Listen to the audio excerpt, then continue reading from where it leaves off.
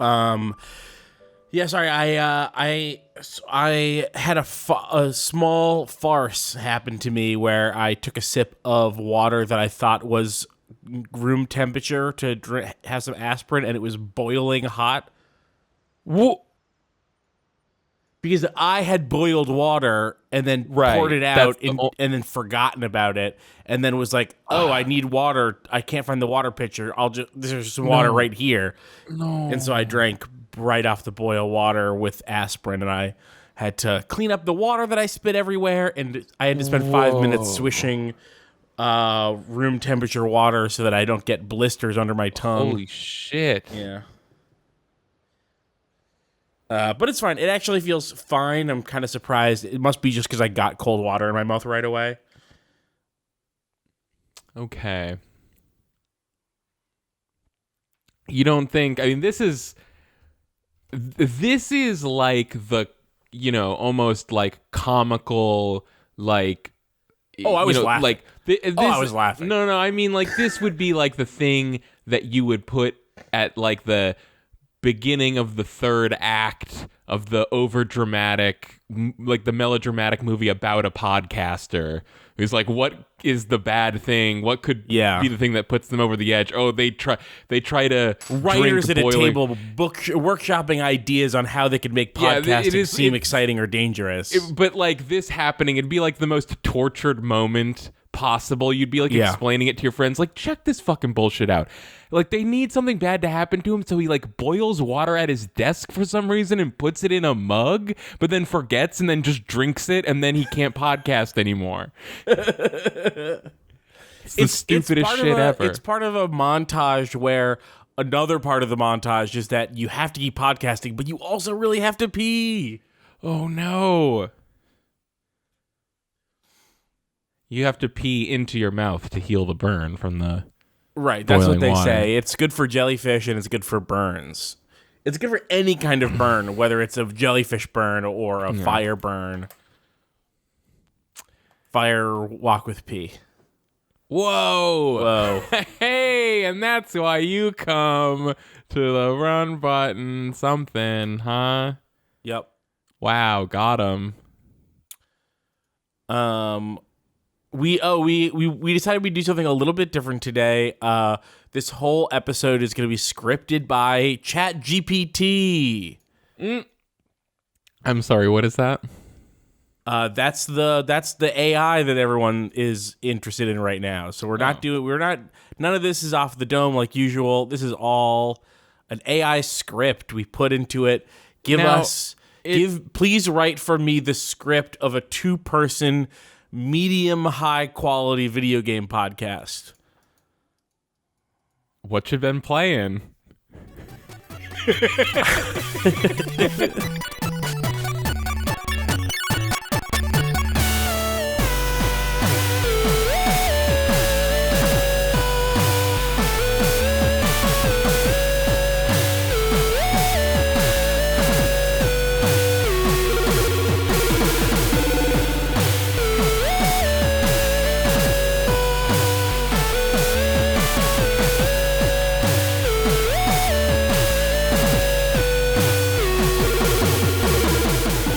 The next words have to be an intro, or we'll die. Welcome, everybody, to the December 15th, 2022 edition of Not the Complex Rockets podcast, which I was about to say and then didn't stop myself. It's the Run Button podcast. You almost said the Complex Rockets podcast. I'm here with Keith J. Carberry, my cousin, and I am the other host, Kylie Churchill. And I'm here. I'm charged up for a podcast. Keith, are you charged up? No, I'm normal. I'm feeling even Why are you keel. normal? Didn't you want to get charged up for the podcast? Well, I didn't do anything to make me charged. Did you do something to make you charged? Yeah, dog. I'm straight lifted off that Panera meme lemonade. You know how I do it. Is that what it's actually called? No, I said meme. M-E-M-E. Oh, meme. Yeah, I thought you said mean lemonade. This lemonade's bad. Everyone's talking about this Panera lemonade because it's got way more caffeine in it than it should probably have. Yeah. Because because we were talking about this. I got one of these. And I do have a question about this. So you can set the baseline, and then I'll ask my follow-up. Okay. Standard conversation rules. Black magic? Are we setting, this is like Foursquare rules? Are we setting what rules we can have, and then we're going to throw away the key? Yeah. Do you have any? So my rule proposition is you're going to talk about your thing, and then I'm going to ask you a follow-up question, as in normal conversation rules. Okay. Do you want to alter those rules in some way? Yeah, I want to add black magic where you can catch the ball before it bounces and say black magic and they're out. I also want to add in front of the bus and back of the bus where the king can say either front of the bus or back of the bus, and everyone has to put their toe on either the front corner of their square or the back corner of their square, respective to which direction is called. Okay, gotcha. Well, go ahead. Keith, go ahead. Okay. Sorry. Caller, we have a caller from Providence. Go ahead. Oh, yeah, hi. Can you say the thing you were going to say? Wait, the thing I was going to say? Yeah, this is your thing. Sorry, I introduced normal conversation rules, which was you tell me about the lemonade, and then I respond to what you have to say about the lemonade. I thought that's what we were already doing. You interrupted me. You interrupted my lemonade discussion to tell me to tell you about the lemonade? Sort of. So what happened was I stopped myself from interrupting you. Good. And then made a joke. Instinct. And then made a joke about how I didn't have to say that what I was going to do was ask you a question, because that's just what we do anyway. And then you decided to talk about black magic, and then you forgot what was happening. Front of the bus. Keith's out. Okay, so I'm glad that we officially started the podcast, and then it still sucked ass. So no, it's great. It's great so far. All right, listen, it's just Panera has this lemonade. It's got too much caffeine in it. It's like you can get a 32 ounce, and that will be like as much as like 4 cups of coffee or something. Right. And I do have to say, I said this already to you, 32 ounces is already 4 cups of lemonade. So it's... Yeah, no. It's not like it's normal size lemonade that's got as much caffeine as 4 cups of coffee. It's 4 cups of lemonade with the caffeine of 4 cups of coffee. Right. And that's true. This is the crucial factor that I was forgetting until I got to the Panera, is that you have full access to these lemonades. They're just out. Oh, this is a self-serve, and they have like fountain. a $2 a month thing called the Unlimited Sips Club. So you can just stay there all day and get like fucking just blitzed out of your mind on charged lemonade. Okay, so you said I'm gonna go get that viral lemonade, and I was like, I don't know what you're talking about, and it's this Panera charged lemonade thing. Yeah, and then you told me that the way that you saw it was someone making a video being like, I've been drinking 4 of these every day because I sit in Panera and work on my laptop, and I didn't realize that it had so much caffeine, and it's making me feel crazy or whatever. Yeah. It was a little performative. They were acting crazy, so it's kind of like they really wanted to have a funny TikTok, and they got it. Now, what are the chances that this is a stealth marketing campaign by Panera itself? Oh my God, 100%. It's 100%, and I'll give you my evidence. It's because there's dozens. When I searched this, when you first told me about it, I searched on Google, and there's dozens of stories that all point back to that same one video, all being like, Panera's got this new thing, and people are going crazy about how much caffeine it is, including this one person who made a video. And it's like, okay, they all say people are going crazy, and all of their evidence is this one same girl. And so I'm like, this is definitely some sort of stealth marketing thing. Yeah. Fuck you, I won't fall for it. I fell for it. I went in to get the fucked up lemonade before they cut the caffeine in half or something. Before it gets 4 locoed. Did you like the taste? I got the apricot cranberry, and that doesn't sound like you. It doesn't sound like me? Oh, that's right. It's because it was actually Fuji apple cranberry. Good point, Okay, Keith. that does sound like you. As you know, I would never dare even consider drinking an apricot cranberry thing. But apple cranberry, that's a different kind of fruit that I'm not irrationally, I don't irrationally hate. Because long-time listeners know... told me if I tried to share with you my apricot cranberry salad, you would beat my face until it's pulp. That's what you said. Long-time listeners know that while I have great fondness for both apricots and cranberries separately, I don't want them brought together, especially not in a drink form. This is like me with mandarin oranges and walnuts. Yeah, so instead I got you have mandarin oranges and what? I like them separately, but together I'm the Hulk.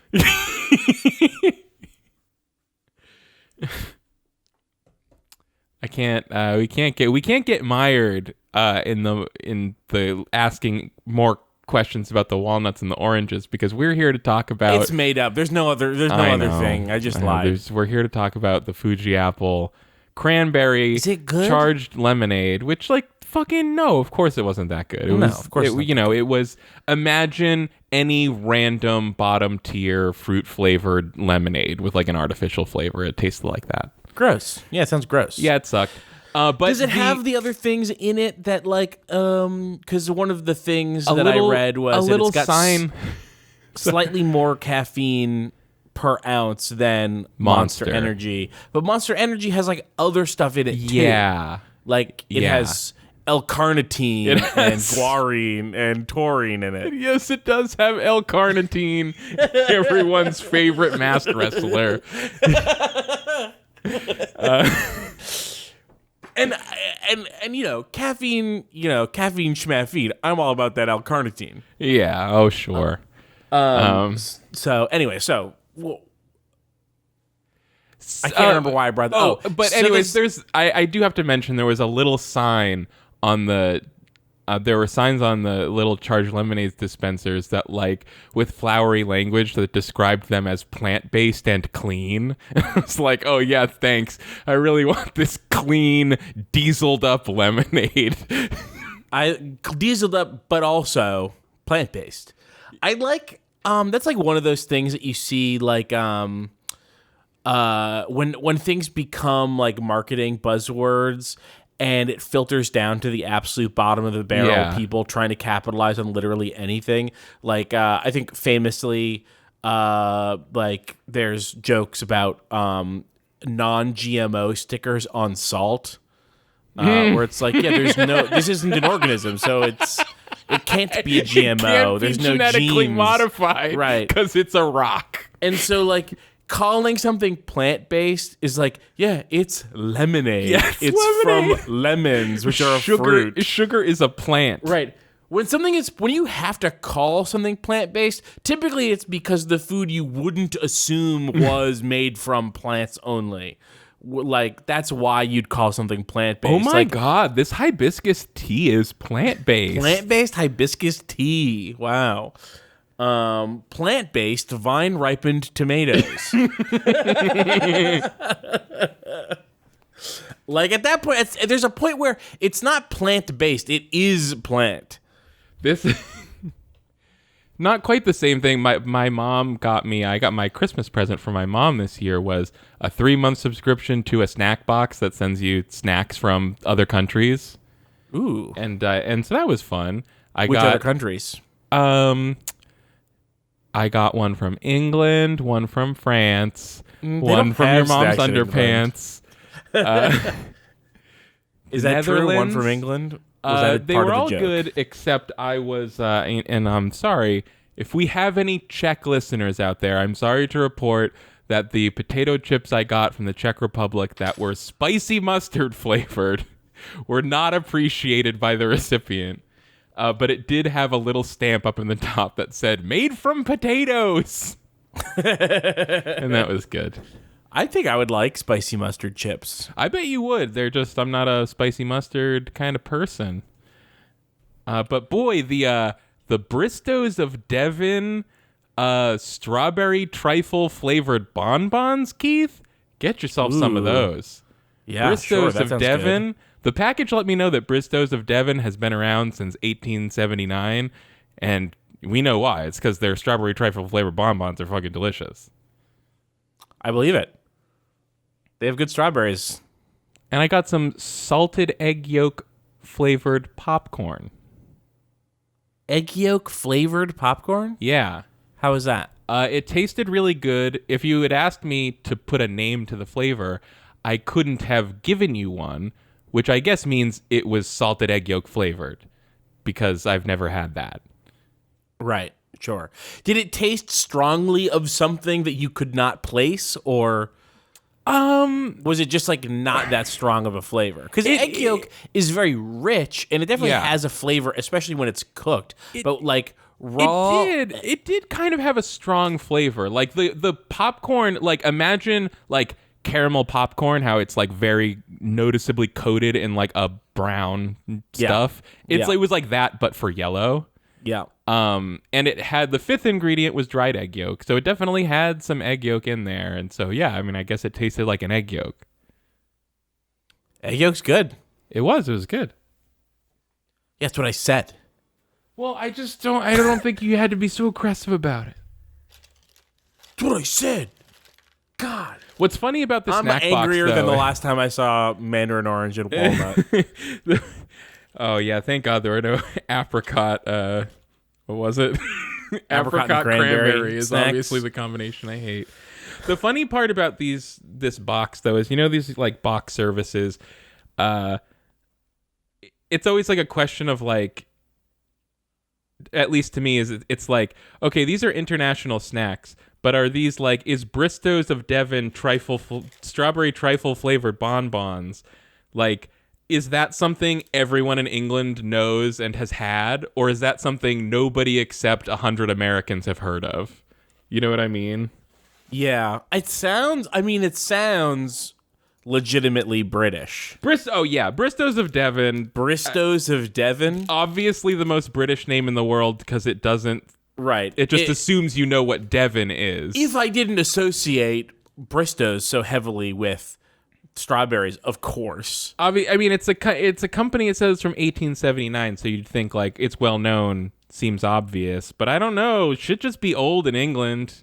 Who fucking, you know, maybe it's just a shop in London. That reminds me of some of the first beer that I ever bought. They're in Devon, obviously. What the fuck am I talking about? Yeah. They're of Devon, they're famously. Of Devon, but they're in London. This, to me, established 1932, so I don't know what the fuck you're talking about. Holy shit, what? I just Googled Bristow's of Devon, and there's a little picture, Bristow's, established 1932, of Devon. Oh, but weird, because, here I see it says on the back, Great British Confectionery Group Limited, so is that the one that was established in 1879, and is Bristow stealing that?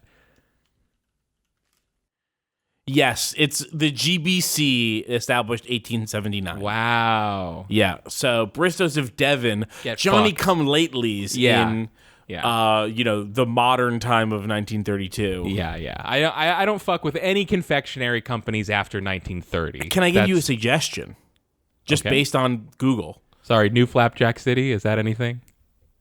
Yeah, that's good. New Johnny Cake City. What's your suggestion? You got to try some of this Bristow's clotted cream fudge. What? Are you sure about that? I don't think that sounds like something I need to try. Yeah, it absolutely does. Should I try some of this Sir Robert Burnett's London distilled dry gin? So we're talking about British stuff. Is this... Gin's good. I like gin. Established 1770. Stuff's just old over there. Yeah, it's just old over there. It's not even the place where things are the oldest. Is there a reason why you heard me say clotted cream fudge and you're like, that doesn't sound good? Is it just the words clotted cream? So I don't like fudge generally already. So even a chocolate fudge, which would be my preferred fudge, I'm not in on it really. Well, this seems more like the taste experience it seems more like it's going to be more like a milk caramel than a fudge. That's what it looks like to me. You know, it's just, I guess, clot is kind of a negative, kind of ugly word with negative association. So I don't hear clotted cream and go, ooh, yum, yum. Clotted cream is basically just like evaporated heavy cream. It turns into this like paste, and it's good. It's very good. I mean, you do stuff with it. You put like lemon curds on it. You have lemon curd and clotted cream. What the fuck are you talking? What are they getting up to on that island? They've had a lot of time over there. They've had a lot of time to get weird with the food. They really have. Here's something. Since we're on the topic, there England. is a lot of, because when comedy happens, especially among large groups of non-professionals, you really, really quickly get to the lowest common denominator. And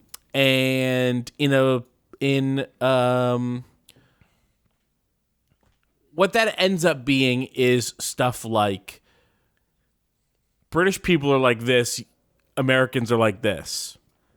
That style of comedy. Okay. Again, this is you have scraped past the bottom of the barrel. So basically, you just gave us like a 45-second preamble to the fact that you're going to do a low-hanging fruit joke. No. One of these things is, I've seen this go viral several times separately over the past few months. Americans making fun of beans on toast. Oh. And it's usually in response to like British people being like, Americans have gross food, and because they think that all American food is like the Olive Garden or whatever. Well, and so it's like, you guys eat beans on toast. I'm giving my shout out to beans on toast. Yeah, I've never even had it, but I'm always like, beans on toast for breakfast. That's something. I'll say this. There is like the worst version of it is like getting some Wonder Bread and putting like canned baked beans on it and being like, there you go, beans on toast. Yeah. Get a little bit nicer bread. Get a little bit nicer beans. Get some cheese. It's great. I'm hearing you. But see, you said like Wonder Bread with like canned beans, and I was like, yeah, let's go. Yeah, it's you totally didn't have fine. to add anything. It's totally fine. I mean, the idea that it's bad is like, what? You never had like some like a leftover bit of hot dog bun at a cookout and you dipped it in the bean juice from the beans? What? It's the same thing.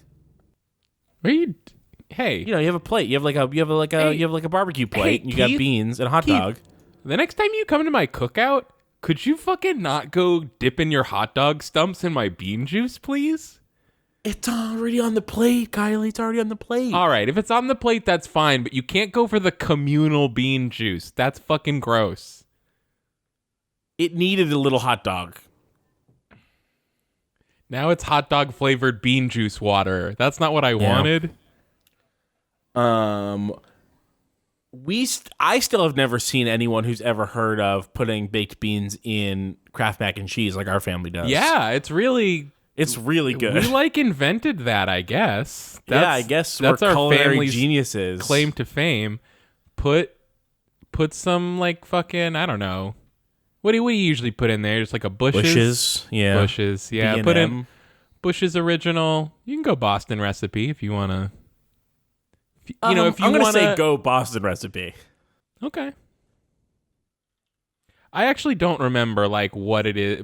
There's like more molasses in Boston. I think there's more right? molasses, and I think that there's more bacon or whatever, like the ham bits. All right. That sounds good. Yeah. It's molasses and pork is what the Boston is.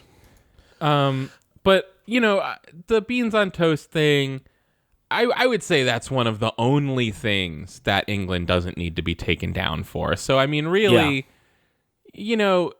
as Americans, England is really the only valid target we have internationally. They're the only ones we can take down. Yeah. So, you got to get it where you can get it. You got to get it where you can get it. And in the hierarchy of shitty places, like there's sort of like a they're like a Miltonian levels of hell right? And you're not allowed to shit on any place that's in a better level of hell than you are.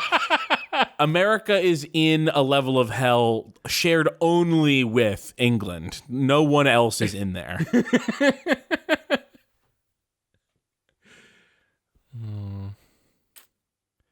I was just thinking again about, I don't even remember who it was, probably some person from Parliament who like posted like a picture of a quaint British garden or something, or like an allotment, a village, street corner or something. It was like, who could ever bring, oh, it's so wonderful, who could ever bring themselves to hate England? It's like, first of all, the list is way too long, and I don't think it has to do with your gardens, sir. Yeah. It would be really funny if that's what it was, though. Fucking beauty of nature bullshit. They always got the weird looking bushes. Pastoral my ass. Cut it into a cube. France knows how to do it. Yeah. Yeah. Get a guy with 10 scissors for fingers in here and have him make a giraffe. Why don't you go back to Penda's Fen? What the fuck is that? Penda's Fen. Is that some kind of garden? It's in Pinvin. Pinvin. It's a fen in Pinvin. Penda's Fen is a movie about this weird old king. Damn it. Anglo-Saxon king, King Penda, and the fen is like hills, I guess. And the movie I thought is it was about like a forest kind of thing. Maybe it is, but it's sort of this movie about this kid who starts like seeing the ghost of this old king living in the hills where he lived. It's a weird movie. Wait, no, Keith, that was you were watching a Muppet Christmas Carol. That was the ghost of Christmas Past coming to Michael Caine Scrooge and teaching him the errors of his ways. That was a weird movie. Anyway, I saw this weird movie. It's called Penda's Fen. Oh, okay. I thought you decided to use it as a Muppet Christmas Carol. That's not a weird movie. No, it's a little bit weird. Yeah, it's definitely a little weird. Muppet's charm is that it's a little bit weird that someone did that. I think we all know that it's a good movie, but I just watched it again recently, and I want to give a shout out because I always forget until I watch like a Muppet Christmas Carol and a Muppet Treasure Island. Like when they call them that, it's not like the loose framework of those plots, but then it's mostly Muppet shit. It is really like they just made a rendition of Charles Dickens's A Christmas Carol. Charles Dickens' A Christmas Carol, but then just like shoved Gonzo and Rizzo and Kermit in there. Yeah. Like there's lots of stuff that it's basically just like direct quotes from the book, I think. Oh yeah, and I think that as a work that is adapted many times, you kind of get the both ends of the spectrum of like things that hew really closely to the original and like a nearly word for word adaptations, and then stuff like Scrooged maybe that is very different, but is still basically the same story. But I think that's like one of the like main appeals of those Muppet movies is like the Muppet adaptation movies is like, what if we just didn't acknowledge that most of this movie was puppets? Well, yeah, that's really funny. It is really like, that's what's so funny about Michael Caine being Scrooge, and he's being, this mean, crabby old man and mean to all the people around him. But none of his meanness has anything to do with the fact that they are all covered in felt. Like that part he never acknowledges. Right. He never acknowledges that. He just acknowledges that they're poor. That's all that matters. That is all that matters to him. He'd cozy up to a rich felt boy any day. Yeah. But yeah, I know you. I showed you the tweet already, but I was showing my daughter A Muppet Christmas Carol, and I was not explicit like, oh, this is a movie. I don't know, because I just assumed it was obvious or whatever. I said it was based on a book, but at some No, point it was obvious. She should have figured it she out. figured it out. She's a fucking idiot. It was clearly there. But no, at some point my daughter revealed that she had thought it was the first episode of a series, and now I'm just obsessed with this idea of like Michael Caine Scrooge meeting a new ghost every week who takes him to a new place and teaches him another reason it's bad to be like a capitalist. How far into the movie did she figure out that it was a movie, not a series? This was like, she also didn't watch the whole thing, and this was still during the first Ghost of Christmas. Okay. Past. So it wasn't like it gets to the end of the movie, he's a wildly changed man. Man, it's like, and then it's like, oh, I can't wait till next week when he meets the ghosts. He's already nice. He just gets to be nice with the ghosts. yeah. Yeah, no, it was the funniest part about this was that so I kind of just put the movie on. So my context here, my daughter is a child of the modern age. That is to say that her favorite entertainment is like watching YouTube garbage on her iPad, and she's almost hostile to the idea of movies sometimes. You know, it's like, why am I going to waste my time for an hour and a half on some bullshit my parents are trying to show me when I could just like watch a coke-addled Watch someone adult snap yell magnets together for 3 hours on YouTube. Yeah. So I put the movie on it, and she was not that interested at first, but I think the parts where it started to get kind of spooky kind of hooked her, and I was explaining like, oh, this is a story, like I was like, oh, I should probably give her an overview of what the hell is going on here, so that when kids need stories explained to them ahead of time, it turns out, so they can understand it as it happens to them. So I was like explaining, oh, the ghosts come, and he's like, this is like a really mean guy who's bad to people, and these ghosts come and try to show him, you know, how he's being such a bad person or whatever. And this kind of hooked her, but she got really hung up on this idea of like, where are these ghosts coming from? There's is he dreaming?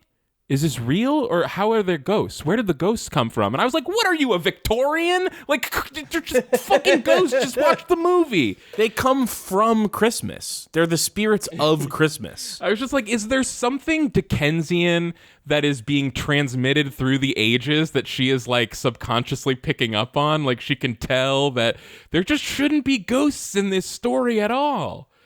I think it's the opposite, because anyone from the time would just see like, oh yeah, ghost, yeah, whatever. Okay, yeah, ghost. I know about ghosts, and I know that there are ghosts. You think so? Yeah, for sure. In Dickens' time, they thought there were ghosts. Yeah. What the fuck? And then also when someone said a ghost of Christmas present, you know, they didn't go like, oh, this must be a dead guy named Christmas Present. They like understood that a ghost was like a spirit, as in like the essence of the thing. So this is like, good point. The ghost like comes from Christmas, not from a grave. Especially because, of course, at that time, that was in the days of calling the Holy Spirit the Holy Ghost. So the term ghost was thought of in that way. Yeah, totally. But yeah, fucking check out that Muppet Treasure. I don't know why we're stumping for like Jim Henson's kids movies or whatever, but yeah, check out Muppet Treasure Island with Jim Henson was great. They were really good. I mean, it's hard to even put into words how much worse the Muppets are now than they were. It's true. But sorry, when I said Jim Henson's kids movies, I didn't mean kids movies. I meant the movies made by his like son, right? Didn't his son make those? Oh, was that the first Brian Henson helmed one? I have no idea. Yeah, I think maybe you're right.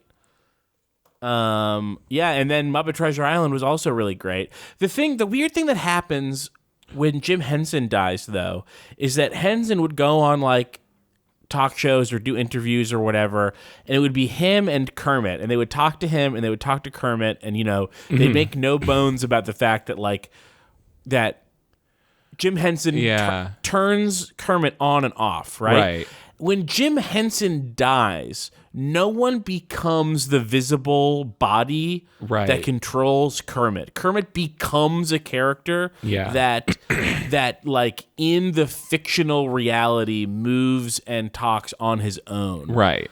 Which is in the Muppet Show always been the case. But then outside the Muppet Show, it becomes a thing where it's like all the performers are hidden. There's no longer a guy like whose arm is underneath Kermit's butt controlling him.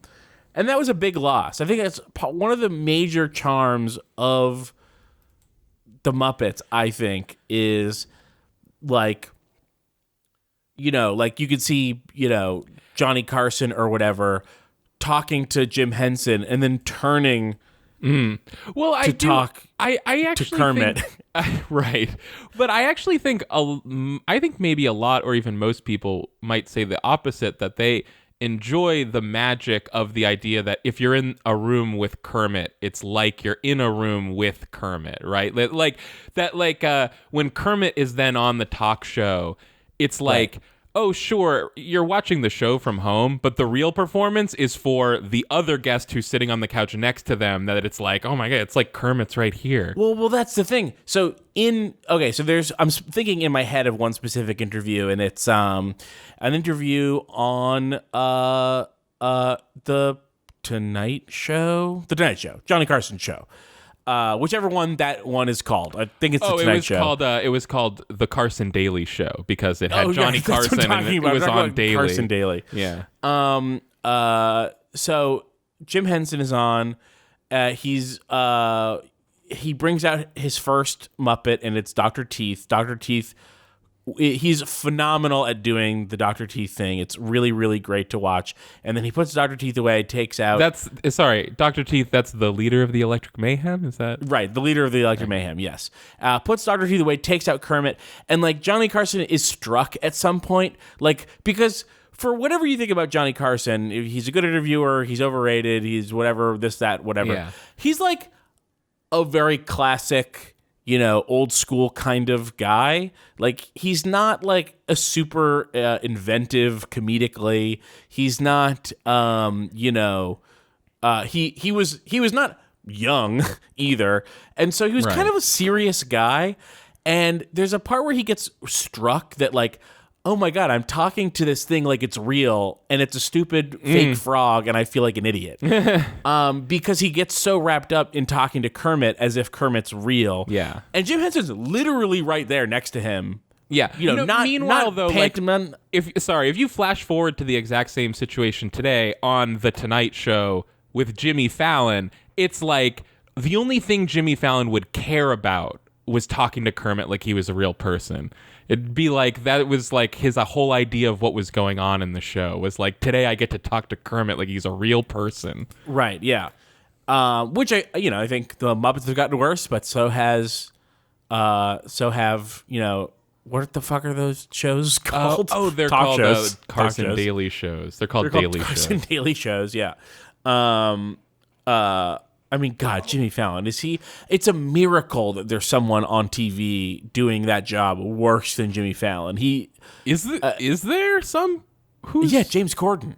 Oh, sure, okay. Yeah, so it's like, he must have, I don't know who made the deal with the devil, whether it was like James Corden making a deal with the devil to get himself famous on a talk show despite being so obviously unlikable, or whether it was Jimmy Fallon who is kind of likable, but he's never been more unlikable than on his talk show. Yeah. I mean, just viciously difficult to watch. Making a deal with the devil, please, Satan, put someone on TV harder to watch than me.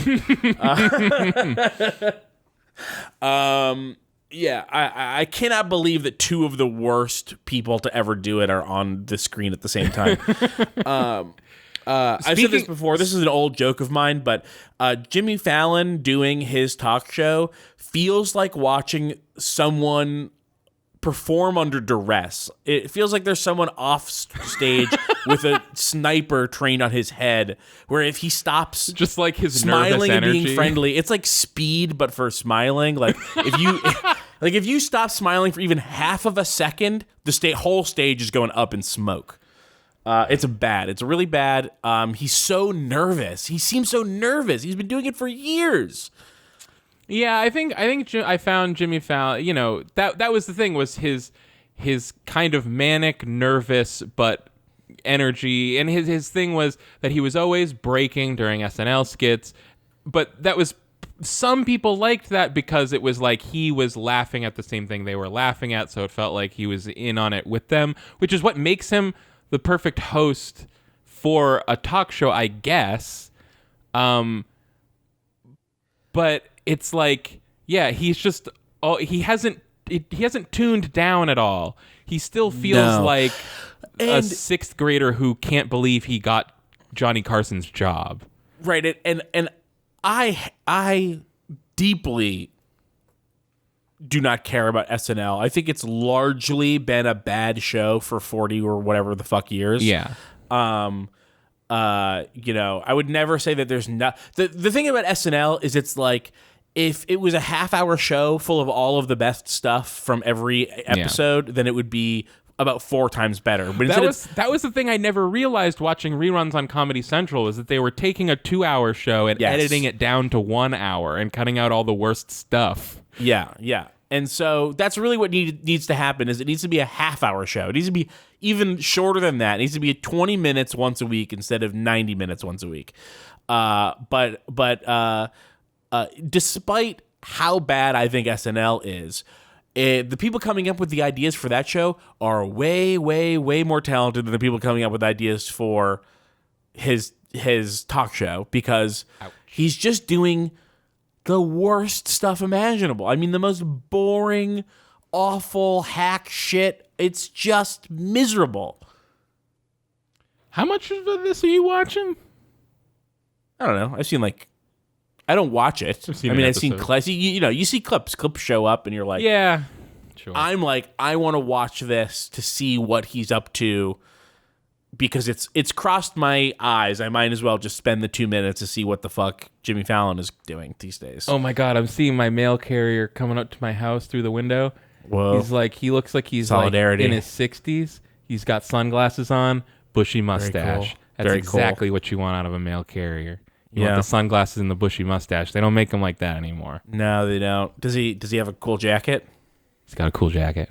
Nice. Oh, did I tell you there's a guy in my post office who wears that old jacket already that you sent to me? Yes. Yeah, and I was kind of a little bummed out now, because it's like, oh, I thought if I came in wearing that, people would think it was funny, but I guess it would just be normal. You could wear a different older one. Yeah, I'd have to go even older. I have to go the milkman style. Because I think the one that I originally sent you, for people who don't know about me and Kylie's private conversations, when it was on a podcast. Was it on the podcast? Yeah. Okay. Well, when they first got the mail job, before they had actually even started, I think, or maybe right after they had started, I was like, because you don't have like a set uniform, you should just get one of the really cool older mail carrier jackets that are very, very cool. And I shared a couple of them, and they're all great. So I think the one that that someone wears at your job is slightly different than the one that I shared. All right.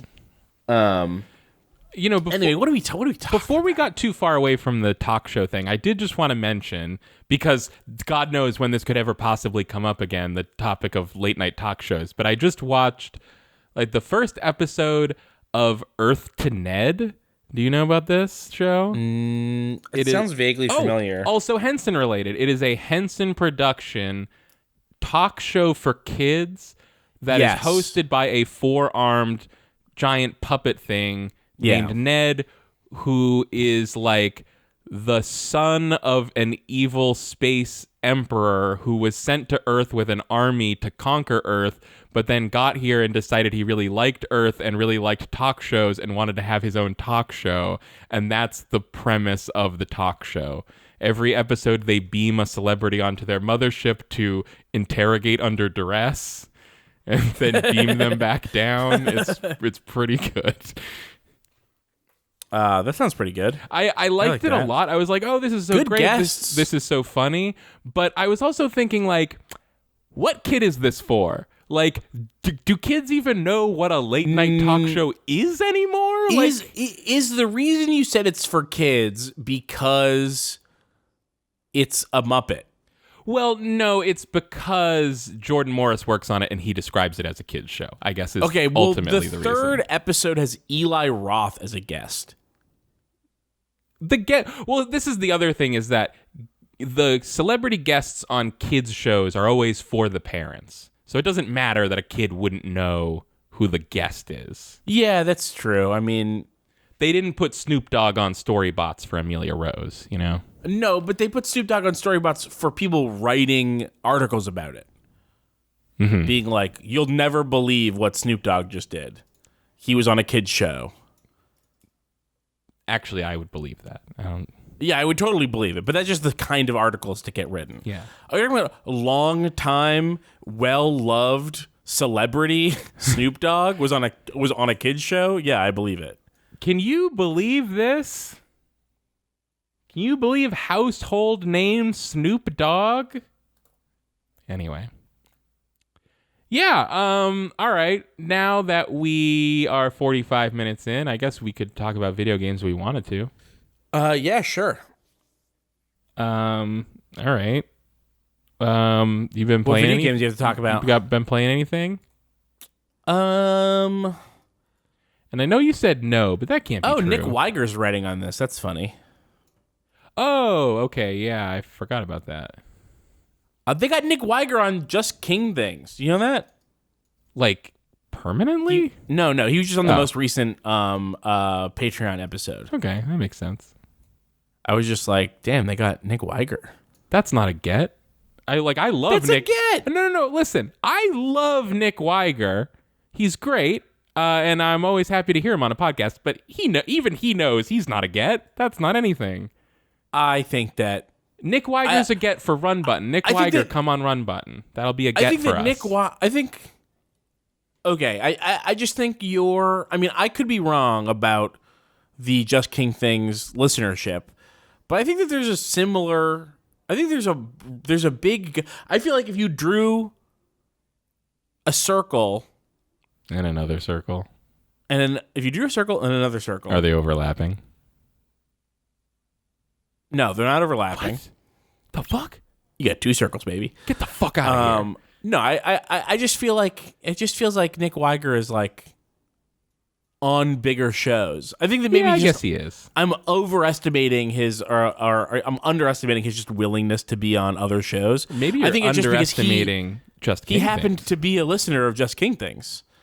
What do you mean happened to be? I hear that's taken the world by storm, Keith, even though it's like the third most popular Stephen King review podcast or whatever. Yeah, maybe that's what it is that I'm thinking of Range Touch and like the Range Touch reach. And I'm not accounting for the fact that Just King Things isn't it's not just the Range Touched Stephen King side project. It is a show that has the reach of like anyone who wants to listen to a Stephen King podcast might be listening to Just King Things. Oh, but it's a Patreon bonus, so you have to pay for it. No, you don't have to. Patreon bonuses are the like when they watch like the movie or whatever. Oh, Just King Things is free. All right. I'm glad we settled that. Yeah. And we buried the lead a little bit, but we're so excited to have Nick Weiger on today's podcast. Say hi, Nick. I'm not going to do an impression of Nick Weiger. I didn't want you to. I wanted there to probably be Dead Space. Ooh, you've been playing any Dead Space? No. Have you been playing any of the Callisto Protocol? No. I was editing. I'm sorry, it's been a while, but I was editing a Metal Gear episode recently, and I just really like this part where you get bored with what's happening in the game and start looking stuff up online, and you just go, what the hell is Callisto Protocol? I do vaguely remember that. Yeah, I do. I know now. What it is because it came out and people have been talking about it. Right. And it Hasn't been that positive. Oh, no. It hasn't been that negative. Okay. I'm not going to play it. I was never going to play it. I'm still not going to play it. Oh. It's too scary. Too scary. Okay. Callisto Protocol is like one of the people that made Dead Space, wanted to make Dead Space again. Yeah, but that's interesting to me, but I did hear some of the things. Was it technical issues that people are saying? Apparently, yes. It's apparently unplayable on PC. At least it was a few days ago. I don't know how fast that news is changing. But I think on top of that, there was like, it's really hard at the beginning for no reason. There's not a quick turn button, and there's a lot of like there's a lot of enemies that pop up behind you out of nowhere. So you get like grabbed and stuff. I heard that it was kind of boring and that it just felt like Dead Space mostly, like, but not in like a good way. But I also heard no one seemed to hate it. But I think like Dead Space guy wants to do a new Dead Space sort of thing. Dead Space is one of those things that people regard very fondly, that when you talk about spiritual successors, people get very high expectations. Yeah. But anyway, I mean, I know that I'm not the target for this kind of game because I don't like horror games, but my experience with Dead Space has like, putting aside me being scared of it, is not really. I kind of was surprised at how much people like that game. Really? Yeah, we played it, and I was just kind of like, this is like really not doing it for me. Dang. I found it really not an interesting game. Damn, son. Why I gotta be like that? I don't know. I'm just pulling up some like a long play here. Just look at some gameplay. Ooh, he's pushing a crate. I jumped straight to the crate. Oh, the kiss of death. I don't know what that means. Just basically like a person pushing a crate around is to me like shorthand for the most boring thing that could possibly be happening in a video game. Oh, okay. I would imagine when if a developer heard me say I'm jumping into a long play, they don't want me to jump straight to crate pushing. Okay, he's hitting a zombie person with a bat. He's stomping on that zombie person like a Dead Space. Oh, he forced through somebody. That's not in Dead Space. Yeah, I heard there's a gravity gun, basically. It does look very Dead Space, though. I have to say, like, there is something. This character looks like he's in like a prison jumpsuit, like he's just in like this orange thing, and it is so unappealing to look at as like a thing that's taking up like 12% of the screen at all times. Maybe that's just me. I don't know. Do you want to hear a really funny new news story? About real news. Oh no, come on! Is it like a macro lens image of like an ant's face, or is it like a step-by-step guide on how to brew extra fizzy root beer, something like that? Something I can use? It is a step-by-step guide on how to brew fizzy root beer, but by step-by-step guide, it's a guide by the cast of sitcom Step by Step. All right. All the instructions are sung by the guy that sings the theme song. Did you know that the guy who played the dad on Growing Pains wrote the theme song to Facts of Life? Isn't that wild? Yes, I did know that. I heard that. Stop podcasting yourself. We're talking about Alan Thicke. Yeah. Yeah. I did know that. Yeah. I was like, what? These names, the names of these shows are familiar. Why? What am I thinking? Alan Thicke. Right. Yes. Now I remember. He's a triple threat. Actor, well, he was a triple threat. Smoking hot baddie. Everyone admits Alan Thicke is a baddie. Hey, you know how old he was when he died? 69, baby. Well, he had to be, right? That's why you would ask. Yes, he was 69, yes, when he died. No, I saw apparently there's this big Trump announcement that he was going to announce. Yeah. And it turns out that it was just a big collection of NFT trading cards. And that looks so now bad. people that like him are really annoyed by it. Yeah. That's really funny. Yeah, it is. Imagine coming out in mid-December 2022 with an NFT collection. It's next level, really.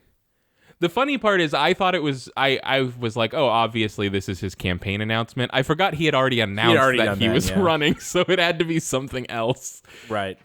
But yeah, thinking Trump was going to announce his campaign and then it's a pack of horrible looking NFTs where Trump has been photoshopped to look like an NFL ref and a boxer and shit. It's just a superhero. Just the funniest stuff. Very funny, very funny. What an idiot. Hey, let's talk about more you've been playing. Yeah, I said I had a bunch of stuff to talk about, but then when it got time to jot down a list, I was like, okay, not quite as much stuff as I had been thinking. Though I do have a handful of stuff we kind of like have mentioned in the past, but we didn't ever talk about. Like I did check out Cursed to Golf. Yeah, how was that? It was interesting. It did not ultimately get its hooks into me. But I remember being really disappointed because I heard that and was like, oh my God, this is like going to be a kind of spooky golfing game. But actually, it's just like a platformer with sort of golf-themed combat. It's definitely a side-on golf game. And it's platform-ish because since it's side-on, it's all about like getting up or down platforms. Yeah. I don't know if it's combat, but it's like it's a competitive game, so you're like fighting against an AI, you're trying to get less strokes than them. I think this was the one where we got hung up on the fact that they described it as a golf-like game. Yeah. Which I think we were hung up on the ideas like, well, is it golf or is it golf-like? What's happening? I think that was their way of trying to say golf roguelike because it is a roguelike, essentially. Gotcha. But it's like, obviously it's not the real golf rules because a huge part of this mechanic is like you're collecting items that are allowing you essentially to extend the par count on the hole dynamically. So it's like if you run out of strokes, you lose and have to go back to the beginning, but you keep popping these things that you're collecting to like push the cap up so that you're not running out of strokes, and you're trying to navigate like a almost maze-like level and get to the hole faster than the giant Scottish ghost who is golfing against you. So I definitely thought it was fun. It just didn't like blow me away, and it was really hard like pretty quickly. It started to ask a lot of me, and I got to that point of like, am I gonna start really putting my nose to the grindstone on Cursed to Golf, or am I maybe gonna like bounce and check something out? And I haven't been back, but it wasn't like bad. Like I wouldn't say like stay away from Cursed to Golf, but if it sounds cool, check it out. I've been playing Deep Rock Galactic. Oh, yeah. So what do you think about that? This is a game that Kylie was mad at me for playing because they asked me to play with them, and I was like, no, I don't really want to. And then I had friends who were like, come play Deep Rock Galactic with us. I'm sitting at my computer, and I see a pop-up that's like, bloop. Yeah. Something dumb has started playing Deep Rock Galactic, and I'm like, oh, no, you fucking didn't. So I have two excuses.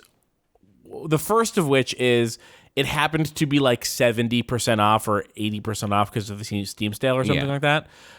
So I was like, okay, then that's fine.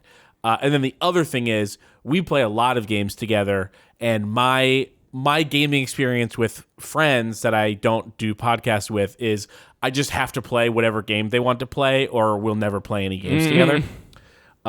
So we are bound financially to have to play games together. So it's okay. It's pretty good.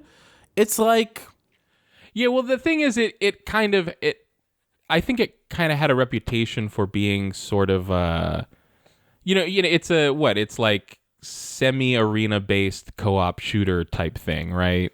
Kind of. I guess It's not really arena. Okay, It's so a co-op here's- shooter. It's a co-op shooter. Here's the thing. You go into a level. The levels are like medium sized, and it is like a cave system, and you have like fairly standard objectives and fairly repetitive enemies that come at you in waves. Typically, like around completing objectives, there'll be like a wave or a chance of a wave, and 4 different classes of dwarf to be, and it really is just kind of go to the place, navigate the cave, get the stuff you need, kill the bugs, and get away. So it's fairly repetitive. The core of it is pretty fun as a loop. Like, I mainly played as the gunner, and the gun that you get as a gunner, or at least the first gun, is like this big fuck off minigun that also shoots really, really far away. It is very satisfying to just be mowing down bugs from like 100 meters away. And there's an engineer who like can build turrets and do platforms places. There's a driller that can like drill through the walls really fast to get you like from one room to another way faster than if you had like were actually traversing the cavern like by its natural corridors. And there's a very cool looking 3D map that helps drillers like can I drill down here and it would take us to somewhere useful? Let's do it. And then a scout that can like shoot. Gets really dark. Everyone can throw like glow sticks that last like 20 seconds, but the scout can drop glow sticks that last like much longer. And has cool. Gunners have zip lines, and these guys, the scouts, have like a grappling hook. It is fun to maneuver around, find good positions. But it is I was kind of surprised at how little there was in the game. Most of the game is like very like unlocky. Like you're just trying to unlock stuff. And that's the part where I sort of fell off once I was like new guns or something. Yeah, where it's like, it could take you a few hours to get new guns or get this like new gun upgrade or whatever. I can tell you I've played 12 hours of this game and I'm about to unlock my first new gun. What? Yes. Bonkers. Yeah. But I only also just started to feel like things were slowing down for me. Okay. So it only very recently felt like, okay, come on, let's hurry up with getting new stuff because... Interesting, okay. Yeah. I think to me, like, I had been really interested in trying that game at some point, but the reason I haven't really been that interested now was because I just kind of felt like... I feel like Deep Rock Galactic kind of had a name for being like a really good co-op shooter when it came out, but I think it's slightly long in the tooth at this point. I guess I was just like, I bet co-op shooters are doing better things now, aren't they? I don't know. It's funny that this is your perception. It literally was just released. It was in early access until like last month. That's funny. Yeah. It's like it went into early access May 2020 and hit like What? 1.0. Yeah. No. What do you mean? It cannot be that recent. 2020? May 2020, yeah. What? That can't be right. And then I think it hit 1.0 like a month or two ago. Way. Yeah. No. The original release was 2020 and the console release was this year. Maybe I'm wrong. I could be wrong. Early access. The full version of the game was released on 2020, so it left early access in 2020. Oh, okay. So it's still not, it's not as maybe old as I thought, but yeah. I guess it's kind of been compared to like Left 4 Dead, but you're dwarves fighting bugs. Oh, okay. Is that okay, basically yeah, the I see idea? here. Sorry, say it again. Well, I guess the idea for Deep Rock Galactic, like the short pitch, is like it's Left 4 Dead, but you're dwarves fighting bugs. Is that? Yeah, that is sort of what it is. It's like the thing is that's really appealing to me as someone who like doesn't want to play a zombie game but does like Sure. co-op shooters. So that's the side of like the arachnophobia you land on, is like you're way more scared of ghouls than of creepy crawly legs. Yeah, totally, for sure. Yeah, I would much rather shoot bugs than zombies. And it absolutely, if you want to shoot bugs, this game absolutely is providing that. I usually go for Earth Defense Force if I gotta shoot a bug. Okay, I will say definitively this is not as fun as Earth Defense Force. Okay, all right. I thought you were gonna say like definitively this is at least better than Earth Defense. No, and I was no, gonna no. lose Earth my Defense mind. Force. I'll say that on paper, Deep Rock Galactic is probably a more polished game in essentially every possible way. Right. But we know that doesn't always put you on top. Yeah, we know being that a better that game doesn't always make you a better game. being polish is not at all what you're coming to Earth Defense Force for. No. But yeah, I think that maybe that's if you're the looking answer. for a co-op shooter and you haven't looked into Deep Rock Galactic, definitely worth looking into. I think it's pretty good. You said there's better stuff or newer stuff in don't know, co-op shooting. Maybe I not. can't think of anything. Yeah, probably not. I think what there really has been is an explosion of those like 4v1 games, or I guess like Phasmophobia. That's not a 4v1. That's just like a co-op thing, right? That's a ghost hunting game. Well, yeah, but it's still like a co-op game, right? It is a co-op game, yeah. Co-op first person something or other. It's a co-op. It's a co-op game, but it is first person, but it's more like go into a building until you find a ghost and then die or get a picture of it or run away. Thrilling. I've played 102 minutes of that game. I thought you were going to say 102 hours. You're like, what? 102 minutes.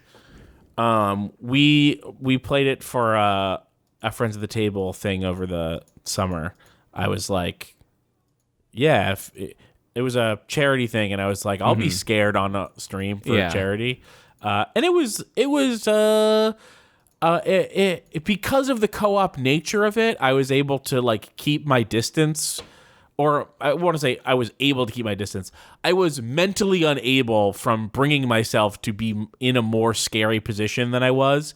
So if you're a little baby scaredy cat and you have a group of friends to play Phasmophobia with, you can probably get away with kind of hanging out near the door and never dying. Yeah, and if you're sick as hell like me and nothing can scare you, the co-op game you want to check out is Choo Choo Charlie. Oh yeah, that's too scary for me, yeah. Did you get it and play it? No, but I think I'm going to find somebody to play it with me. Okay. Oh, Charlie the Choo Choo. Okay. I forgot about all this shit. What? Well, I think it was Charlie the Choo Choo was an evil train, a book about an evil train in the Dark Tower. Oh, yeah. Because I Googled Charlie Choo Choo and I got all these pictures of somebody's rendition of the book cover for Charlie the Choo Choo from the Dark Tower, with a quote that says, if I were ever to write a children's book, it would be just like this, Stephen King. But I was going to say, the game Charlie the Choo Choo, or Choo Choo Charlie, it takes place in a large open map full of train tracks.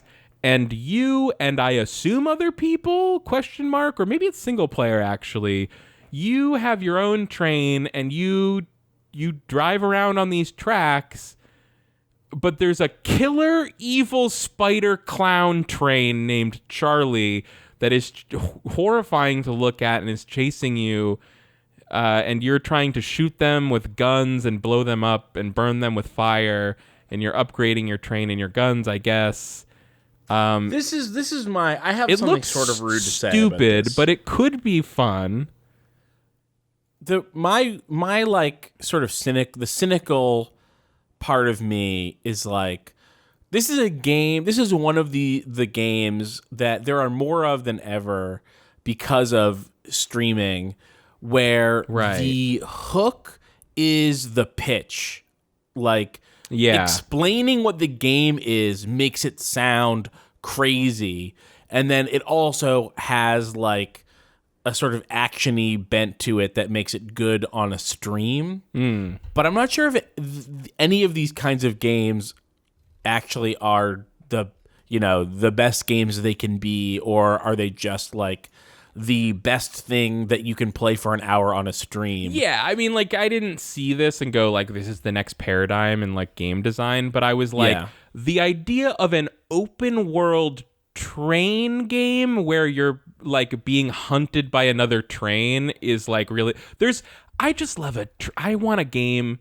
Any game where the premise starts with, you're a train and you just go around on tracks, I'm already listening. Like, well, Spirit you're a guy. Tracks. You're not a train. You're a guy... You're on a train. You're on a train. You have a train. You upgrade the train. When you're driving the train, you might say that the train is an extension of yourself in the way that humans utilize tools.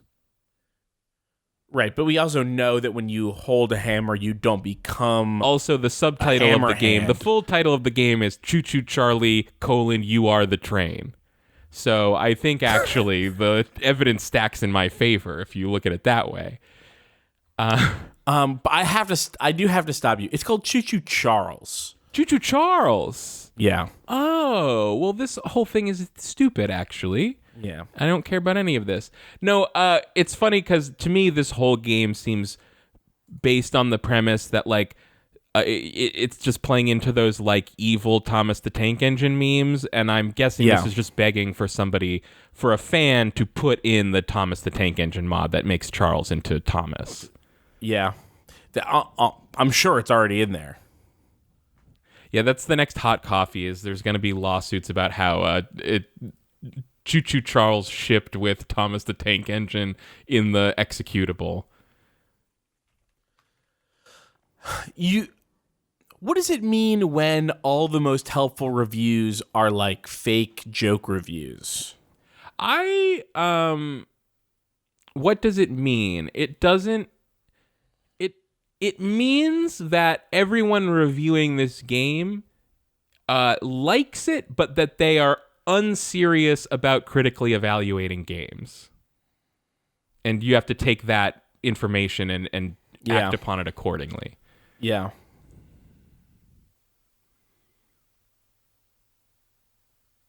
Product receipt for free. Not a lot of those. That's a good sign. Yeah.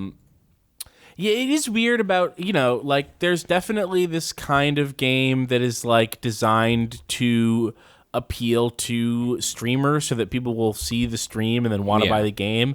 And then the weirder thing that, like, is a sort of obvious, the sprout from that soil is, like, people who like games because they like streaming and want to make games, and the games that they learned to like are the games that were catering to people who stream. Hang on Keith. Are you imagining a guy?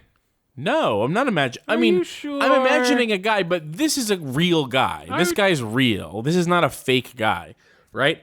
I mean, you have to admit that there's games that are made to get big on Twitch, not like that are not like that good of games. That's true, but I mean, I think also, like, when I look at Choo Choo Charles, it's like, of course this was made to be eye-catching because it's a game about a train with a crazy fucking clown spider face. Yeah. So obviously it is meant to catch your eye in that way and be silly. But also it's like, it seems like a game that's, well, it's got a lot of environment. It seems pretty detailed. I don't know, but it's kind of like, if a developer thinks it's fun to spend a year making a stupid train game that might be, like, get popular because it's fun on streams, like, I'm not mad about that. Like, this at least looks like a game. Well, hold on. But I think you're not.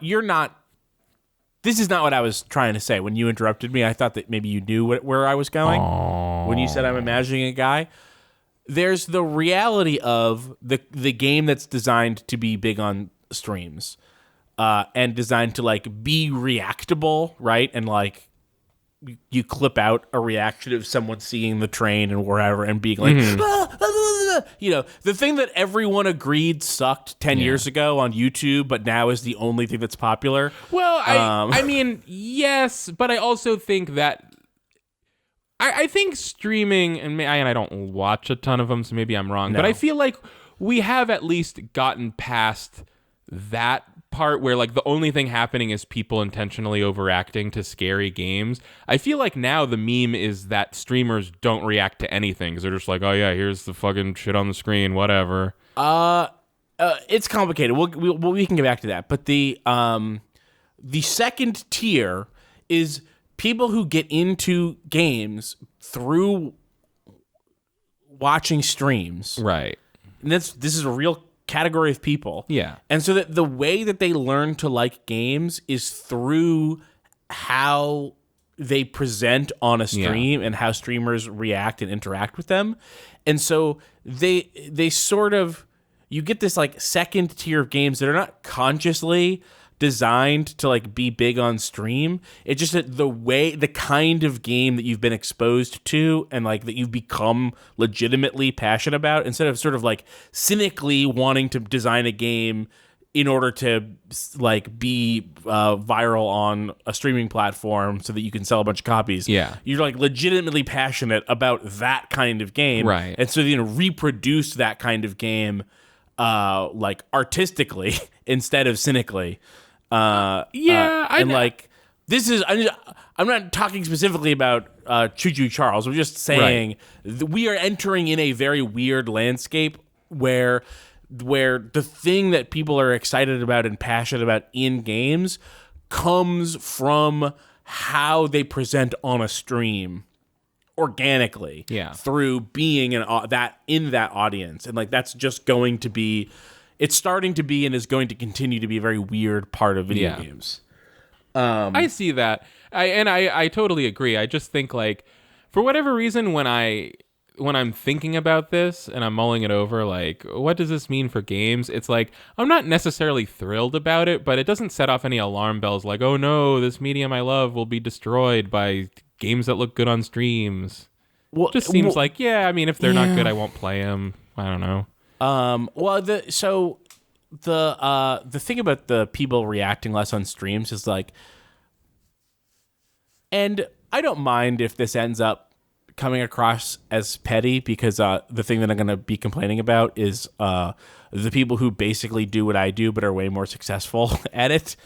I don't think that it's petty, but if it comes across that way, I don't mind. But you know, we had the early like Let's Play boom, right? And like the sort of PewDiePie stuff and like the Markiplier stuff, who sort of got huge by being like at a 20 out of 10 on the reactivity scale and like reacting. I think that you know, obviously when you're watching something, you're reacting to it. Like, not to say that we're not reacting to things all the time, but I think that we have conversations, we have jokes, we have like actual jokes that we do and say that we think up.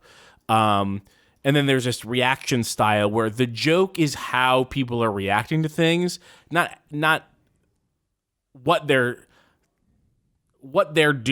saying is interesting, just that the way they react to is engaging to people.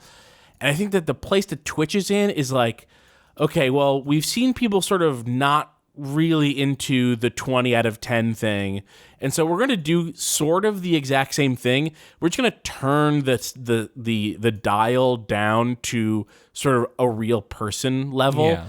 And so it's sort of the same thing that it's always been. It's just like instead of a 20 out of 10, you're at like an 8 out of 10, like real person level. But it really just kind of feels like all of the biggest things that people are watching on YouTube and on Twitch are people reacting to things, whether it's them with a face cam staring with a blank face until something happens and then it's like they turn it on for a second or what. But it is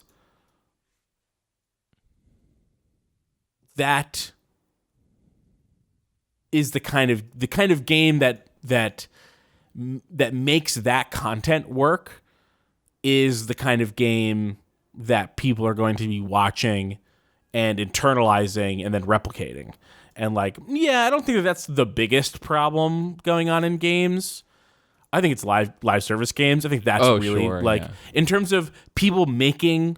Well, I actually think the biggest problem is the exploitation of the workers, but the second biggest is definitely live service games. Hold on, you don't get to high horse me. What? No, I'm being serious. I thought you were just going to agree when I said it. I didn't think you were going to be like, "Oh, I'm sorry, I have to acknowledge that you're a better person than me." The business, the capitalism of games aside, like the issue of like, what kind of games are people making? What is like the culture of people making games? It almost, what are small studios, independent developers, and big studios like all doing? Like in terms of just like the content that they're putting out. That's when I say I don't think that this kind of Twitch focused game is the biggest problem. I think it's live service games. I'm excluding the reality of like that video games do things like feed into like the environmental collapse.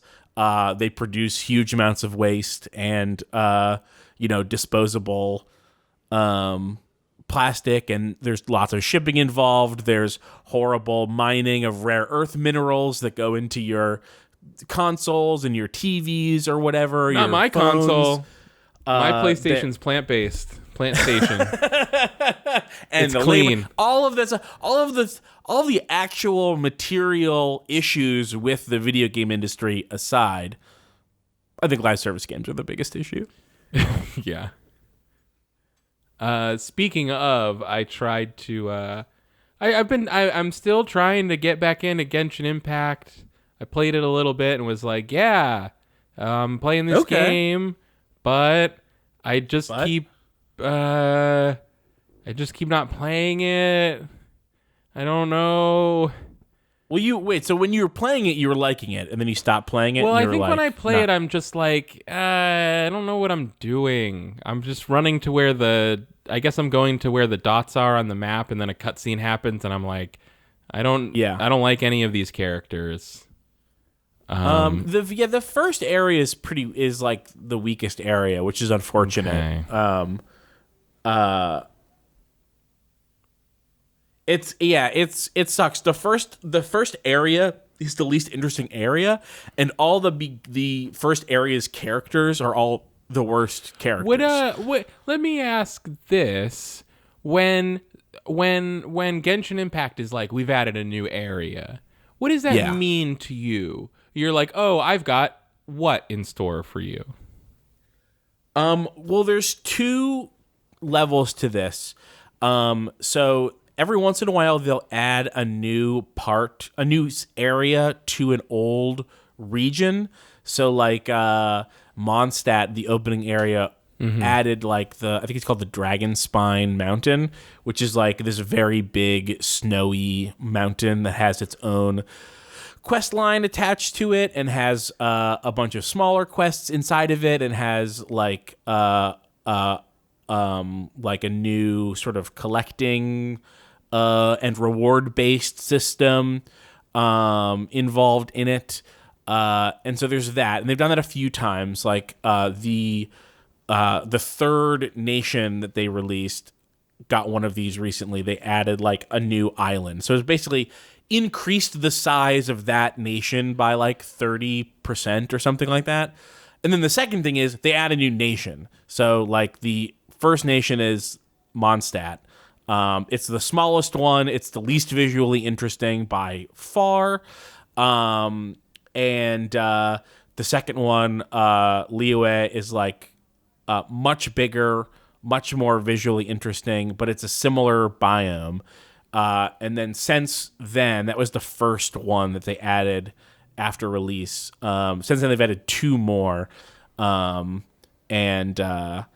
the 4th one was added recently. It's called Sumeru. It's the plant god domain, so very like jungly. But what are you getting out of these places other than what they look like? What are you doing there? When they add a new region, they add with it like the next big chapter in the game's story. Okay. Is it like it's following all the same characters, or is it like a new, different kind of story? No, characters will poke back in, and they have ways of getting old characters to show up, or to have more stuff to do. When you do your like daily commissions, you get keys, and you can use those keys to spend on like, hey, my favorite character is Jean from the first area, but Jean hasn't really been in the story in like 28 hours. So let me unlock and play her little quest here and give me another like 80 or 90 minutes of Jean stuff to do. And then like all the people that know Jean show up in that little story bit. And so you kind of get a little taste of those characters that you haven't seen in a while. But no, every time your character wants to like meet all of the gods and be like, have you seen my sister? I'm missing my sister. Right. Or if you're playing as a girl, I'm missing my brother. Yeah. And so when you become good enough friends with the god to be like, or enemies, when you get close enough with them to be like, hey, what the fuck is up with my sister? What's going on there? I think we finally hate each other enough for me to ask you, where's my sister? Well, you know, you could go to a big fight and be like, I'm here to fight because you seem like an asshole. And also, have you seen my sister? You basically finish the story of that place and kind of ditch everyone there to go to the next country and be like, hey, what's up in this new country? Oh, it seems like another whole mess somehow. Okay. Let me solve this mess in a way that gets me in contact with the god here so that I can ask about my sister. Okay. What is Animo? Animo just means wind. What? Okay, but what is it? What's the question? I have some kind of like when I first started playing Genshin Impact back when it came out, I had some kind of negative synaptical connection planted in my head that like when I went back to the game and I heard Paimon say Animo, it was like red flags. It was like wah, wah, wah, wah. And I'm just like, anytime they Animo? say Animo, just replace it with wind. It's just wind power. But it's just it's power. It's power? What is it? You know like a pyromancer uses fire? Yeah. Animo Pyrokinesis. is Yeah. That's what Animo is, but for wind. It's wind bending. It's wind bending. It's air bending. Air bending. Yes. That's all you had to say. That's what I did say. No, and I know you're saying it like it's an easy answer, but I had to ask you 4 times before it made sense. You see what I'm saying? But I answered the same way each time. No, you didn't. What is Animo? It's wind. Well, you said what is Animo. You weren't being clear on what part of it you didn't understand. Animo! It says to me that you haven't played long enough. Nope. So like, but it's not always power. So like they'll call Venti the Animo god because he's the god of wind. Okay. Right? So it's like sometimes it's the power, but sometimes it's just the thing. Okay. You know? There's pyro and cryo. That's fine. No, I there's think dendro, which is plants. You know, it's just I'm trying to get my bearings on the game and what's going on, and just every time someone said Animo, it's like I don't know what that means. I still don't know what anyone's talking about. But now I think I understand. Okay. I gotta feel like there are some context clues. Well, for I'm this. just trying to offer like my perspective of like why. Okay. You know, They were saying Animo, and you were like, as I've never someone heard of who's that. played 200 hours of Genshin Impact, you're like, yeah, Animo, duh, that's what Animo, it is. it's wind, yeah. But when I'm on hour 2 and I'm just trying to like the game, and people just keep saying Animo and not explaining it, I'm like, guys, you're hanging me out to dry here. I just want to make it clear that, like, I don't think this is the fault of the game. I think this is the fault of playing an hour of Genshin Impact 2 years ago and then playing another hour of it last week. Yeah, I know, but I was also thinking the same thing about Animo 2 years ago. And that's why I know. Yeah, maybe.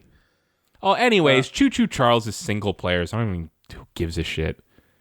Oh, it is? That's funny. Why it seems like it's such an making this obvious whole co-op game. sick-ass train game and then it's just one player? I have to go back to Train Sim. Oh, Train Sim. That sounds nice. I haven't actually been playing any Train Sims. Do you have any other games you've been playing? I've been playing, really nothing to say about it, but I'm giving another go at Antichamber. I was never able to beat it. I got stuck at it. I'm restarting Antichamber. Ooh, I didn't get stuck in Antichamber. I know I did stop playing it. Oh, I thought you finished it. Maybe I did finish it. Maybe I'm just thinking that I didn't That's finish what's strange is Antichamber sticks out in my head as like the only puzzle game ever where you beat it and didn't have a hard time, and I like can't get through it. And I'm just like, this is so weird. I'm the puzzle game person, I thought. But Antichamber I thought I was the puzzle game person. You're not the puzzle game person. I have played more hours of it than you, so I guess I did finish it. Yeah, that's what that means. I played 4.5 hours of this game. You know what? Scorn. Now did you play more Scorn? I played more Scorn. How is it? It, largely the same. So it's not good? I mean, I'm in a different environment, so stuff looks different. Oh, that's good. I didn't necessarily expect that. Does it look nice? Look pretty? I'm like outside in kind of like a barren wasteland. So it looks nice from graphically, but you wouldn't want a vacation there, I guess, is my point. No. Okay, that's Scorn, fair. I guess, very different from Antichamber, and that Antichamber is like puzzles around non-Euclidean geometry, and it's like a Metroidvania sort of open interconnected game, and Scorn is more linear and kind of grounded in its reality. But it is essentially just a walk around and look at stuff until you figure out what the puzzle was game. Yeah. And that is similar to Antichamber, and that kind of held on for Scorn. I keep meaning to go back to it. I think that paints Antichamber in an extremely negative light. I think it's pretty clear in Antichamber all the time what is a puzzle and what is interactable. I don't entirely disagree. I think there is something about Antichamber that, there's like that museum room in Antichamber that's like full of stuff that all looks like stuff, but it's just there, and that's same in Scorn. Where you're like, oh, is this a room full of 12 puzzles? And it's like, no, it's just a room full of 12 different things. Right. So one room in Antichamber looks like everything is a thing, but it's not. Well, I guess what I mean is like in Antichamber, there's not a lot of set, repeated ways in which you interact with the environment. I guess there's the cube shooting thing. Yeah. I've spent most of my time before in pre-cube stuff thus far, where it is like the most like free form, the puzzle solving stuff. It's like one of the puzzles was like, there's just a wall, you just have to walk through the wall. Like if you just try walking through the wall, you will. Like that obviously wasn't obvious that it was a puzzle because it was a wall. It's pretty funny. Well, it wasn't a puzzle. It was. It just made you think it was a puzzle, but it wasn't a puzzle. The puzzle is that there's no puzzle. Exactly. And that's different from Scorn, because I don't think Scorn would have any puzzles where it wasn't puzzles. But Scorn, I'll say I totally understand why some people are not impressed with it, because it is kind of like, it does seem to be this linear game where you just walk around and you try to find where the puzzle is, and maybe you're not sure what's interactable or in how an it interacts. unpleasant environment. I think it's I would say it's unpleasant, like it's meant to be upsetting.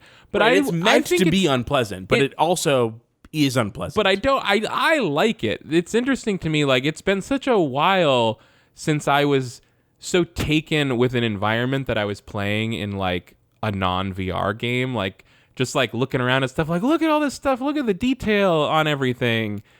And that really does for me has like carried some of Scorn's like failings thus far.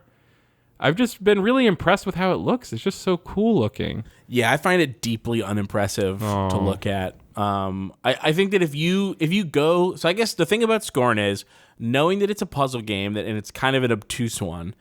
If you go look at it and are like, do I want to play a game where the best part of it is looking around at all of this gross stuff? If that sounds like it's for you, then Scorn is for you. Yeah. Yeah. And that sounds like it's for you, so Scorn is for you. Scorn is for you. Congratulations, Scorn is for you.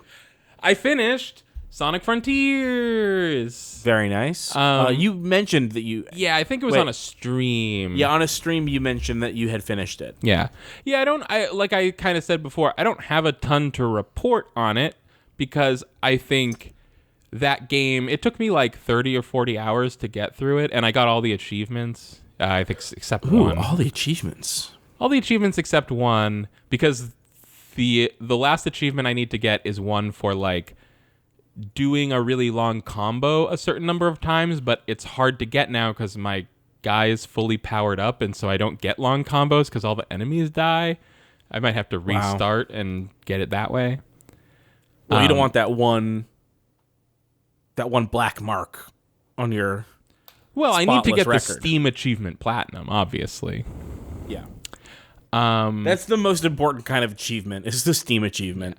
Largely, I think Sonic Frontiers, I thought it was a lot of fun, but I definitely feel like, that game plateaus really early, and it's just that. Like, the thing you're doing at hour 2 is what you're doing at hour 32. And it kind of felt like that was going to be true. Yeah. And so that's, I just had a ton of fun playing it. It's really fun to move around. It's like the most fun a 3D Sonic game has been since Sonic Adventure 2, and it was good. They made this weird effort to canonize all of the 3D Sonics. There are moments in Sonic Frontiers where that is very weird. They keep going out of their way to have characters mention things in other 3D Sonic games. Like, whoa, this is just like that time when Chaos attacked Station Square. Oh my gosh, this is just like when Dark Gaia came out of the Earth and you were a werehog. I thought what you were saying was they wanted to canonize all of the different 3D Sonic designs over the years. Oh no, not that. How, because in my head I have like Generations having multiple Sonics in it. I was like, all of the Sonics are canon designs. Yeah, all 18 Sonics meet up in one. They have to combine their forces, like in one of those episodes of Power Rangers where there's like 100 Power Rangers. I don't watch them. Potty Rangers is what I call them. I'm way too cool for that. Yeah, we both don't even like Power Rangers. I don't even know what that means. We both don't think Power Rangers are cool. Sonic Frontiers, I would also say it's got the only 3D Sonic game with multiple supersonic fights, I think, because there's like 4 worlds and each one has a supersonic fight at the end of it. Can you run around the overworld as Supersonic? No. Would it have been better if you could? I would. The way the supersonic stuff happens is like he's always flying in this game. It's kind of like all the supersonic fights are like you can fly around an arena, but the camera is fixed on the enemy in the center, so you're really strafing around them and going in and out towards and away from them. If that makes sense. Sure. So it's kind of a whole different game mechanic than what's happening in the overworld. So it doesn't bother me that it's not there. Like, I don't. For a while, it bothered me that Supersonic, starting with Adventure, had become a thing that you never get to use in normal gameplay. It only comes out when it's like story appropriate. But since then, we've had like Sonic Mania had that, and Sonic. But Sonic Mania doesn't count. It was made to be like the old ones. Exactly. That's why it was, and they did it. So, Sonic Mania had that. There should be a 3D Sonic game that is representative of the old Sonic games in that you can flip a switch and be Supersonic. I see where you're coming from, though I do have to admit, having now a lot of experience with playing as Supersonic in these old games, it does kind of break the game. I think that what you've got to admit is that breaking the game is good. After you've beaten the game, break the game. Okay.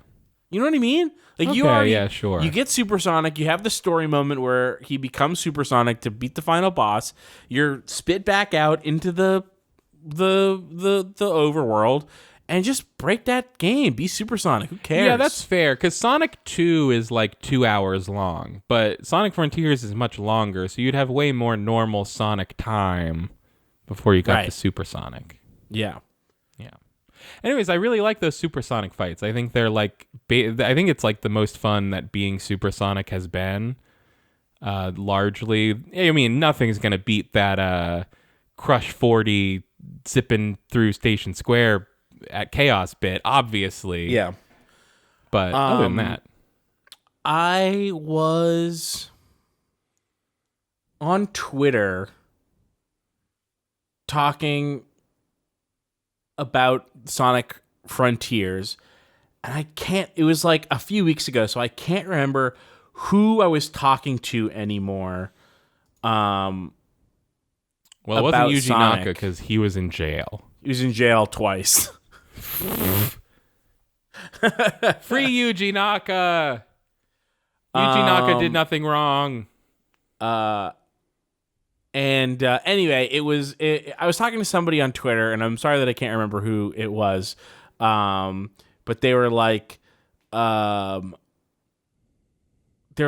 excited to like see this new Sonic game. I don't know if I'm going to play it, but I'd like to play the next one when it's, more, when they like improve it and it's more refined. Right. And I was just like, bad news. I was like, bad news. Sonic Team is not known for refining. Yeah, their they don't good refine ideas. anything. They don't refine. The concept is almost entirely lost to them. They haven't refined anything since like Adventure 2. Adventure 2 is the last time they refined something.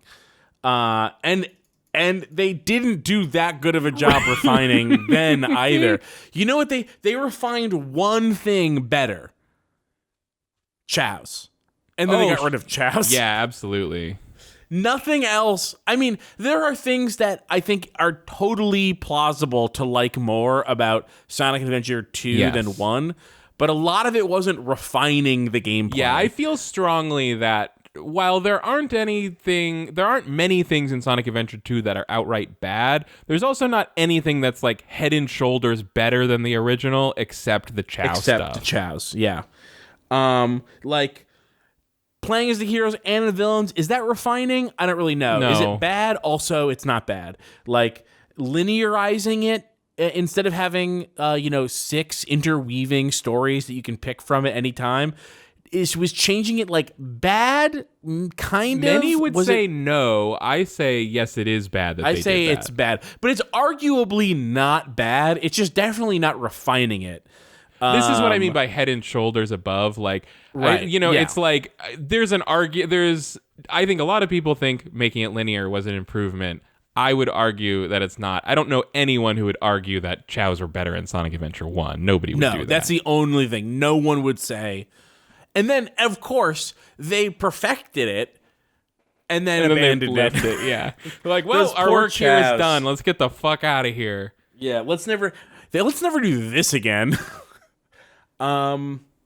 God, it's such a shame. But yeah, so it's the chances that there's going to be a Sonic, like, Yeah. the chances are there's already another totally different, Yes. much worse Sonic game already about 30% done. Yeah, that's the funny part is I think I was maybe able to more just let myself enjoy Frontiers because no part of me was like, will they improve on this? It's just like they're not even gonna touch this probably. So just enjoy it. Just go get it. I won't leave It's out good. the possibility, like, hey, look, they brought back Sonic Adventure 1 like control feel. Maybe they'll bring back Sonic Adventure 1 willingness to make a sequel. Yeah, I mean, this was the first time they've gotten like 9s and 5s out of 5 in like how long? Right. And they got some 2s, but they were already getting those. Yeah, that's the other thing. The idea that somebody being a professional game reviewer and giving Sonic Frontiers a 2 out of 10 is like it's like the video game review version of journalistic malpractice. It's like it's psychotic. Like you were paid off by somebody with an agenda. Well, this is just the thing of like you've got something that's not true in your head that is like a meme. Yeah. Like it's just like you just think Sonic is bad because it's a meme that Sonic is bad, and even the evidence of a Sonic game that isn't bad isn't enough to overturn that meme in your head. Yeah. That's how powerful memes are. They're always bad, and they make your brain worse. I'm remembering the combination of two Garfield memes. The one that's the Garfield face that says "You are not immune to propaganda," and then the other one with Garfield going, "Oh, I wonder who that's for."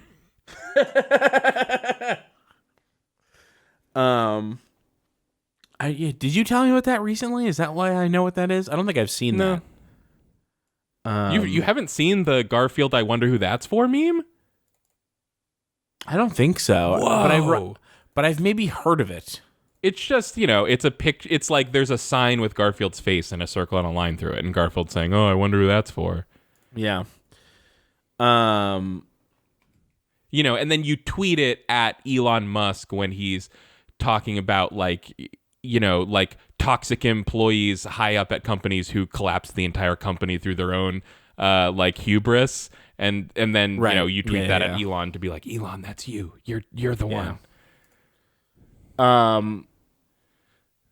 Twitter's still around. Isn't that funny? Yeah, for now. I heard it's working possibly better than ever. I don't know if you saw that tweet. I can tell whenever I tweet that my speech is freer. It's funny. I've seen like shithead, just like the worst people in the world, like jerking each other off on Twitter, being like talking about like how much better Twitter is now, and it's like it's funny because it's so literally the exact same, like except for some things around the edges that are notably worse. Like one of the worst things about Elon Musk taking over Twitter so far has been how much content I've had to see about that and people complaining about it and being annoyed by. Like it's way more. It feels like being stuck in traffic, not because there was an accident, but because there's people looking at the accident. Yeah. I mean, it's such a thing. There's bad to have come of it, of course. It's so wild how stupid the whole thing was from top to bottom. That's what's really struck me about the Elon at Twitter saga has been like, no matter how deep you dig into it, no matter how fine the details you look at, there's no level of zoom at which it does not look like the business disaster of the century or something. Like, right. It's like there's no point at which you're like, oh, this is being blown out of proportion. People are kind of running away with themselves. It's like, no, this is crazy. Yeah, but for all that craziness, the like minute to minute experience of being on the website is largely nearly the same. Unchanged. Yeah, there have definitely been anecdotal reports of people having trouble with the website, but I haven't really experienced any of it. The thing that I've experienced is again deeply anecdotal. More spam in my DM. Yes, like request box. Yes, definitely yes. So like that's the one thing, and then of course Elon Musk banning like left-wing accounts like at the behest of like right-wing ghouls like Andy No, or just banning people literally for making jokes at Elon's expense. Just the absolute absurdity of the juxtaposition of the two facts that Elon Musk bought Twitter saying he wanted to defend free speech, and then the biggest thing he's done since then has just been to go around and silence people for saying jokes he didn't like. It's amazing. I mean, this is like old news. This is like literally the oldest Elon Twitter news is him immediately banning people for impersonating him after saying comedy is legal on Twitter again, which is so funny. I mean, outrageously funny. Yeah, series of events. Christ. But again, these are not like new systemic issues with Twitter. These are like people who are encountering literally Elon the man, like being sort of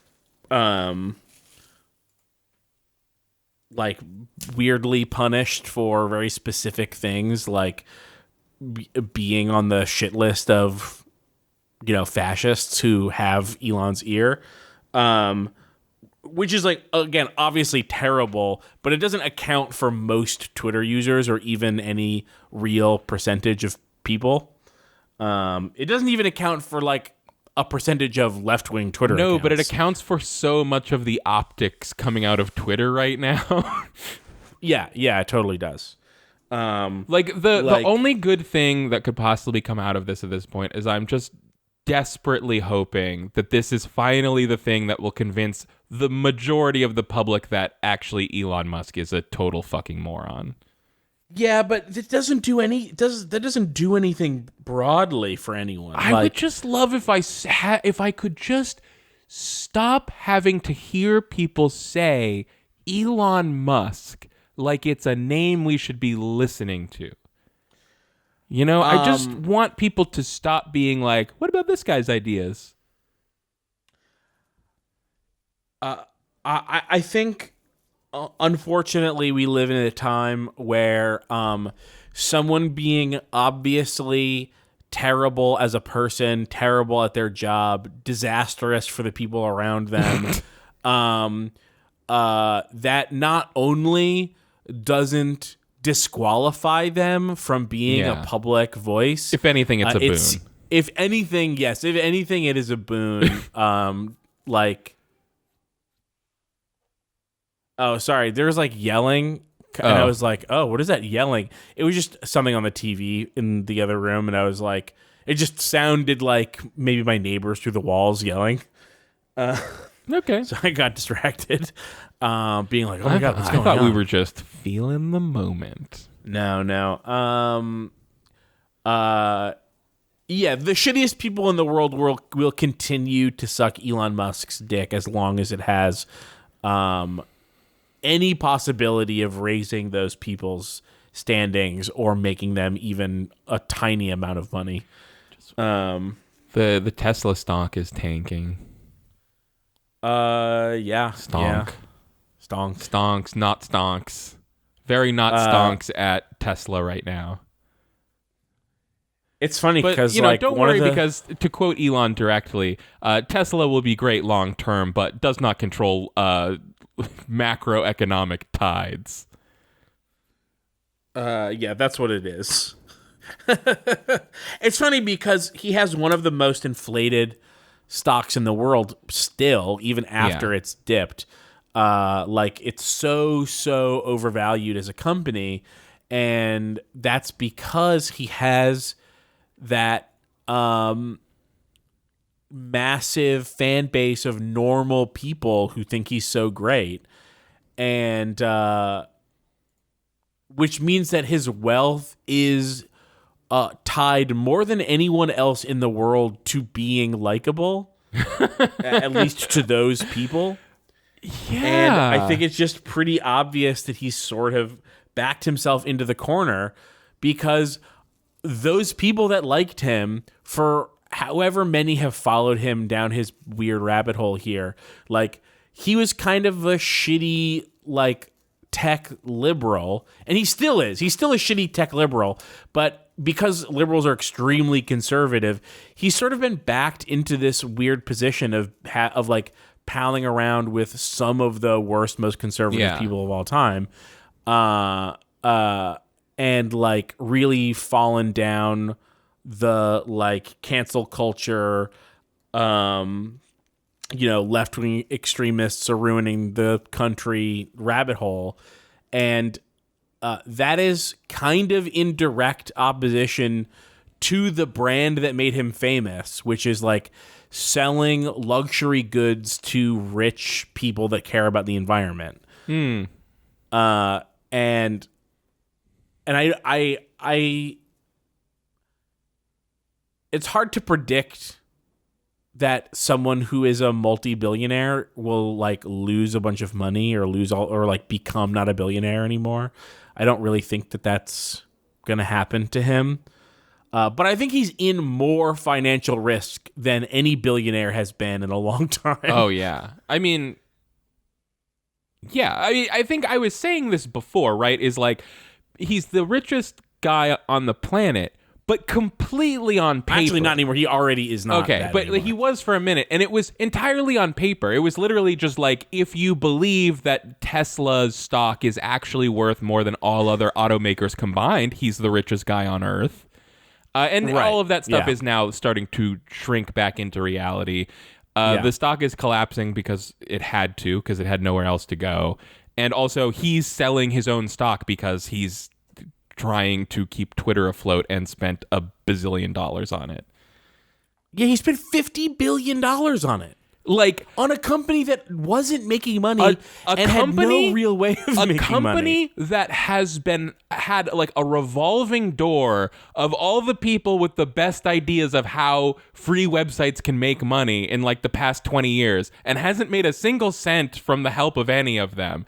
But somehow fucking brilliant billionaire Elon Musk saw how this thing was worth $60 billion. Get the fuck out of here. Like, I can't even believe we have to talk about this. I've got a good idea. We don't have to talk about this, but like as a cult, like as a society, we have to pretend like a person who thought Twitter was worth $60 billion actually deserves a spot at any table. Well, I know how you could make that money back. You you fire all the staff and you sell all the nice kitchen equipment. I don't know if you saw that. They like sold off like all the break room kitchen equipment. Yeah. Amazing. And then start charging people $8 for a thing they'll never actually want. Yeah. And it'll take, it's probably, 80% of the people that signed up for it did it as a weird joke that no one understood. Yeah. Yeah, that was me. I don't worry, I've unsubscribed. I paid $8 one time. I'm out of there. Yeah. Obviously the joke doesn't work across multiple months. Don't be stupid. Right. It's only 1 month worth of joke. Yeah, again, guy comes in saying that 30-odd day of joke. Toe-fodge. Toe-dodge. Toe-dodge. It's, guy comes in, with a big, the biggest, smuggest, shit-eating grin on his face, like, I'm gonna fix this place with all my good ideas after I kick out all the people with dumb things rattling around in their brains. And the first thing he did was, like, casually flip a switch to throw the entire website into chaos. It was like the blue check mark thing. Yeah, he really, like, I mean, again, this is well-trod territory, but just, like, bought the website, filled the path to Twitter with traps, and then fell into every single one of the traps he just set. Like, I'm remembering. I even missed the part where like he was like, he waived his rights to due diligence.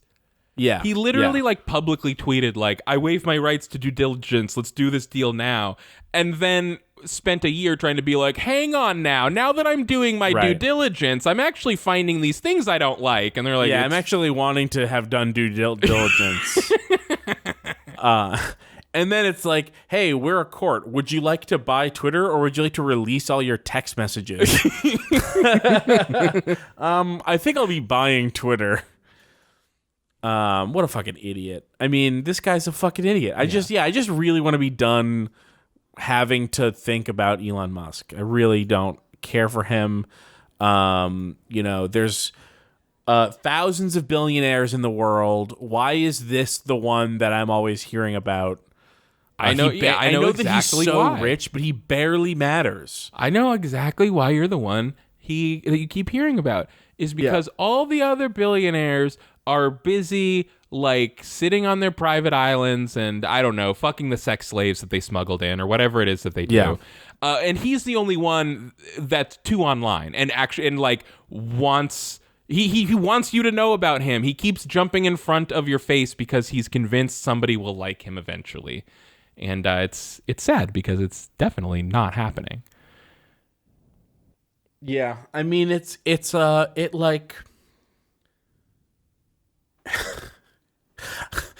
just so funny how he's never been good. He's always been terrible. Of course, he's a billionaire. He's disqualified from being good. He was never likable. He was always extremely unlikable. He wasn't good before he had money because of his parents. Right. Well, because there was no before he had money. He was born with exactly. money. It's just so funny how much worse and more annoying he is now. It feels like he got a taste of like having sycophants and is like, what if the whole world was my sycophants? Yeah. And it's like, no, we immediately are not. Yeah, it's not how that works. Yeah. It is funny. It's like he bought Twitter so he could be the main character every day is what happened. Yeah. It's funny because it's hard. It's easy to joke about what his animating force is because it's really hard to figure it out. Like, why would anyone choose this? Why have you chosen this life for yourself? I think it is like I really think it's this combination of being the kind of like a precocious kid who was told his whole life that he was a genius and no one ever knocked that stupid idea out of him because he was a rich boy. But it's like, I think it's a heady combination of everyone, including his parents, telling him he's a smart little genius, but then also probably his parents not actually loving him or giving a shit about him. So now he's like left with this like desperate gaping hole in his heart that needs to be filled, and it needs to be filled by him being a genius. And he's going to figure out how to get that square peg into that round hole. The reason I don't think this is true is because I don't think he ever spent any time until he was rich and famous being told he was a genius. Because he's a terrible relationship with his father, who he hates and will not talk to. His mother does not seem like a very nice person. I think he was famously bad at school. Like he was not a good student. Okay. I think he probably felt smart the way that asshole nerds feel superior to everyone around them because they like are interested in space or whatever, and somehow space is better than yes, you're right. That's whatever. Exactly what that is. Yeah. And so I don't think that he's like used to being told that he's a genius. He made like money selling the name X.com to PayPal. He didn't do anything. He got immediately fired from the board of that company when he got brought into PayPal. Yeah. Like he had nothing to do with that. The original design. It's so funny to me that I knew for the longest time that PayPal like started as X.com or merged with X.com or whatever. And I just thought it was a weird thing to call a website. But then years later, learning about Elon Musk's obsession with the letter X, and then learning like, wait, he was the X.com guy? It's like a Kaiser Soze moment. Like, oh my God, he's been putting X's where they don't need to go so much longer than I realized. Yeah. From PayPal to his child's name. Yeah. Yeah. So X.com was nothing. He sold like the name of like X.com to an already existing banking platform. I thought it was something like they just did something relatively comparable to what PayPal did, and they bought my them memory out. is that whatever X.com did was because Elon got attached to it through selling them the idea, hey, why don't you call it X.com? And like didn't ever develop a banking thing that was then bought by PayPal. Was like hopped on in the way that people think he hopped on to PayPal through X.com. He also hopped on to whatever X.com was. Yeah, pretty sure. And I was recently reminded he also bought his way into Tesla. Yes, he also bought his way into Tesla. Which, of course, he's started literally just a trust fund kid going around demanding that people be nice to him because his mom gave him all this money. Right. So the way he got famous was by basically running a scam about like just stealing everyone else's homework. And that's always been the only thing he ever did. So the thing that I'm confused about is how you get from scamming your way into people thinking that you're smart to being so obsessed with being liked that you tank your outrageous fortune and your business prospects and your likability. That's among an admittedly group of weirdos that somehow still liked you. Yeah, it's like he is just like so white knuckling right now. It's crazy. Like, he has that, like his profile pic on Twitter is like him wearing a suit of armor with like a smug smile on his face, and is that true? He's trying so hard to ride this out. Like, this is who he is right now. But he is just like the human embodiment of that meme with like the guy wearing the paper mask of the smug face while he's like desperately pouring tears, like angry, bloodshot tears behind the mask. Like, he's like, I mean, obviously he will never actually be any financial crisis because his parents are rich and he's rich. Once you become a millionaire, the world doesn't let you become less than a millionaire. But like he is very much in danger of not being a billionaire anymore, I think. Like I would be willing to bet that like no one but Elon Musk knows, if he's smart enough, which I bet he isn't, that he doesn't have that much longer to be a billionaire if he can't figure out how to make money off of Twitter, which I don't think is going to happen. And by the way, at some point, I just need to throw this in there. At some point between X.com and today, he killed like 1,200 monkeys.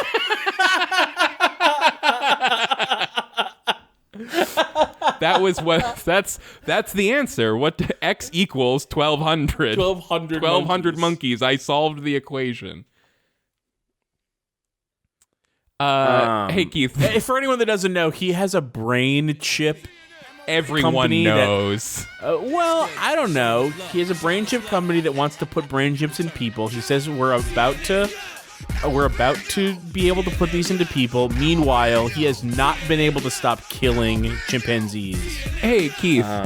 I'm starting to get, I feel amazing because of all the charged lemonade, but I'm starting to get kind of like a hazy circle of pain and discolorment right around where I have my brain chip implanted. So could we quickly go to a break so I could check that out? Yeah, sure. Thank you. We'll be back.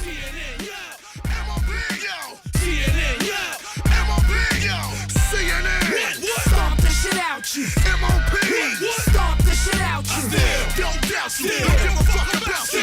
Get at you and hit at you and knock something out you. You can see me in the hood. I told him I break wood. I told him this ain't good. Cut him up, something good. Shit, break him down, fuck him down. Tear them up. Tell him we don't fuck around. 2 shots to your dome. 2 shots from the chrome. Shot his stupid ass at least 2 blocks from his home.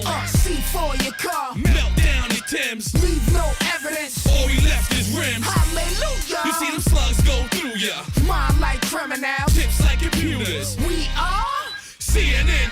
One hand on the steering wheel. The other on the trigger. Stop us. Never.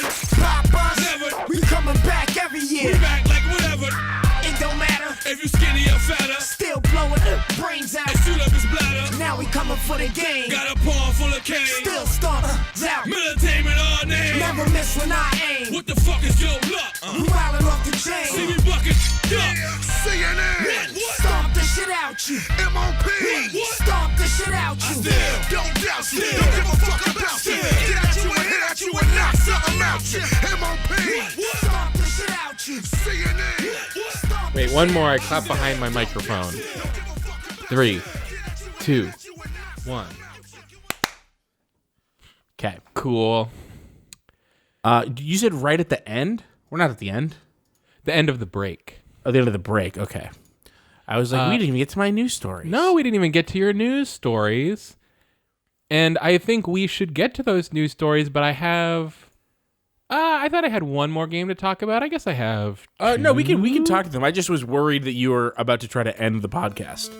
That's it for the show, everybody. Thank you for listening. Please check out youtube.com/runbutton.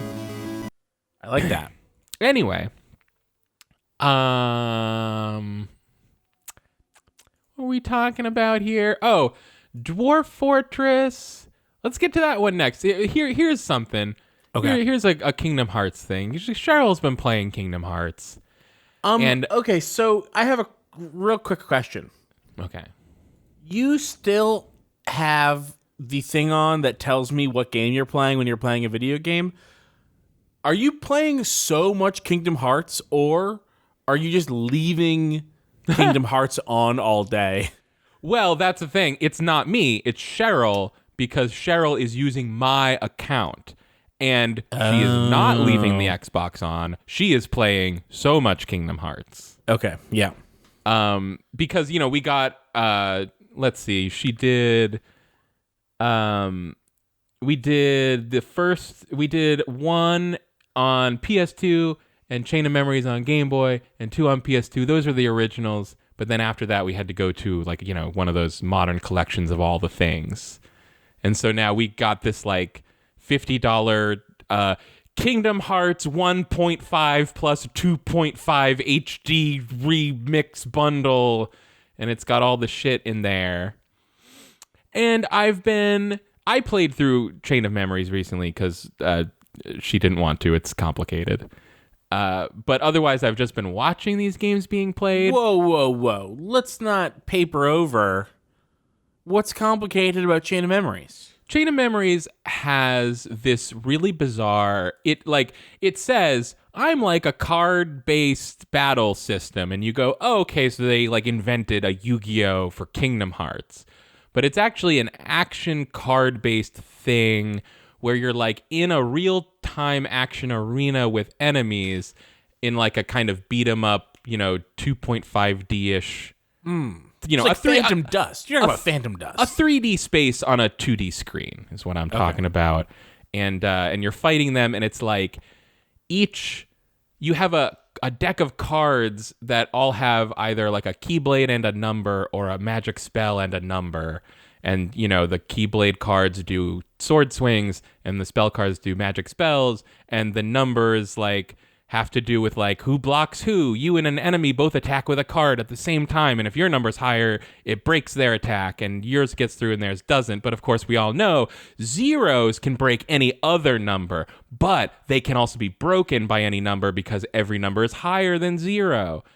And it's a Kingdom Hearts side game that a lot of people want to skip because it has a complicated and involved and sort of bespoke battle system. And when you're on a journey of 85 Kingdom Hearts games, you don't want to slow down for the complicated one, which is too bad because the story is really good. It's probably the best or second best story in a Kingdom Hearts game. So don't skip it. This is my quick bullet pointed list of takeaways from my re-experience of Kingdom Hearts here. Kingdom Hearts 1 story holds up really well. I was yeah, that story is still a good story. What does not hold up, and the graphics, the story, the cutscenes look amazing for their time. What does not hold up is the gameplay. I finally had to admit to myself, Kingdom Hearts 1 is not a good game. It was never well made gameplay wise. The combat is solid. That part is fun, but any part that involves platforming or puzzle solving in the environment, total garbage. And that's I think even the combat really Unfortunately, you're wrong about that. It's okay. It's okay. I found myself in a lot of situations where Cheryl would be like, Okay. why did they do this? Why is it like this? And I'd have to be like, it was like their first action game. They were making turn-based games before this. Go easy on them. Would Kingdom Hearts be better if it was a turn-based game? That's a really tough question. I don't think the answer is yes, because again, I still think the core, like what it feels like to swing a sword at an enemy in that game is really good. Like that part they really nailed. It's all the stuff around it's the other stuff that sucks. It's like navigating the different interconnected worlds that represent the different rooms that represent the worlds of the game is like, sure, you're getting lost all the time. It's like you don't know. It's like, I don't know what I'm doing. I don't know what I'm looking for. And then you go back to a place you've been to 12 times, but this time it triggers a cutscene, and you're like, what the fuck? It's full of that kind of stuff. Yeah. Kingdom Hearts 2, I was very disappointed by, because I had only played that game once back when it came out, and I think I was like, I got swept up in the hype of it all, and I'm a teenager, so I'm like, I'm emotionally invested in the unfinished story of Kingdom Hearts 1 and Chain of Memories, and I'm really excited, and I kind of got swept up in it all, and I came away from it being like, yeah, Kingdom Hearts 2 had its problems, but it's really good. And in playing it, in watching it be played again, I realized a lot of the things I was complaining about in Kingdom Hearts 3 were actually from Kingdom Hearts 2, and I had just forgotten. And I was like, oh no. That's funny. It specifically that all the Disney worlds get super fucking boring. Because in the first one, you go to like Tarzan world, and it's not the plot of the movie Tarzan. It's like they made up their own Kingdom Hearts original Tarzan world story. And I think that was kind of weird and off-putting to people. But in 2, they just make every world like a retelling of the movie, but worse because it's on the PS2 and they don't have like the official soundtracks. Yeah, and it fucking blows. I sort of knew that that was the case. Like in the first, so it's sort of like in the first one, you might go to like the Little Mermaid world, and it'd be like Ariel being like, "Hey, I need your help with this thing," and it'd be like this whole new thing. Yeah. Versus now in the second and third games, you go to Beauty and the Beast world, and it's like, I got trapped in here by the Beast. Help me change the Beast into a prince, and you do just pretty the plot much of Beauty and the Beast. Yeah, It gets specifically complicated with Beauty and the Beast because those two characters were both in the first game doing a different thing, and so it's they kind of tried to merge those two things paths. out of I don't know who's in this game really, but okay. I know. I was just that's what I'm saying is like, yeah, you got it totally right in spirit, though it gets even more complicated than that because there are characters who were in the first one that now it's like we need to blend the story of the movie Beauty and the Beast with the story of what those two characters were doing in the first game. It also gets complicated because I feel like when the first couple Kingdom Hearts games came out, I was much younger. I was more into Disney. And I feel like at the same time as I have grown away from the Disney properties, Disney has grown into being like a much bigger public villain than it was at the time. Yeah, what's funny is I've actually grown towards Disney since Kingdom Hearts. Like when Kingdom Hearts came out, I was 12 and I was like, Disney movies are for babies and I'm an adult. And now I'm like, oh, Disney movies are actually pretty good. But it's not that the movies aren't good. I've never not liked the movies. I mean, I like the movies that they make now less, mostly. Sure, yeah. Or they make more. Disney's been spotty. I loved the Dumbo remake.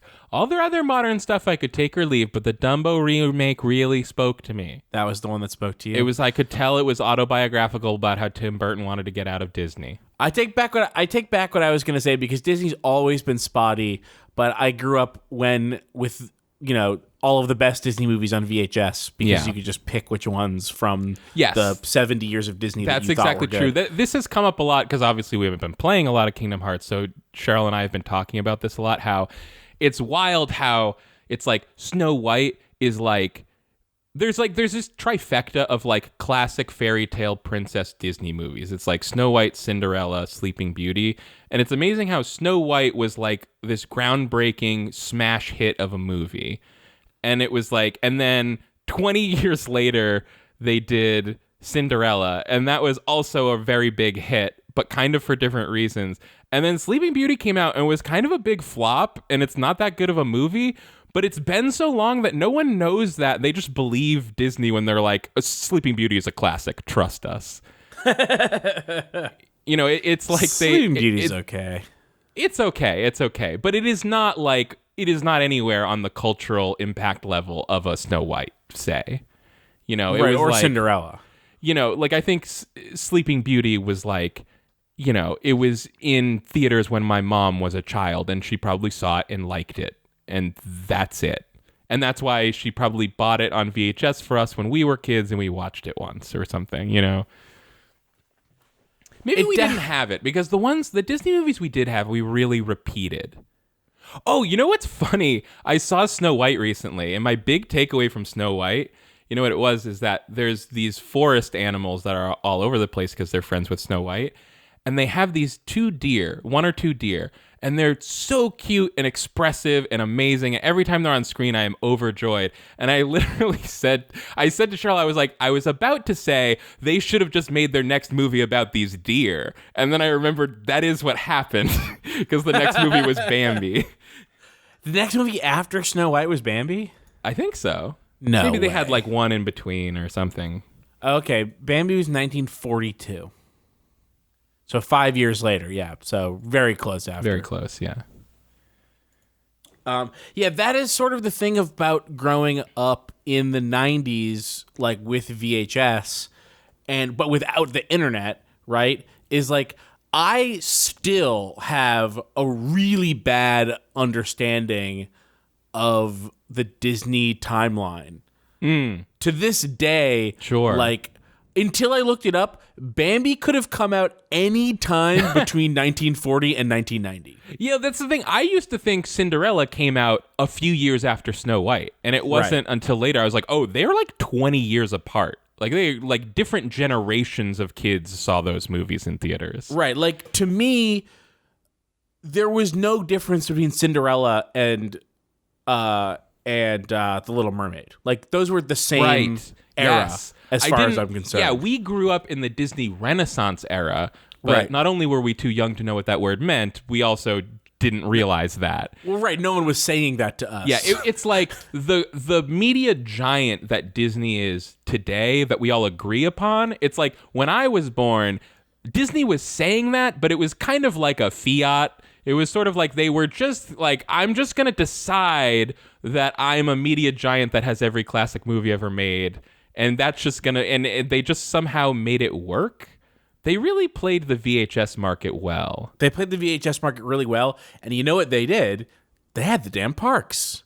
They had the damn parks. Like- The parks, yeah, it's funny. The parks were failing before the Renaissance. Like that, for years, it was like first Disney's movie like revenue dropped off and they stopped putting out these timeless classic animated films that people loved, and all they had was the parks, and then the parks started to lose money.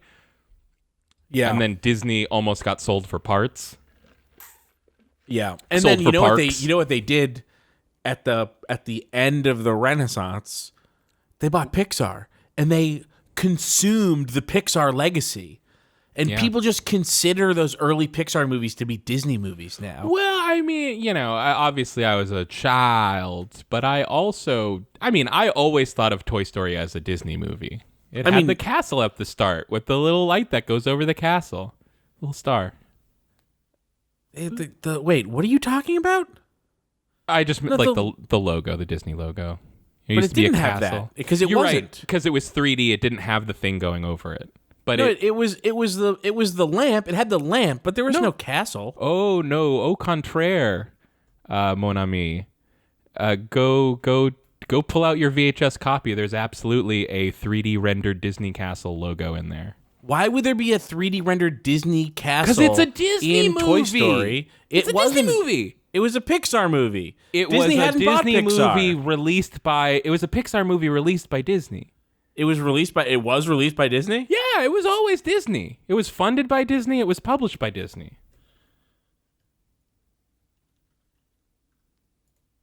I think keeps looking. Okay, it was released by Disney. Okay. Yeah.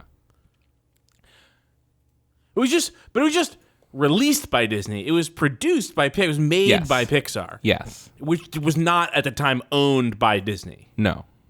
Okay. They bought them after, I was going to say Little Nemo. What's it called? Finding Nemo. I think they bought them after Finding Nemo. Or no, sorry. They bought them in 2006. Later. Oh. Okay, so it was like after Finding Nemo, before WALL-E. Okay, here's something funny. We were talking earlier about how much Elon Musk bought Twitter for. It was like 50 million, something like that. 56, yeah. Do you want to know billion. how Sorry, much... I think you said million, billion. Billion. Do you want to know how much Disney bought Pixar for? Oh, man, it's going to be so low. It's like this is so funny. But everyone, just want everyone imagine in your head what you really think Twitter actually is worth in real dollars. 10. Then remind yourself how much 56 billion is with a B. I think it's 54, but whatever it was, it's about that. It's about 55 billion. With a B, billion. Can I guess that the acquisition of Pixar cost 500 million? No, you are guessing very low, but 6.4 billion. Okay, yeah. But yeah, that is so much lower than Twitter. Sorry, 7.4 billion. Yes, so essentially that is, what is that? About 8 Pixars. Yeah. At the height of Pixar. 8 Pixars. Yeah, I mean, I think they even by today's valuation, it's like sorry. I think the money that Tesla's stock has lost this year is equal to like 2 Disneys or something. Is something like that? Outrageous. I just want so the Pixar that Disney bought had just put out Toy Story 2, The Incredibles, and Cars. Yeah. It's so funny. What do you mean by that exactly? It is the critical and financial height of Pixar. Right. Oh, like critical is like what? Oh, Toy Story Finding 2 Nemo and The Incredibles and Nemo, and yeah, the financial is Cars. Yeah. Cars. Yeah. And then was it all? I think also what's it called? You said Nemo is out, and was Monsters Inc. also out at that time? Yeah, it was. Because that was before Nemo. Yeah.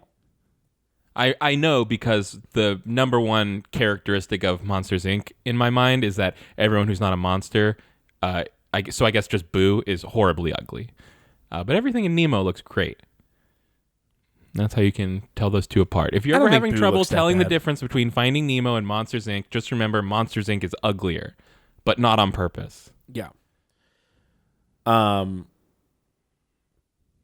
So that is the weird thing about Kingdom Hearts to me is like it's hard for me to be excited about like Disney as a collection of brands because that as a concept to me now is so revulsive. I'm sorry, I kind of missed your beginning there. What about? That is what is so hard for me. It's so hard for me to be interested in Kingdom Hearts as a concept because, like, oh yeah, it is a game about Disney as like a conglomerate of of like different brands. True, yeah, that is like the thing about Disney that is the worst is like how they have this little universe of things that they own. True. Though, I think most of the Kingdom Hearts games that exist only delve into the Disney animated stuff. There's not like it doesn't bring in Pixar until like 3. So it's not like they not bringing in all their sub brands or whatever, but it's still just the idea of like all these little things that Disney owns. Yeah, I'm still attached to, in 2001 when it's like the Final Fantasy people are making a Disney game with Final Fantasy characters in it. That's so random. Yeah. Do you know how that came about? No, because I at the time I didn't give a shit about either thing. It's really. literally just because Squaresoft and Disney of Japan shared an office building. And so they would like meet That's each really other funny. like in the elevator, and they'd be like, we'd love to do a video game with Disney characters in it, and like that kind of thing. And that's Can we how make it came Mickey about. kill? Yeah, can we? Are we? And they were like, no. That was the rule. Was Mickey could only be in one scene in the game, and so they were like, oh, we have to make it an important one then. That was when Kingdom Hearts 1 had all these restrictions on them. I wonder if that's why the Disney worlds don't rehash the plots of the movie. It was maybe they were like, listen, you can't do it has to be something else. They can't be doing the movie. Make them do something else. And then it's like a big hit, and they're like, do whatever you want. And so they chose to do something worse. Do something worse, yeah. So in the end For our of next game, we had this great idea to make it worse. my last little bit of Kingdom Hearts stuff is that we got to Birth by Sleep recently, and that was one that I really didn't like at the time and felt strongly that it was like much worse than Kingdom Hearts 2 by comparison. But I mostly played them years apart, so I didn't have the direct comparison that I have now of watching Cheryl play them back to back. And I must admit, Birth by Sleep is largely a much better game than Kingdom Hearts 2. And Shout out to Birth by Sleep. That's my personal growth for this year, specifically in the realm of Squaresoft JRPGs. I listened to basically the whole Waypoint thing about Kingdom Hearts when they did that. Jesus. And I've got to say, it sounds like dog shit. I mean, I know a lot of people really liked that and got really excited about how silly and goofy it was. Yeah. But I was just like, the story of these games sounds so ass. Like, I really couldn't believe it. And it really is. I must stress that too. Like the parts of Kingdom Hearts that I have nostalgia for are like back when the story made sense. It was just like Kingdom Hearts 1 was like, it was basically just like a Wizard of Oz thing. It was like young kids want to go out and see the world and have an adventure because they're bored of their stupid old home and their boring parents. And they get out there and they realize, both want like, to fuck the same girl. They both want to fuck the same girl, and they get out there and they're like, oh shit, the world is like a lot more fucking real than we realized. It sucks out here. And like, I hope one of us doesn't turn evil or something. that is like the story of Kingdom Hearts 1. It's like a very grounded, normal thing. Does one of them turn evil? Is that the thing? Yeah, one of them is the dark broody, Right. You've got a person, Sasuke, yeah. You've got a Naruto. Yes, literally, yes. You've got a Sakura. It's just Naruto, Sasuke, and Sakura, absolutely. Right. Does it have the signing? I don't remember what that is. That is the trio, the Naruto analog trio of Jiraiya, Orochimaru, and Tsunade. Dude.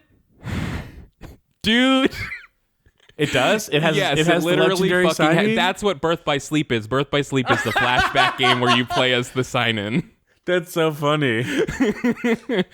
Yeah, so that's what's funny to me about, or not funny. That's what's bothersome to me about the Kingdom Hearts story was that the time when I liked it, it felt like the story was really down to earth for a crazy fantasy RPG with Disney shit in it.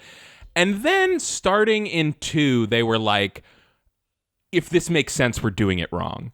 And it's just like, every single moment they're just trying to make it more confusing, and it's just very weird. It goes off the rails like 10 times. And that's Kingdom Hearts. That's Kingdom Hearts. Yeah, I do have like this sort of really abstract like desire for the goofiness of like, yeah, it's Donald Duck and Goofy, and they are killing monsters with swords, and it's, you go to all these other worlds, but just everything else about it except for like the very top level pitch is like, just sounds like really, really unappealing. And now the good news is that I don't have to ever play them. That you don't have to play them, first of all. That's the greatest news. But beyond that, good news is, definitely in terms of like game screen time, it's mostly Donald and Goofy. So you are getting the most Donald and Goofy of anything. Yeah. Well, actually, that kind of is disappointing because I do kind of, in my head, 80% of the game is being in different Disney worlds.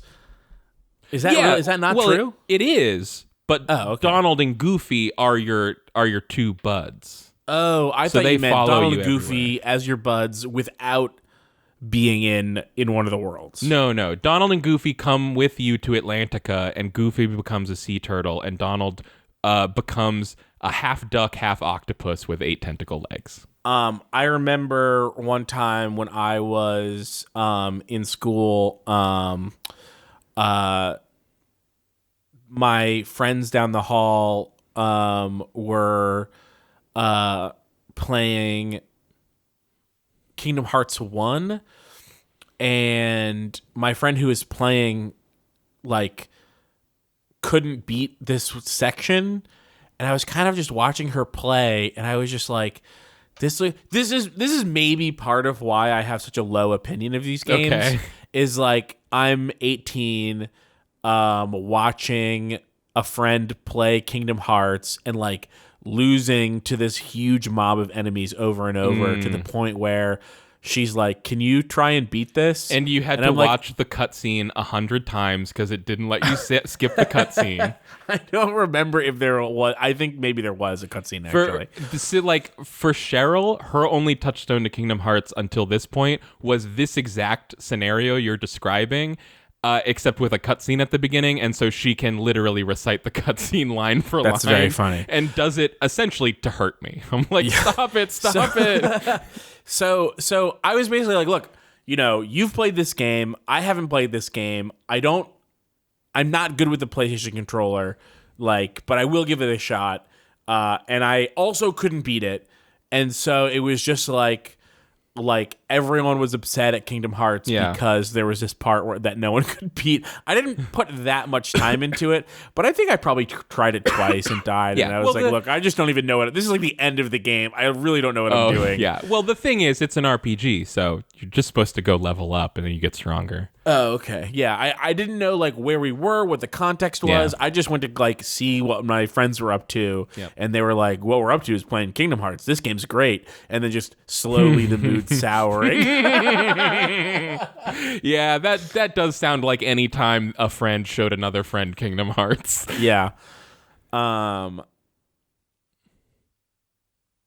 Anything else, or are we good to go on to news? Well, we do have a kind of a big one. Dwarf Fortress.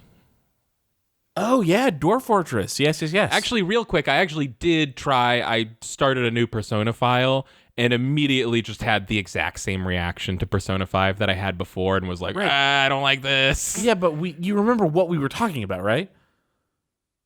No. My whole thing was how terrible the first 4 hours were. Yeah, I know. I'm just saying what happened. I specifically spent 15 full minutes explaining how the first segment of the game is maybe the worst possible way to have started that game. Well, and I know all that because I'd played it before. I'm just saying. Yeah. I'm just saying that's what happened. Also, Dwarf Fortress came out on Steam, and I bought it. Dwarf Fortress is a long time free to play city builder sort of thing. I believe it is worth pointing out Dwarf Fortress was not a free to play game. It was a free game. Free game. Right. There's no bullshit in there. Right. It's a free game. Not a free to play game. That the meaning of those words has been changed. Yeah. Sorry, not my fault. Free to play means free to play, but if you want the good shit, you have to pay. Right, but in a literal Dwarf Fortress sense, was just literally a free game. In a literal sense, free to play means free. But now it means free to play asterisk. Well, no, because that's where the term was invented for that. We used to just say free game. We didn't start saying free to play until it meant that there was something that wasn't free behind the play. I don't know that you can convince me that no one said that a game was free to play. I don't know if I can convince you, but I know that I'm correct. Okay. Yes, fucking got him. I didn't Fucking say, got him, okay, yeah. you're right. I just said, okay, Yeah, let's I know. move on. I didn't convince you. I just won the battle.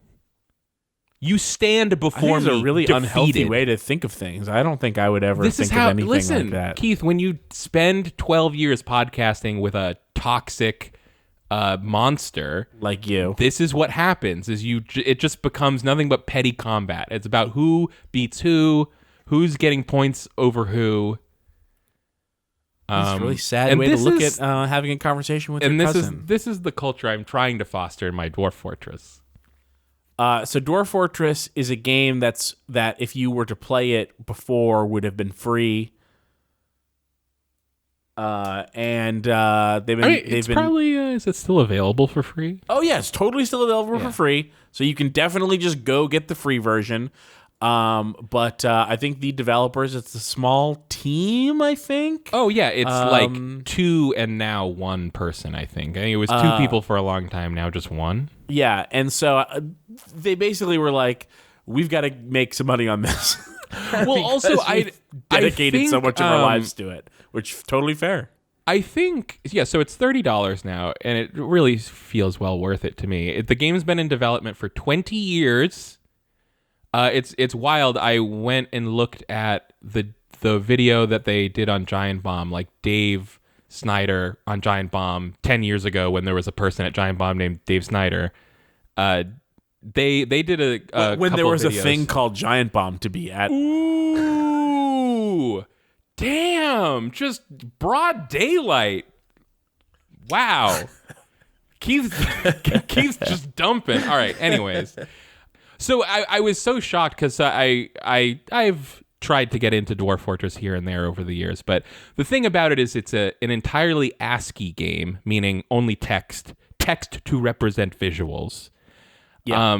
And that's largely inscrutable because there's like 8,000 different things in the game. So And unless I you're did try to screw it. yeah, right. So it was one of these games, Dwarf Fortress, that people would rave about, say it's the best game ever, but you do need to install like a fan-made texture like tile pack that will make the game's graphics scrutable, and you need to read this guide that will tell you how to do this. Like, wild that there's like a simple tutorial and it was all keyboard based, no mouse controls, ASCII graphics, no guide at all for this wildly complex game. Like, my experience playing the Steam version was like, I go in, click play, all the graphics are legible. It has this nice like tile set that looks good.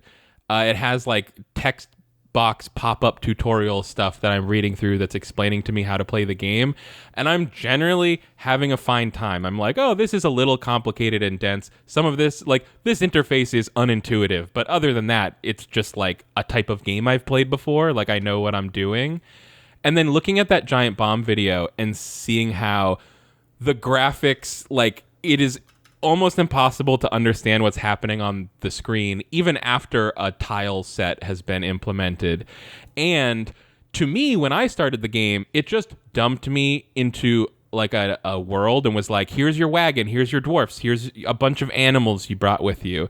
But in the past, 10 years ago, it was like this like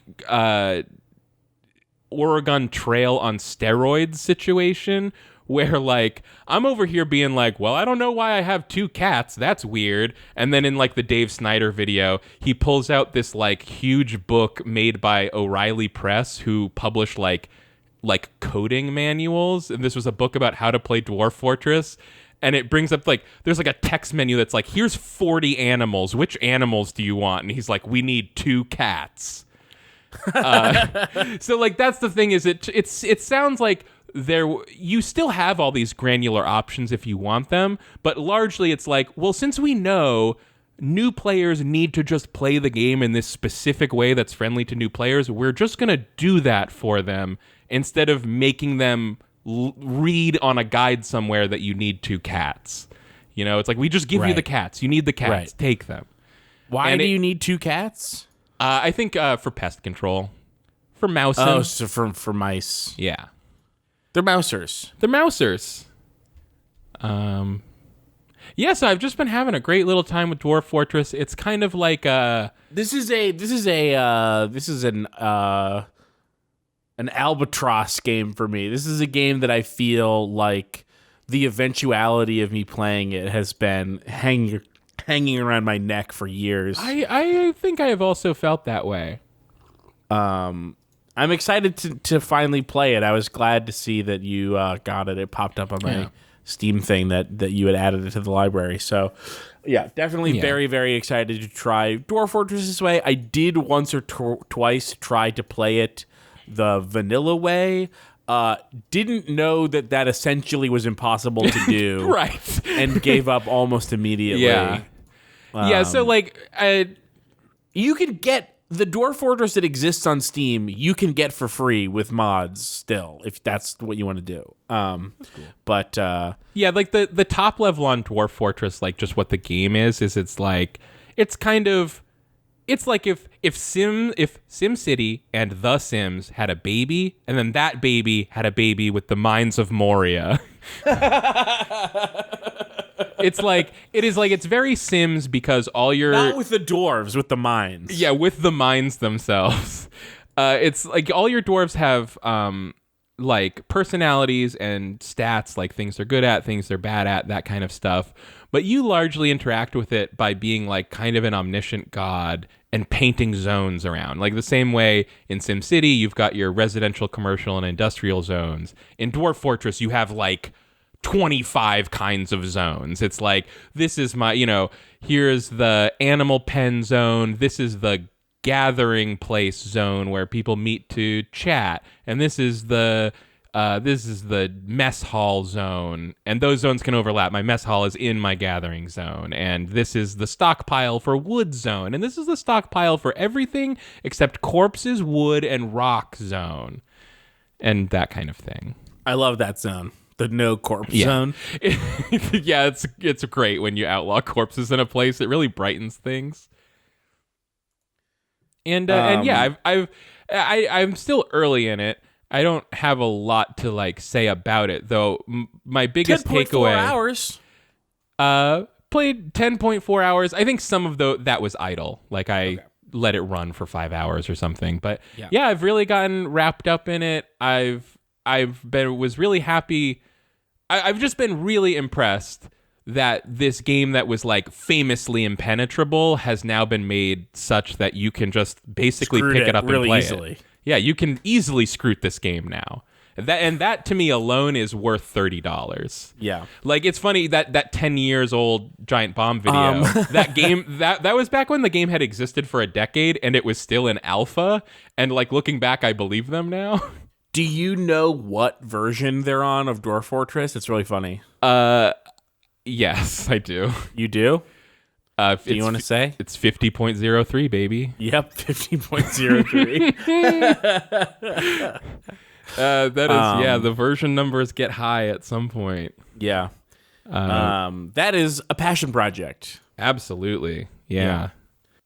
There's Are you ready a lot for of stuff some in that news? game. I am ready for that news right after I tell you what the full title of Dwarf Fortress is.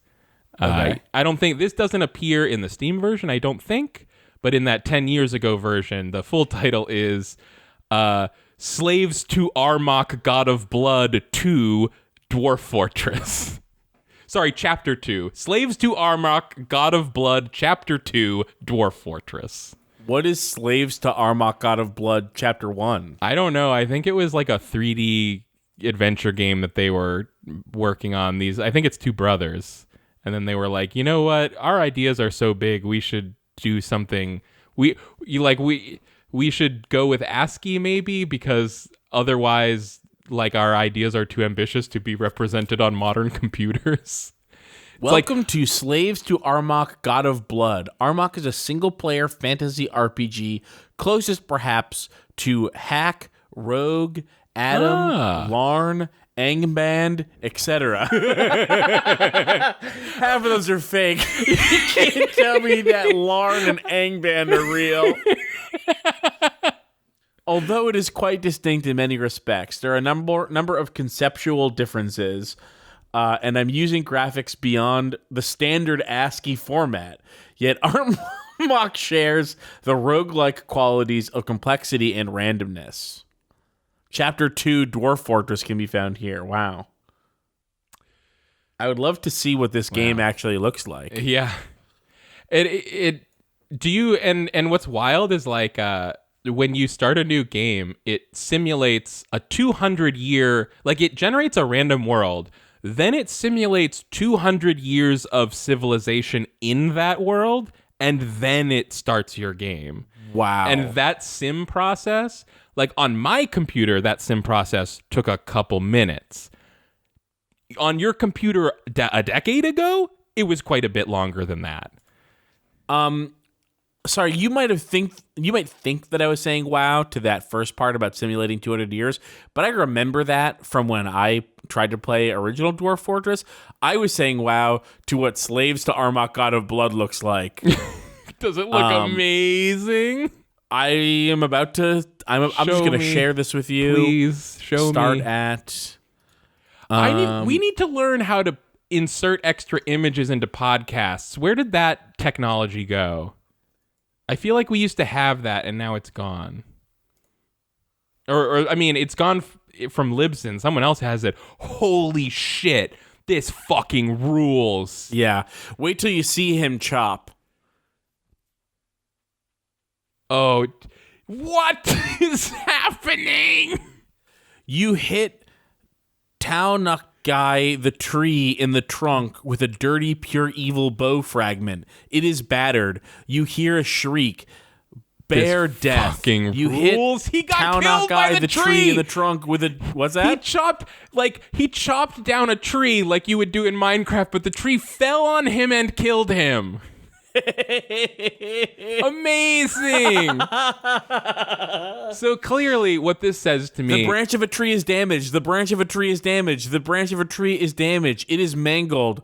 The fourth toe is hit. The branch of a tree is damaged. The branch of a tree is damaged. Stop the branch it. of a tree is damaged. Stop. It is mangled. You shriek in pain. You fall over. You shriek in pain. so clearly what this says to me is that they had very ambitious ideas on the simulation side, and they were wasting all their time putting a lot of effort into making these 3D graphics and animations that were yielding basically nothing worth looking at. Okay, so he died, right? And then he goes to the start menu, and then you have several menus in the pause menu: attributes and abilities, skills, health, wounds, and description. And he clicks on health, and it says, hold on. It shows up only very briefly. You can't move in your preferred manner. That is one of the symptoms of being dead. Yeah, well, you can't move in your preferred manner. Yeah, that's true for me, because my preferred manner is to moonwalk everywhere, but I can't. Yeah. Actually, this guy kind of looks like he's moonwalking. He just hurt his second and fourth toe. Oh, well, he's fine then. So I guess it is like simulating every part of your body. Yeah, I love everything about what this game is and what it looks like. I don't think I would ever want to play it, but I really want to watch. I want to be in the room while someone else plays it. It does definitely seem like a game from the Maniacs that brought you Dwarf Fortress. Yes, yeah, totally. You go like, those guys were making a 3D game? What the hell did that look like? And now I'm looking at it and I'm like, yeah. Yeah.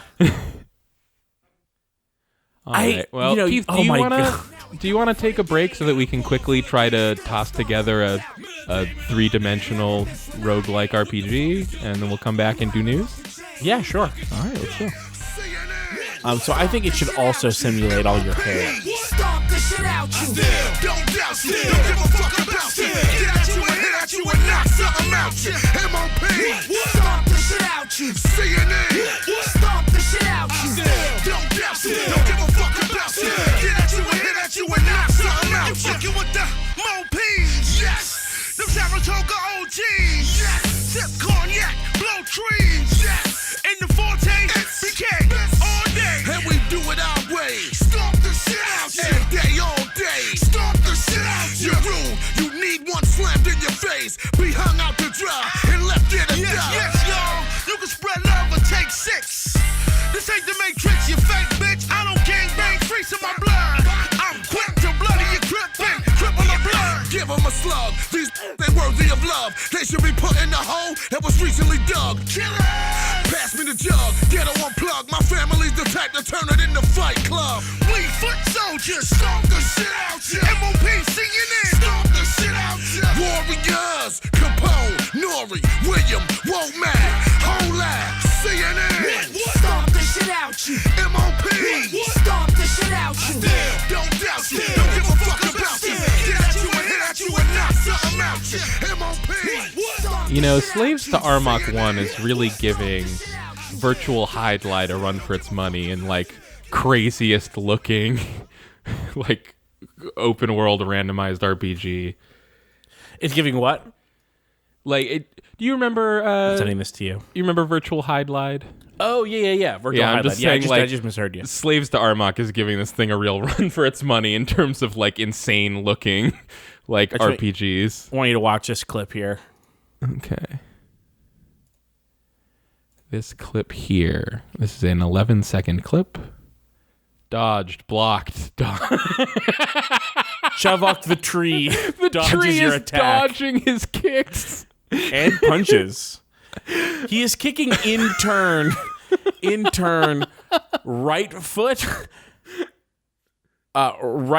left foot, right arm, left foot. Your punching skill has increased from novice to average.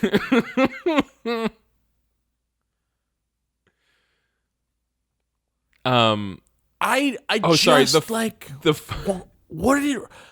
did they think they were doing with this? What did they do with it? I don't know what it means that they made this. Well, I mean, that's what's so beautiful about Dwarf Fortress, right? Was that there was like a decade where it was like, I don't know why they're doing this. And now it's like a whole thing. Yeah. It's just they had a vision and they executed on it. The mouth is hit. It is bruised. The skull is hit. It is bruised. You know what it reminds me of? How much Community did you watch? A fair bit. A few seasons. Just as a vibe, both of these games remind me of the episode where Chevy Chase's dad builds this like bizarre simulation, like 8-bit game that is like both extremely primitive for the time it was made in, but also like impossibly in-depth and complicated. That is sort of what these two games remind me of. Yeah, I mean, that is what they are. Yeah. You want to, like, it looks like total shit in a way that is actively comical. But it is, for some reason, determining which parts of your body you're being hit and how hurt they are. Like, why does it matter that your mouth is bruised? It must, though. Ow! Because that hurts. Have you ever had a bruised mouth?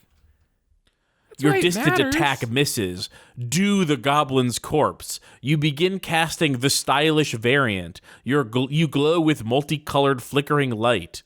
Dull light violet teeth envelop your jugular vein. Your jugular vein is slightly torn. All right. Tell me the news. Okay. The news is that I'm literally obsessed with this right now. All right. Well, I guess the run button Let's Play of Slaves to Armok God of Blood is coming soon. So this is big news in the way that I'm sure that everyone's heard of this, but I just wanted to see if you had any interest in stopping something that I wasn't sure was going to happen for a while, which is that The what's FTC happening? is suing to prevent Microsoft's Activision deal from going through. This doesn't mean that it's not going to go through. This basically, as far as I can tell, it is. Here goes my charged lemonade. The FTC, I think it seemed like they were not going to do anything, and then they started hinting that they wanted to stop the acquisition. Yeah, of, they tweeted on Patriot. They were like, "Very big announcement coming tomorrow." And this is from about a week ago that they basically were they announced that they were going to look to block, or at least look to make Microsoft convince them in a courtroom that they shouldn't block Right. the merger. Yeah, and I mean it's so strange. I feel like I've maybe even said this point already, but the whole idea of like the idea that the government would step in and stop a corporate merger in America is like, people know that on paper it can happen, but at this point there is such incredible precedence for the FTC doing nothing and not stopping any merger that it's like, how can you do it now? It's like there's nothing left. Like once you approve like AOL Time Warner or whatever, like so I absolutely Microsoft should not be able to buy Activision. I mean, it's obvious. It's obvious to anyone paying attention. I mean, that's like an instant, like, just no. You just like smack it away. Like, of course not. No, you can't do that. It's obvious. But we live in this world now where we have decades of people just ignoring this kind of thing and letting it happen. And so I don't see how it could not happen now. Well, I do think that it has to do with I think this is like part of Biden wanting to be seen as A people's president. Like pro-labor president, which is, of course, this is coming at the heels of Biden forcibly breaking the rail strike in favor of the rail corporations who are preventing way overworked conductors from having any legal sick breaks at all. They were striking for 15 days worth of sick time and also raises. And then Congress was like, what if we gave them 7? And then they just said, no, they get none. They have to not be allowed to be sick, even though it's COVID. All through COVID, they were not allowed to be sick. You know, just craziness. And they never were. That's the amazing part. And there were actually never, 0 cases of COVID were. in American train conductors. So the FTC is headed by Lena Khan, who seems to have been doing a pretty okay job as far as American heads of FTCs are concerned. That's, you know, I'm not an expert on what the FTC has been doing in the last few years, but that seems Have to they be been? What's that? Have they been? I mean, they're trying to block this acquisition. That's pretty weird, right? Yeah, I guess I would say I was surprised. I was pleasantly surprised. Yeah. There are some complicating factors here. Like, I think that Activision becoming Xbox would get rid of Bobby Kotick. True. And that would be great. I think that would be great for the people that work at Activision if Bobby Kotick was gone. Yeah, Bobby Kotick is a little bit of a wild card to me. Part of me says he might call a hit on you. Is that why? Yeah, I fear his power and his influence. Definitely, he has fingers in all pies, and really no one is outside his reach.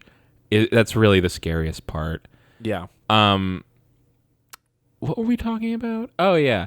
So Bobby Kotick's a wild card. I said So, that. like, I said that getting rid of Bobby Kotick would probably be good. Yeah, for the I'm people thinking that work like if at Bobby Activision. Kotick left Activision, I mean, what's to stop him from just going to EA and being Bobby Kotick over at EA or whatever? Though I bet Bobby Kotick, I wonder if he would just fuck off to a different industry because, like, Oh, does, yeah, of you know, course like, he does would. he Yeah, even for give sure. a shit? Like, Does he give a shit about what? About video like games? about like what industry he's in? Like, No, he or doesn't would he give a be shit. like, well, I conquered video games, now I'm off to ruin, you know, home Yeah, decorating? I mean, the thing about Bobby Kotick is that he shouldn't be allowed to have any power or authority anywhere.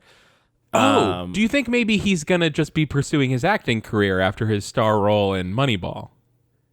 I think he's trying to get Moneyball 2 rolling. Yeah, rolling. I like that. Yeah, pun intended. Well, But I could be wrong. He's been Maybe he playing wouldn't go. Moneyball Maybe- over there at Activision with all his cutthroat business moves. Maybe he wouldn't leave if Microsoft bought them. I don't know. I guess that's just an the assumption. other thing. I don't know. Like, does he stay as the head of Activision? What, you know? I don't know. Yeah. The whole thing's stupid. It's weird. Like I kind of like, okay. Here's the thing. We know that in terms of labor, mergers are typically bad. Or I would by typically pretty much Always. almost always. Yeah. It's bad for consumers and it's bad for workers. And it is typically only good for the very, very extremely Yeah, I mean, Iron Man's at high up Disney in World business. now, but mostly it's negative. Yeah.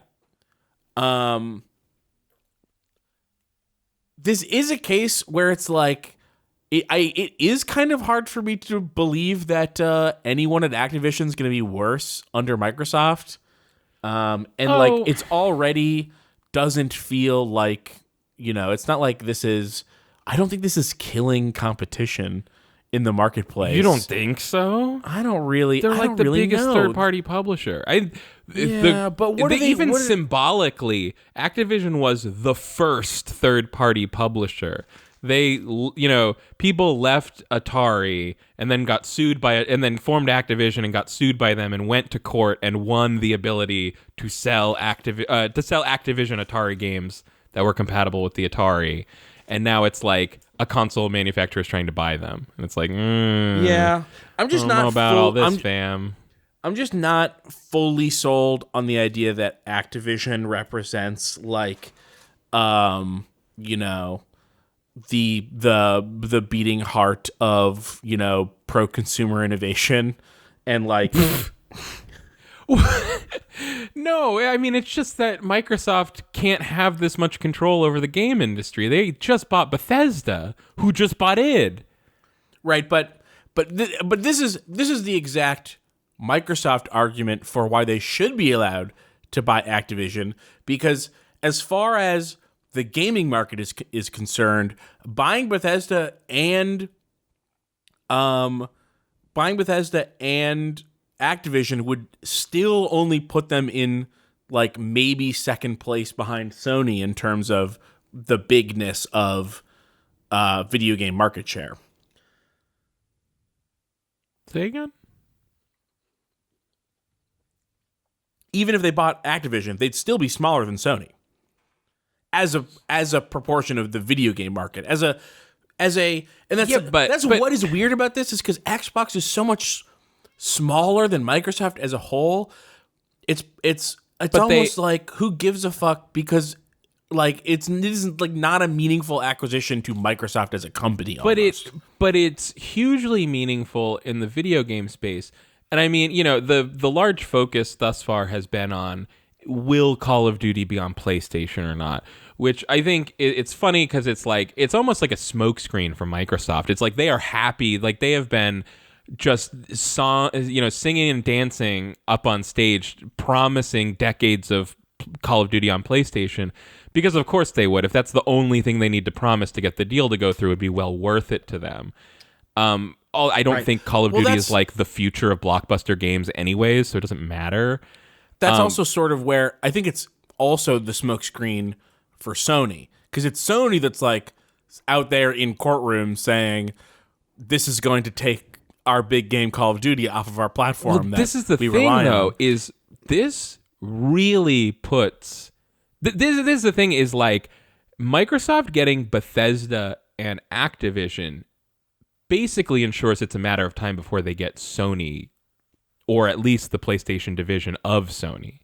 And that's the real thing here, is that like... Oh, you think so? PlayStation has huge mind share and market share, but they don't have huge reserves of cash. Like, No. Microsoft can just tap into the Microsoft fortune if they want to steamroll Xbox. I mean, or Yes. steamroll PlayStation. Yes, and that's totally. what that was always their business plan, was we move in with all our money, we kill PlayStation or whatever. And it hasn't always gone as smoothly as they were hoping. But now it's they're suddenly it's all clearly in starting the to line middle. up pretty quickly, isn't Yes. it? We've been sort of we've been talking about this for 2 or 3 years at this point.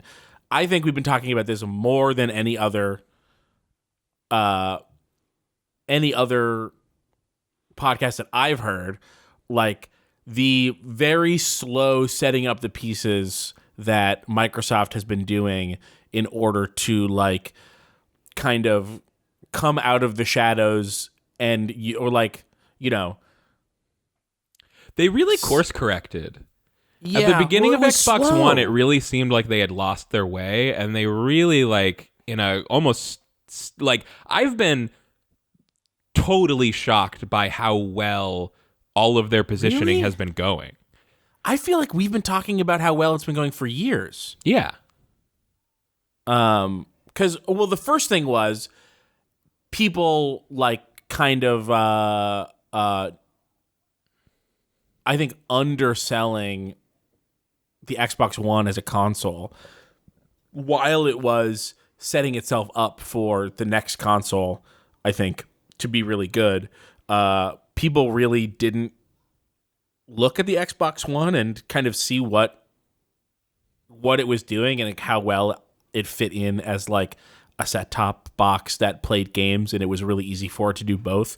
And people were still complaining about Xbox UI experience when the UI experience was like obviously and markedly better than Sony systems. I kind of don't understand why that was like such a thing that people weren't able to see. It was hairy. It was a lot closer, I think, between the PS4 and the Xbox One initially. I think PS4 started with a better interface, and they kept it exactly the same the whole time, and Microsoft was slowly improving their thing the whole time. Yeah. And then when Game Pass comes out and like we start talking about how this is like an obvious value for people who own Xbox systems, right? Like it makes perfect sense. It's like the gym. We talk about like the gym subscription model where it's like, oh, people are only playing a handful of games over the course of a console's lifetime. If you can get them to sign up to drop $10 a month on Game Pass, then they're making money on. I think you said. Did you say Johnny or? I'm Jim. sorry. Jim. Member. Are you, wait, sorry. Are you GYM. talking about? Are you talking about Joe Normal Gamer? I'm talking about Joe Normal Gamer, who plays a couple games a year, signs up for Xbox Live with Games Pass, and ends up kind of locked into this Games Pass thing. And then you've got people like me or you, if you ever remembered to check if a game was on Games Pass before just buying it, where like, yeah, I pay for Games Pass every month, but like I've gotten so much more dollars worth of game out of Games Pass than I would have if I were buying all those games. And as soon as they started snapping up all of those studios, it became extremely obvious what they were doing, which is trying to have as many of the. It's like we don't need to develop games in-house. We can just buy other houses. Those houses can be our new in-house. And Right. And it's been like a really slow roll of the dice for them, but it has not been, a very well-kept secret. Right. And I don't know if it ends with them swallowing up Sony. That would be crazy. I just don't think they have the will to do that now. Like, will to do it. Like, you don't think they'd want to if they could? you think if they could press a button and delete Sony? Well, yeah, I definitely think, they'd press it. I mean, I think, honestly, I would be shocked if there wasn't, like, a notebook or a text file somewhere at Microsoft that has their, like, valuation estimate of the PlayStation arm of Sony right now next to a number of what how low they need it to be before they snap up PlayStation. Well, part of it is I don't know if... And you know, if they did that, their next console is going to be the Microsoft PlayStation, not the PlayStation Xbox. No. I don't think that would. I don't know. They're so tied into the Xbox thing. It's true. Yeah, I guess it's like in a world without a PlayStation, all the PlayStation people get Xboxes. One of the most impressive things that a company has ever done is the way that Sony came back after the 360 became like the console by far, super obviously and easily. Sony came back to be like the console that everybody actually cares about.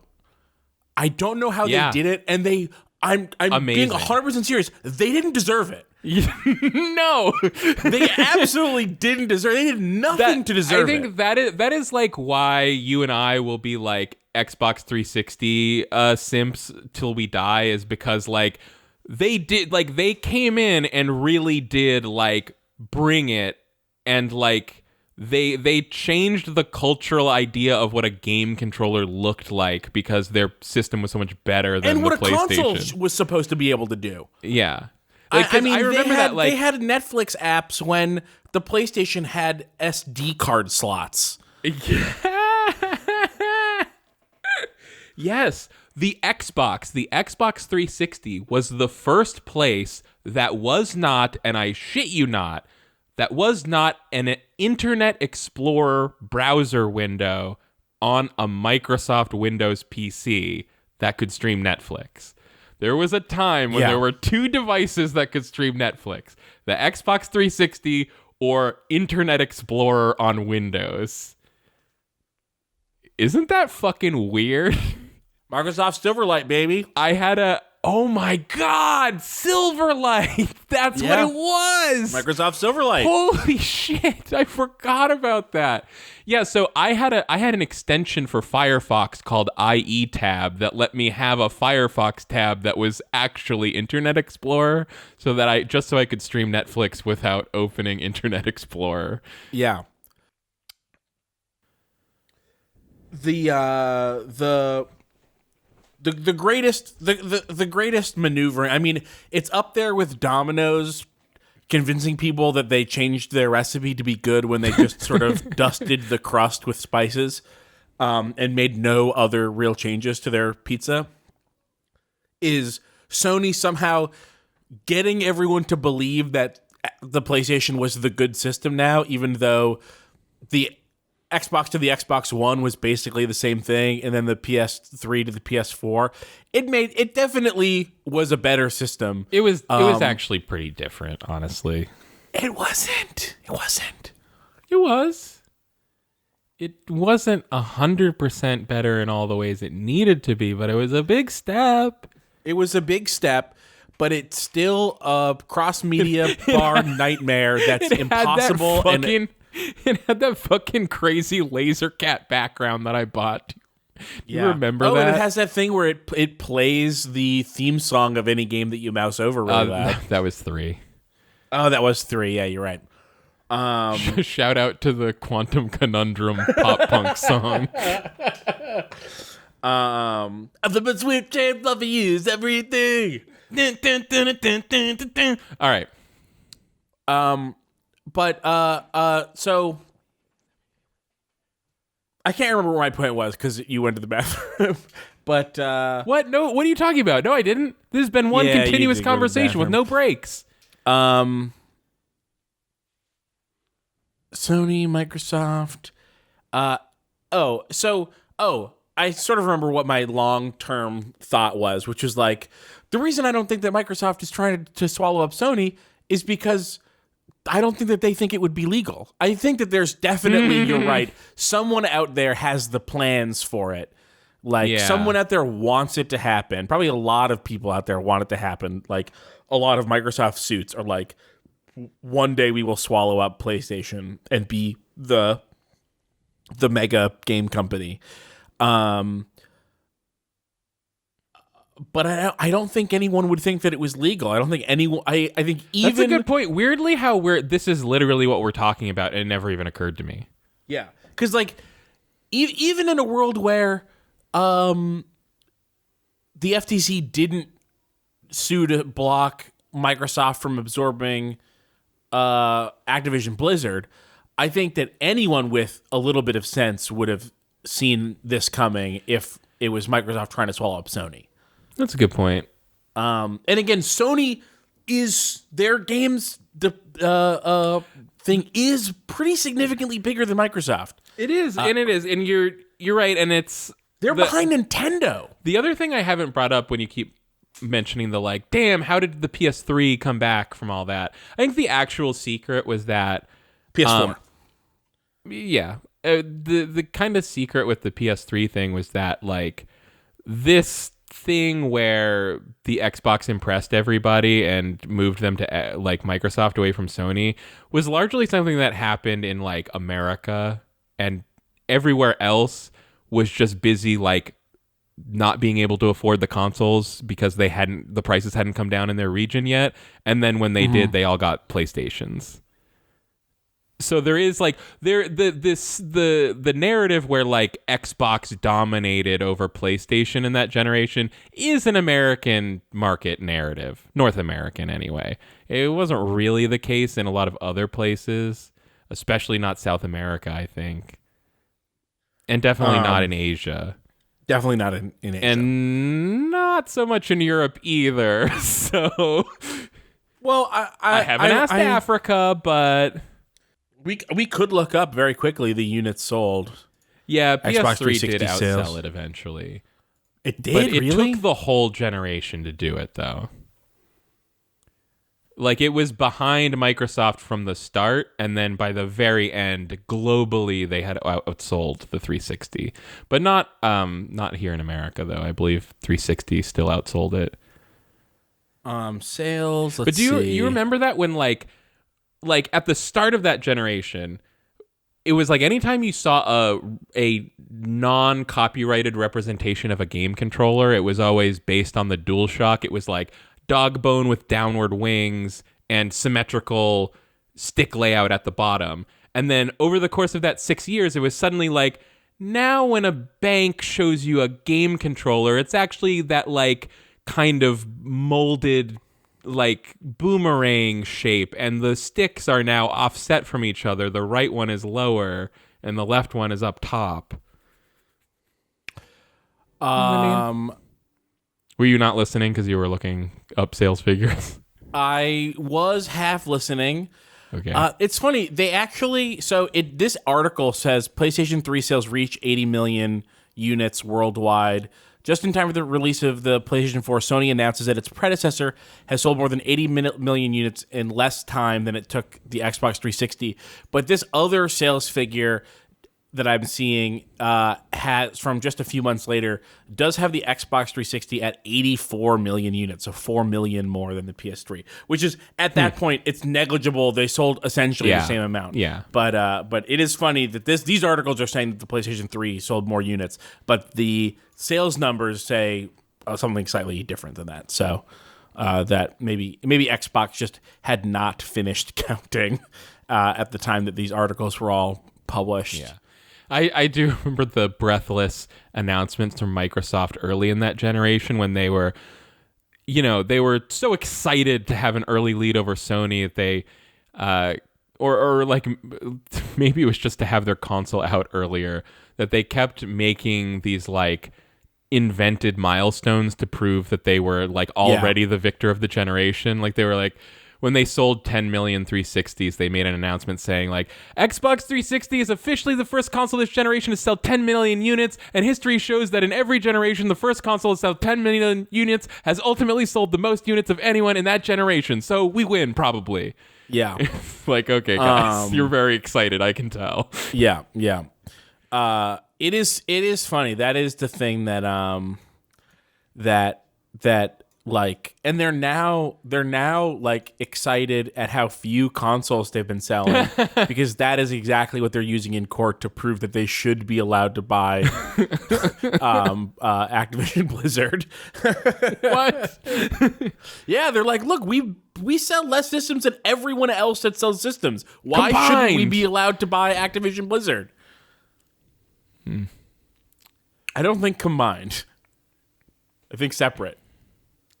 They don't. Yeah, I know. Well, it's just like it's like if Microsoft sells less consoles than Sony, then by the transitive property they also sell more than everyone else combined.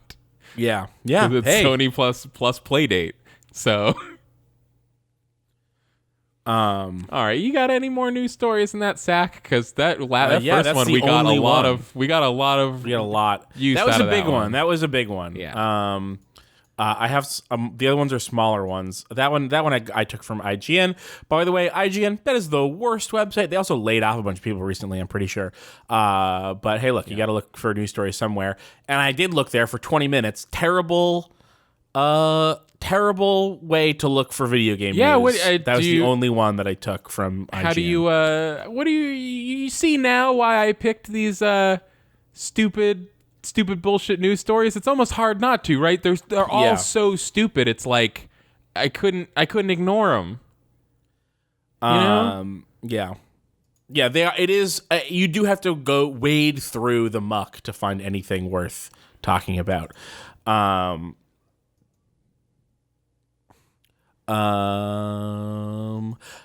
This is something. I want to talk about the larger thing of this. This headline from Kotaku: Amazon confirms it's making a God of War TV show. The streaming series is being adapted by the folks behind The Expanse and The Wheel of Time. Great. Hasn't The Wheel of Time been getting bad reviews? I don't know. I only vaguely remember. These are both Brandon Sanderson, right? I don't know. Maybe The Expanse isn't. What is The Expanse? It's an American sci-fi television series developed by Mark Fergus and Hawk Ostby for the Sci-Fi Network. Okay. No, I don't know what this is. Wheel of Time, that's that fantasy guy, Brandon Sanderson. I don't know anything about him, but the way people talk about him leads me to believe that his books are not good. People love him, though. Yeah, what I know about Wheel of Time is that everybody loves the books, and I think I've been hearing they're not liking the show, but it's hard to tell. Is it because it's actually bad, or is it just because it doesn't live up to unrealistic expectations? You know, one of those. Or does it live up to expectations, but it's just a bunch of loud weirdos? I don't know. But yeah, I do not have positive impressions of Brandon Sanderson based solely on the kinds of people that I see breathlessly in love with him and his work. Like, it just doesn't seem... I don't know. I just get a vibe that I wouldn't like it. So I don't know anything about Wheel of Time or Brandon Sanderson. It's odd for you to judge something so strongly so quickly with so little... Not quickly. He has been around for years and years writing these books. I suppose that's true. Yeah. I've heard a lot of people talk positively about Brandon Sanderson, specifically enough to draw conclusions based on that. And you know, maybe I would like them, but there's this cottage industry of nerds whose entire job is to create positive content of them liking nerd stuff. And I'm suspicious of this. Yeah. That stuff is suspicious to me. Yeah. Wait, so this is like in between writing books? He's out there being like, boy, I am enjoying these are like content creators who like just review every fantasy book and are like, imagine if we decided like, hey, when we were young, we liked GameSpot. What if we started our own video game review site where we also gave everything an 8 out of 10? And it's like, how many times can I see it? They same had a people range. liking everything. They had a range. It was 6.8 to 8.8, okay? And everything in between. Well, some things in between, like 7.2, 7.7. 8.4. 8.6. Yeah, so it's just like, that kind of, it's the whole kind of channel where the whole thing that we do is we never say anything bad about any nerd stuff. We like all of it. Well, it's because, Keith, they're the kind of people who like things, and we should let them like things. Right, so the kind of people who like things are suspicious to me, and the things they like are suspicious to me. Yeah, no shit. And Brandon Sanderson is one of those things. Okay. But yeah, so that's who's making this thing. I don't really care about the new God of War thing. It doesn't seem interesting to me. But the thing I do care about is people making another, or at least claiming to make another video game TV thing or movie thing. Oh, because of your recently declared goal. It's that you want to be involved I have the with recently this. declared goal. I want to be the person that is getting these shows greenlit and then eventually canceled. I want to be the one who's starting these projects and then ruining them. I want to convince someone that it's a good idea. No, this will be the video game project that works. This will be the next Pixels. And then I want to be a nightmare to work with.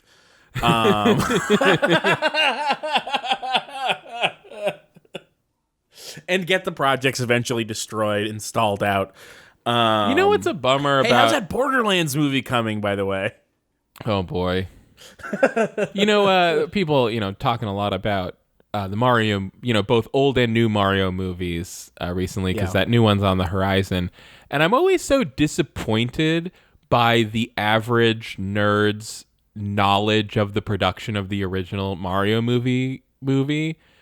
Because it's so great, and there's so much there's so much meat on the bone of that production that if to just not know anything about it is so disappointing. Like how after a certain amount of time, the husband and wife director team had been so verbally abusive to the staff members working on the movie, but who couldn't quit for, I don't know, union reasons or something.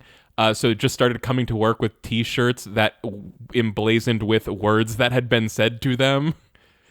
I'm not quitting, so but I am coming to work with the words you yelled at me yesterday on my shirt. That's so funny. That sucks. Speaking of the original Mario movie, I watched a movie by famously shitty Monty Python. That's so great, because anytime there's a movie being made by a famously shitty Monty Python member, I want to be involved. Well, this is an old movie. I watched Brazil, which is a movie that I've wanted to see from before he was shitty, or at least before he was publicly shitty. It's been on my watch list for, 15 years. Sorry, which Monty Python member is this? Terry Gilliam. Right. He did all the animations and stuff. And he did Time Bandits and Brazil, the movies. And I've always wanted to see Brazil. I put it off for a long time, especially recently, because I was like, he's so shitty. But I watched it anyway. What's shitty about him? What is he? Well, you know John Cleese? Yeah. You know how John Cleese is shitty? No. Do you know people who are obsessed with cancel culture but are racist and transphobic and think that it has to be everyone else's problem, that they're not allowed to say horrible stuff all the time? Terry Gilliam used to be the guy who would be like, John Cleese, he's an asshole and he's kind of crazy. And then now he's just another John Cleese. he like you watched him more because John Cleese became shitty way earlier, so you watched him more from someone who would criticize John Cleese into the exact same kind of guy. Yeah. But anyway, so I watched Brazil, and I learned while watching Brazil that Super Mario Brothers is a massive aesthetic ripoff of Brazil. Oh shit! Brazil, Like is the movie, you mean Mario the movie. Brothers? Yeah, the movie. Super Mario Brothers looks just like Brazil.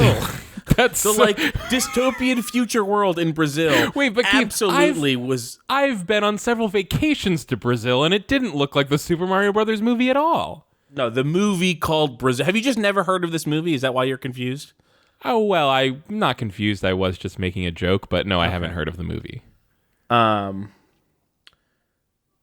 Anyway, it was good. I did like Brazil. I liked a lot of things about it anyway. Brazil movie Terry Gilliam.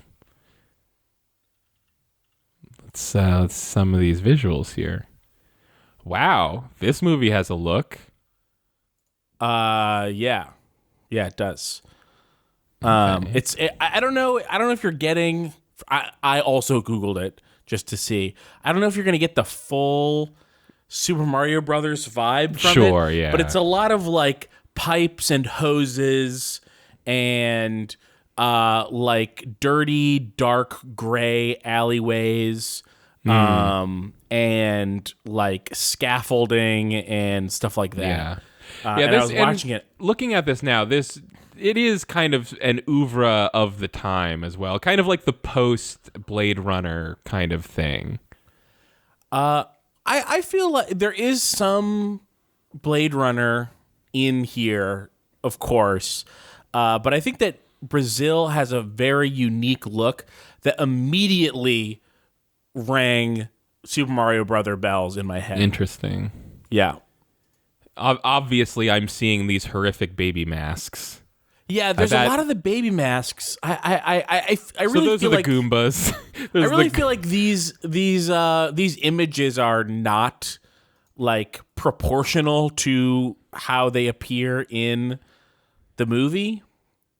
Like they're showing you the most like maybe interesting stills, but they're not giving you the vibe of This what the guy, majority of by the way, film is this like. guy who seems to be the lead of the movie is Yeah. giving me like Oh, that's not what I wanted to show you. maybe it's just because they had that Blade Runner sequel that starred Ryan Gosling. Uh-huh. So maybe it's like, you know, I've seen pictures of Ryan Gosling in the Blade Runner thing with like neon behind him and stuff. But Yeah. for a guy who doesn't look like Ryan Gosling, this guy who's the lead of Brazil is giving me these really weird Gosling vibes.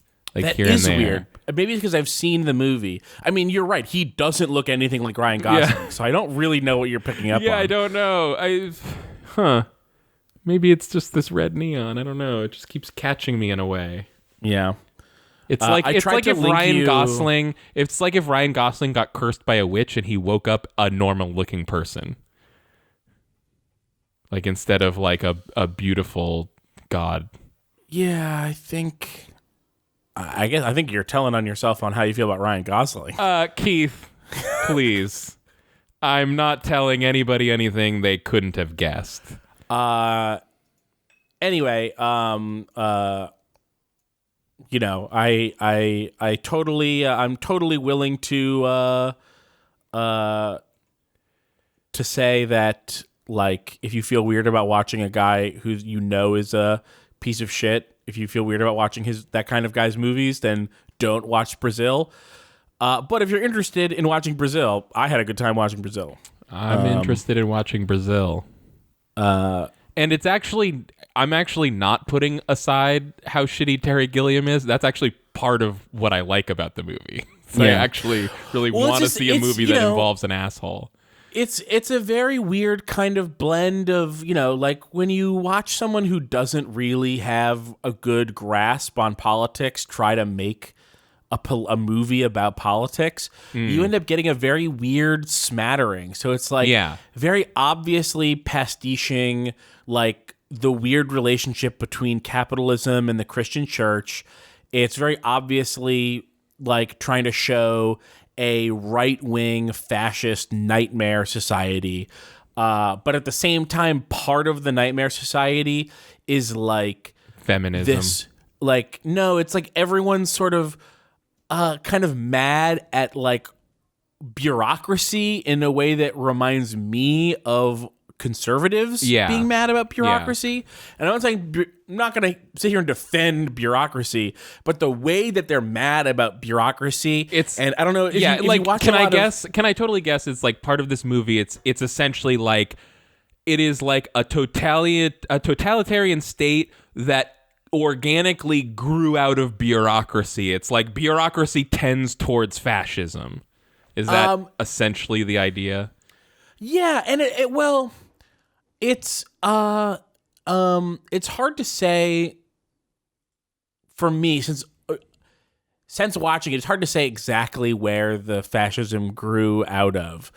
But yes, do you know if you watch a lot of British TV, something that is unique to them. How do you think I'm so familiar with Terry Gilliam and John Cleese, Keith? Come on. Right. To not be familiar with John Cleese, I think, is an oversight, even for an American. He's been famous here for a very long time too. Yeah, sure. You're supposed to know who John Cleese is. Yeah. You're probably also supposed to know who Terry Gilliam is. I'm just younger he's than the definitely people way who less know famous him. than John Cleese. Yeah, admittedly. Of course. I mean, he wasn't in Rat Race. Come on. No. Or was he? I don't know. Well, he could have been. But what was I saying? If you watch a lot of British TV or listen to talk shows or watch their comedians or whatever, there's something that they focus on a lot that is normally a very right-wing thing to focus on that we don't have in America, which is health and safety. They're always talking about health and safety. They're always complaining about health and safety gone mental or whatever, where it's like they tell you you got to wear a helmet. It's basically like they have a much more strict version of OSHA, basically, that maybe actually does something.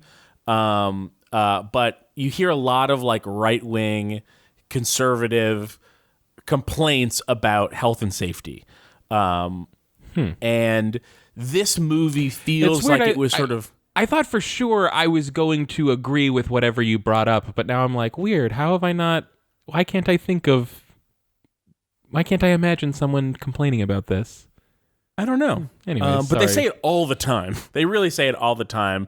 And it's one of the things that is maybe it's just one of those things you don't notice it until you know about it, and then you hear it everywhere. It's one of those things. It's such a cliche that like liberal comedians will just be like, health and safety, like as a joke. Like they'll just say, health and safety, you know?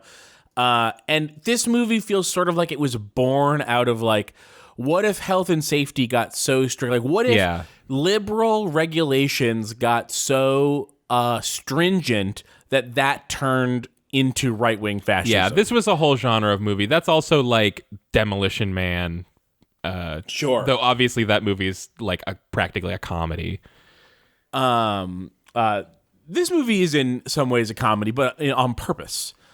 Sorry, I have to run to the bathroom again. Oh my God.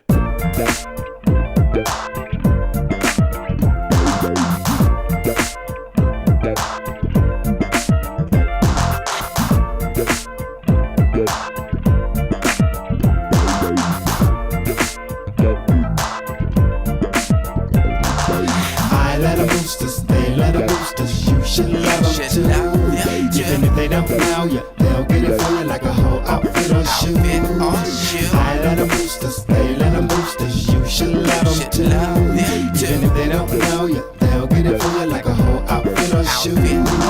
A booster is a person who jacks from the retail and sells it in the hood for dirt cheap resale. In these hard times, they press on like lean nails. And all of my experience, the sex has been female. Back in elementary, my shoes used to rap. Every time my soles hit the street, they would flap. Then in high school, Langston Anderson would cap, cause my jacket didn't have a brand name on the back. Years later, this lady took me to her apartment. It looked like the Macy's sportswear department. Clothes on the chairs, on the couch, and the carpet. A 20 had me icy like pissing in the Arctic. If it wasn't for the hard work of a booster, Most couldn't go to the clubs that were used to. If you don't fit the dress code, they'll boot you. Like people who get dressed up won't shoot you. For some of y'all folks, this stuff might phase you. This ain't the way the society raised you. But most of it was made by children in Asia. The stores make money off of very low wages. Next time you see two women running out the gap with arms full of clothes still strapped to the rack, once they jump in the car, hit the gas and scat. If you have to say something, just stand and clap. I let them boost us, they let them boost us. You should love them too. Even if they don't know you, they'll get it for you like a whole outfit on shoe. I let them boost us, they let them boost us. You should love them too. Even if they don't know you, they'll get it for you like a whole outfit on shoe.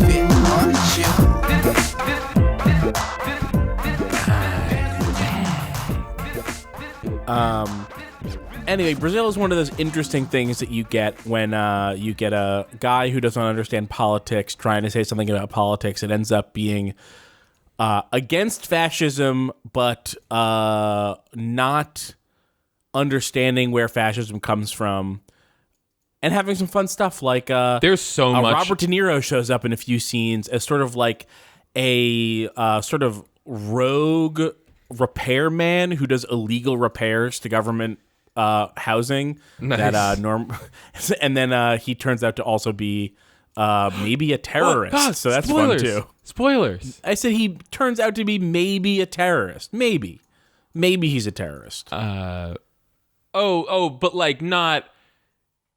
He's an anti-government terrorist.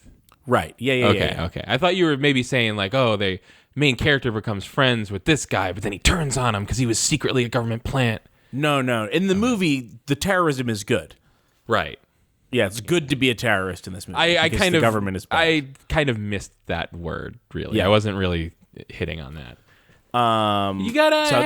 You got any fucking more news? Which more I news got you a couple things. What you got? AI stuff in general.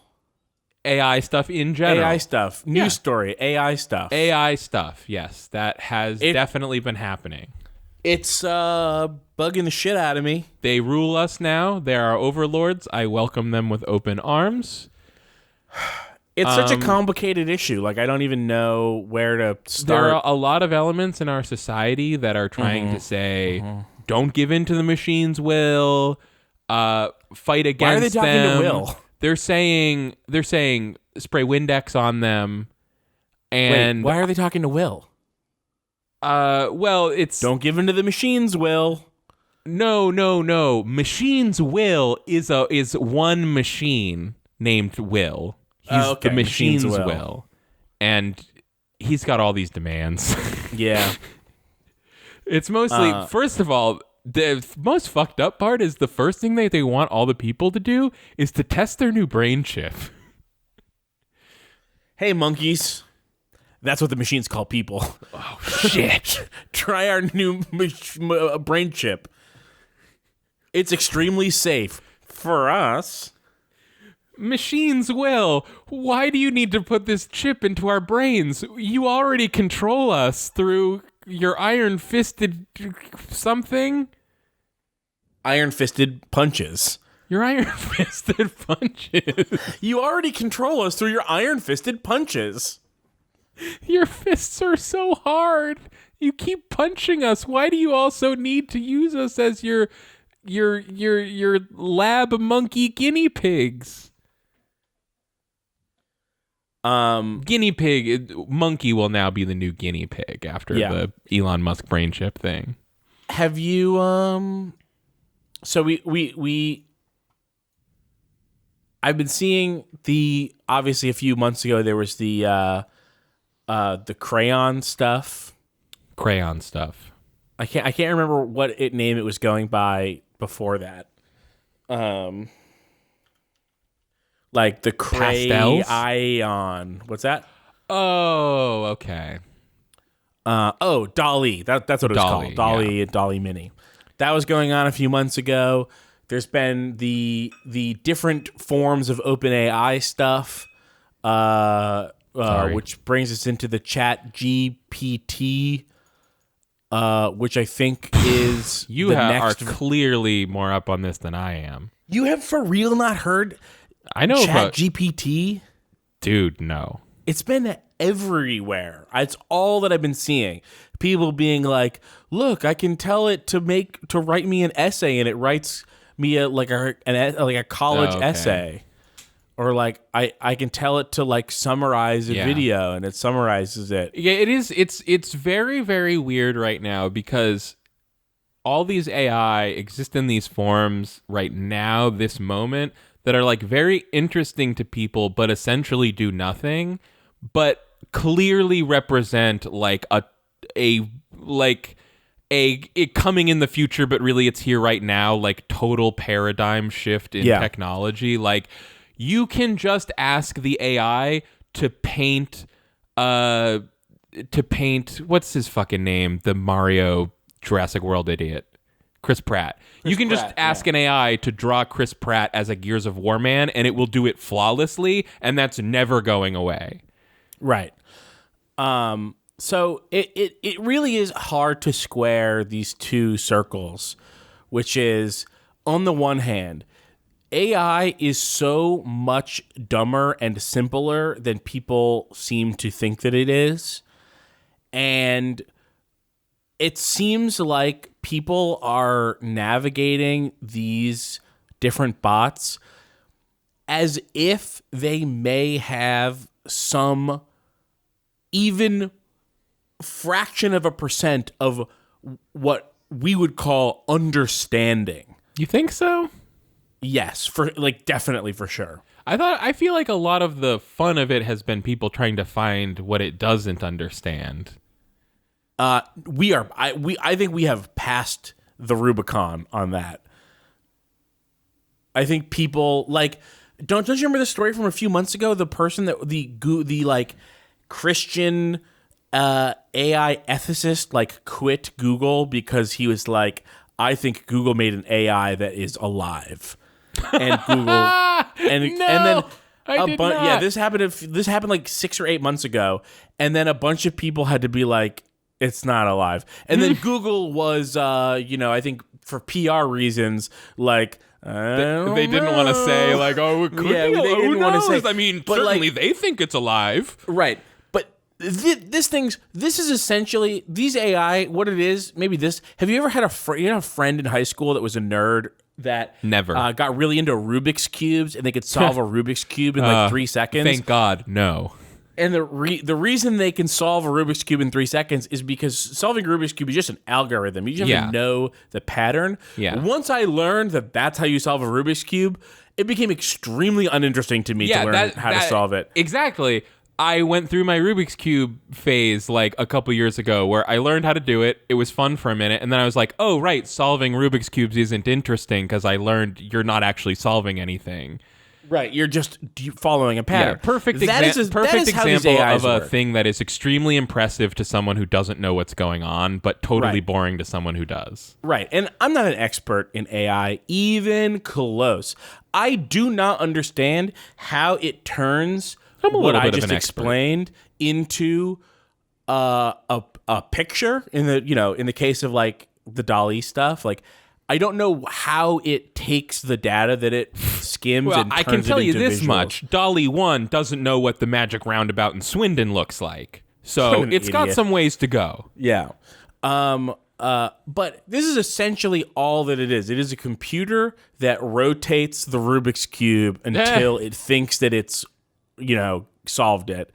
And then it spits it out. It's it has gotten really, really good and fast at doing that. Yeah, it's kind of like a program where you hand it a weirdly shaped. You hand it a weird shape, and it has to figure out both what it thinks the solution is supposed to be and how to get it. You hand it a Rubik's Cube, but it doesn't know that a 6-sided cube with solid colors on each side is the goal, but it has to intuit that. Yeah. And so that's the one thing. Is that these things are fundamentally extremely basic. Important to point out that fundamentally there's no, we're talking about Christianity. To God, there is absolutely no difference between DALL-E and a calculator. Like, it is literally the same thing, but on a totally different scale. You're saying that you could build an AI in Minecraft? Yes. If the Are you listening, Pig? if the computer, you literally could, right? So like, it's just that's the thing, right? Like, there's no thinking going on in a calculator. It's just a complex series of switches where it's like a switch flips this, switch flips this, switch flips this, switch flips this, which surprisingly gives you the answer to 9 + 2. Right. So and DALL-E does that, but just on like a mind-blowingly larger scale, but not any more intelligently. Right. So not only is there no understanding inside of an AI, we are and look, I'm no roboticist, so correct me if I'm wrong. No one will, because I'm pretty sure that I'm absolutely right. There is not only no understanding, we are so far away from understanding how to put understanding in a machine that we might as well not have the AIs. Like, if that's the goal, we're closer to nothing than the end. There's true. I think there's genuinely not a path to like a real understanding. You know what's terrifying to me? What? I listened to a podcast called Byzantium and Friends. Okay. And is this going to be long enough that I should say my other circle that you can't, that's hard to square first, or do you want to do yours first? What were we just talking about before I started talking? AI. We were talking about the AI and the No. Let me say this. Okay. So I listened to this podcast about Byzantium. Byzantium is the word for, they didn't call themselves that, but it's the word for the Eastern Roman Empire after the Western Empire dissolves. And it goes on for another 1,000 years, and it calls itself Rome. But because Western Europe is who they are, they're like, you're not Rome. We were that until we decided not to be. We decided Rome was over, and you can't decide it's still going. And what's interesting is that place goes on for so long. It's like there's periods in Byzantium where like the city of Constantinople is like full of these amazing essentially photorealistic. What is the word, like when a statue looks like a real person? Whatever the word for that is. Sculpture? No. Anyways, I'm just trying to think of some word that means lifelike. You know, the really lifelike statues.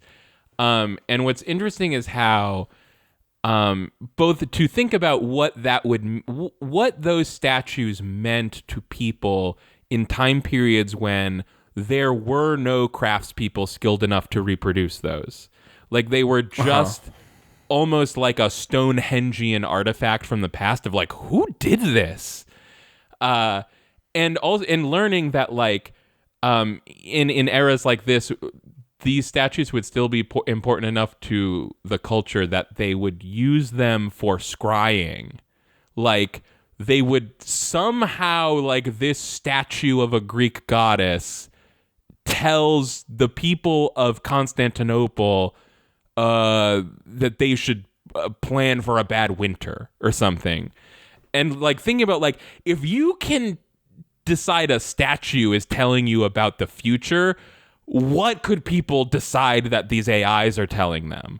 Like, what does the world of scrying AIs look like? That's terrifying. Well, I think the funny thing right now is that the people who really are invested in this think that the AI can tell them like how best to market their like contact lens subscription startup. Like, that's, I think, the weirdly sad answer to the question is that people are like, yeah, it can tell me how best to like cold call, like write a cold call script for my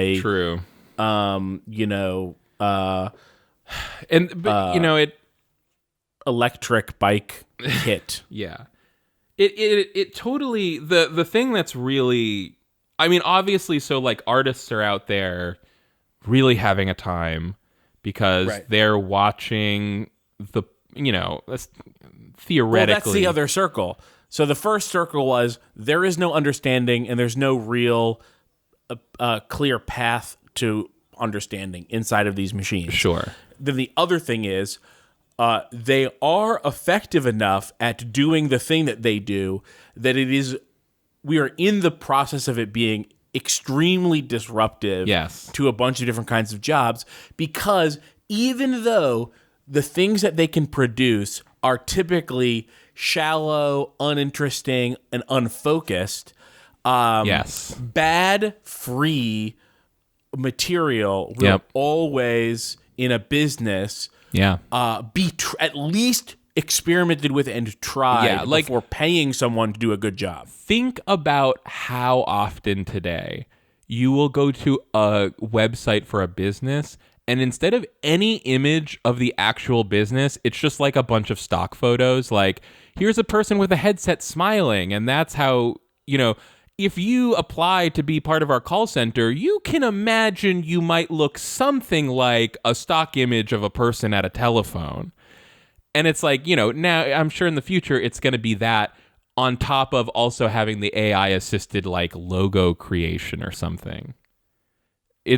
So you're right. It's like we're at this point where AI art could never possibly challenge human created art on like, on like a real level, like the stuff made by the human, like there was that controversy about the guy who it's made up of human created art. It's like, yes, that's the other thing. Actively plagiarizing as part of its process. Yes. Yeah. So that is the other big part that is a huge problem with this is like when you ask it like make a piece of art in the style of this person, but instead it's mostly producing something that is like 80% a copy and paste of that person's like a piece of art and then changes it a bit, and like that's supposed to be an original AI creation. So that's bullshit. But yeah, so anyways, like you're saying, even though these AIs can't compete with actual real art being done by a talented human who's trying, it is definitely close enough that we are inexorably heading towards a future full of AI generated art garbage. Like there's no stopping it. It's done now. Like it's coming for you. You're going to be seeing AI generated art for the rest of your life, whether you like it or not. Yeah. And that's crazy. Unless something really big happens. I mean, honestly, that might be the best case scenario. It's like you're either seeing AI generated art for the rest of your life or something really bad happened at some point in your life and we're all doing something else now. Yeah.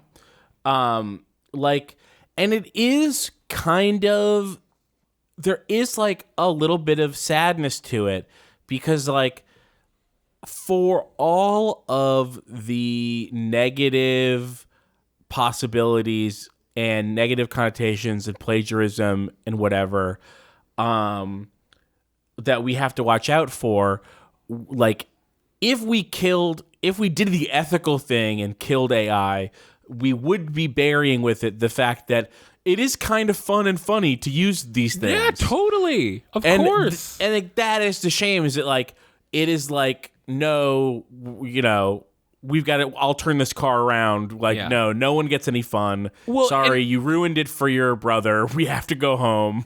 I think like what I've been thinking about how it's like this AI thing is gonna, it is like, it is totally unavoidable that this is going to, I mean, to say put artists out of work is kind of weird to say because I'm not sure artists are even in work in today's economy anymore. Like, is being contracted a piece at a time, is that being in work? I don't know.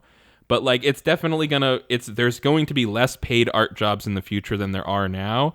And that's just one more reason that we need to have, universal income and universal healthcare and all this shit for the it's just been a steady march through the development of technology of all the jobs that get removed and don't come back. Like this idea that like steam shovels replaced people holding shovels, but it introduced enough jobs in like steam shovel mechanics that like no one actually lost work. That's fucking bullshit. Yeah. It's total bullshit. Every time Yeah. we invent technology that does work that used to be done by humans, that's one less job. And these jobs aren't coming back. So maybe this whole everyone has a job thing isn't going to really keep holding up for so long. Right? Like, Yeah. that's, it's so many people have invented work-saving technologies and imagined that it would create a future where people worked less. And I think that's, But we then know now didn't that's do not what anything happened. didn't do anything to actually like Exactly. ensure that that's how it was used. No. Just like assumed. This is we've talked about like the original hippie tech old heads who we're like, we're going to do computer stuff and it's going to create an amazing world where information is free and all of this work is done by computers and people can like be themselves. And then it was like, not only did that not happen and actually all of this technology just got used by like the military and the police to control and order people's lives. But a lot of the people that actively helped it were like your friends, you stupid hippie idiot. Yeah, Like, yeah. because you didn't do anything to make sure they didn't do this shit. Yeah. And yeah, like that's the big problem with, there's a lot of well-meaning people who buy into the idea that like, progress, forward is that all progress forward is ethical progress forward. And it's like, Yeah. since when? Name once. Yeah. Name one time. I really feel like technological progress has been so explosive in the last like 100, 200 years that people don't know that that's not social progress anymore. Like Right. they can't actually see it. Like they, what is it? Progress history. Whig progress history is a term that gets thrown around about, the way, I mean, I say used to, and I'm not sure that we've ever really stopped, but the way we used to teach history was like, human history is one progressive evolution from like monkeys who lived in dirt to, the amazing technology we have now. And Right. yeah, I think that is a part of what some people have such a hard time listening when people tell them that the world is in a bad state. It's like, we have iPhones and DALL-E though. How could it be bad?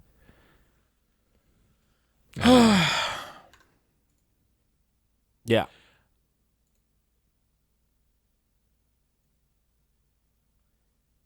And Yeah. it's not, Anyways. it's not worth it. Anyways, yeah, technology eliminates jobs, and technology can't be undone. You can't undiscover technology. And what? Well, unless you're the Byzantine Empire forgetting how to carve statues. Shit. So Yeah, and you can't do not undiscover want technology to on be purpose. there. Yeah. Like you can. The thing is that like you're right. Under normal circumstances, you can't undiscover technology. Like you can't undiscover it on unsmelt purpose. that iron. But there is a way for you to undiscover technology, but it's really, really bad. Right, exactly. That's the thing I was saying. Like, we either have AI art for the rest of our lives or Right, something yeah, bad yeah, happened. Yeah. Yeah, it's... This was not a place of honor. Yeah. It's fucking... My daughter started a new Dragon Quest Builders save file yesterday, and I love that the intro starts with, "Oh, one more thing. You are not a hero. Don't forget this." My daughter's just like, "Why? Why am I not a hero?" I was like, "I guess you have to play through the story, my because you're a friend." builder. Right. It is funny because then you go through that whole story being a hero. True, but you're undoing all the bad stuff you caused.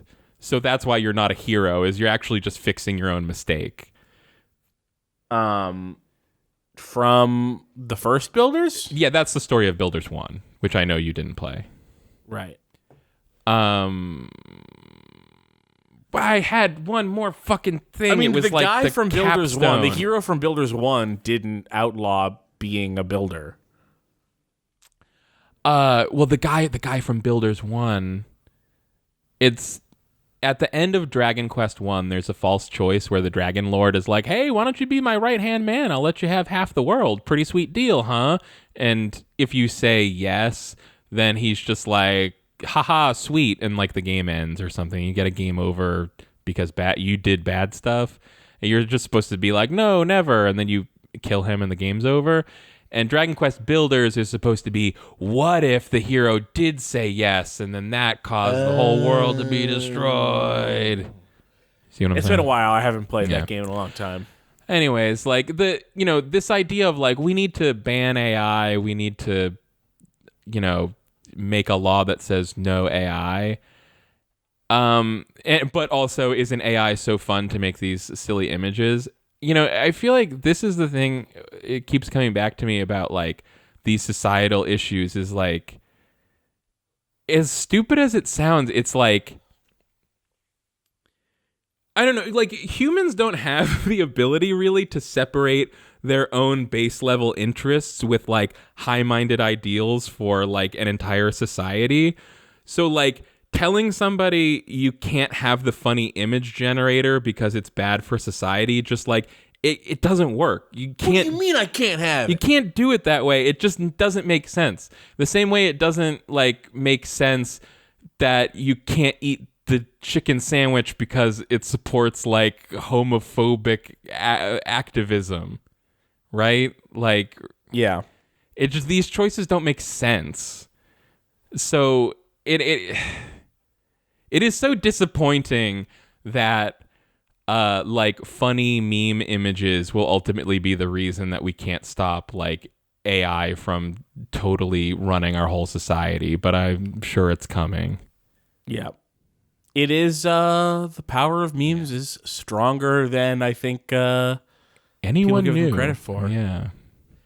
but they could only be used for evil. I think we've made this joke before, is that a meme can do a lot of things as long as those things are bad. I don't think I've heard that before.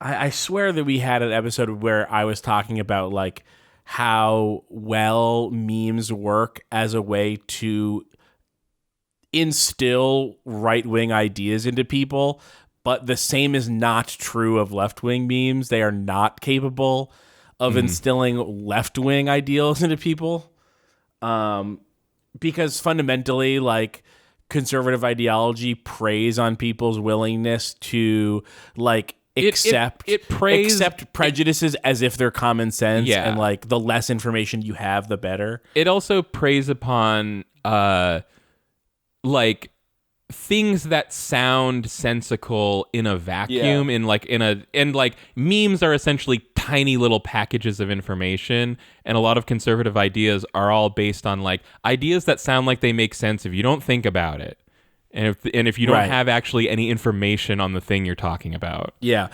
I was tweeting yesterday about how I am also guilty of saying things like comedy shouldn't punch down or whatever. Or it's not supposed to punch down, which is fundamentally not true. The history of comedy in America is so right-wing that it's outrageous that anyone for a second ever thought that comedy is supposed to punch up instead of down. It's like all that comedy has ever done is punch down. Yeah, I literally punching down on Judy.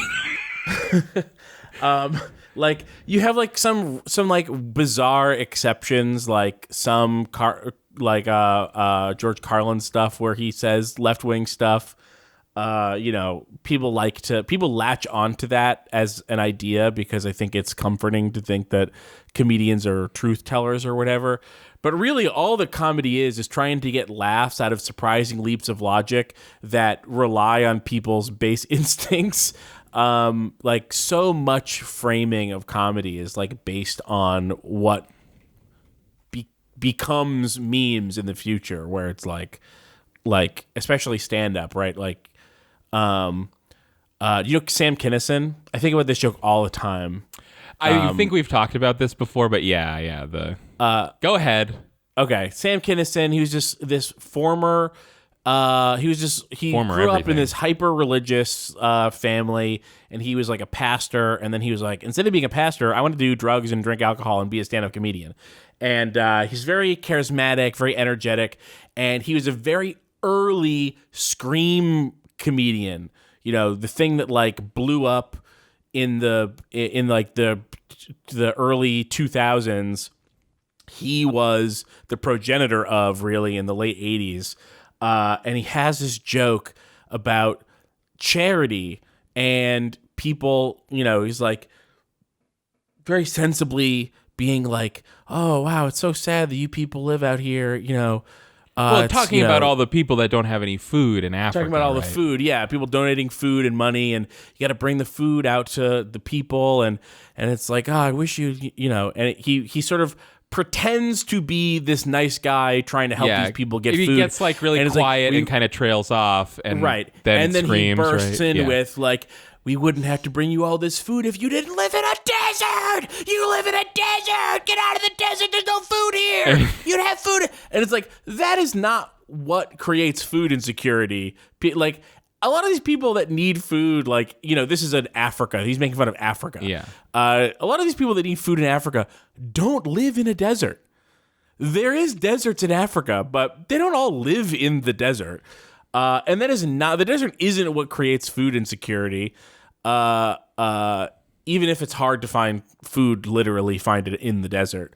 But it's just like this thing that it's like, gets you to laugh at the idea that people who live in the desert would be hungry. Yeah, you intentionally misunderstand the situation and then get mad about it. Yeah, and so much of that, I use this joke as an example all the time because it's so obvious how it uses an intentional misinformation to make people like laugh at a right-wing idea, which is that like, well, if you want food, why don't you just get it yourself? Yeah. Instead of making people spend money on you and drive out to you. I mean, You just not get to out of that America. desert. Don't come to America, but Don't come come to America. somewhere else, I assume. Why don't come to our desert? I've been watching Seinfeld, and I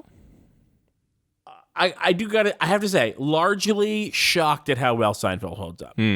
I've always been a fan of the show. I've always not been really a fan of Jerry Seinfeld, but I have been a fan of Larry David. So when Curb Your Enthusiasm came out, it was a sort of great, like, oh, great, this is the new thing that I like instead of Seinfeld. But I'm kind of shocked at how well Seinfeld holds up. But it's full of especially those intro bits where he's doing stand up. Full of these same sort of like intentionally misunderstanding a problem in order to get a laugh out of like a right-wing reaction to something normal. God,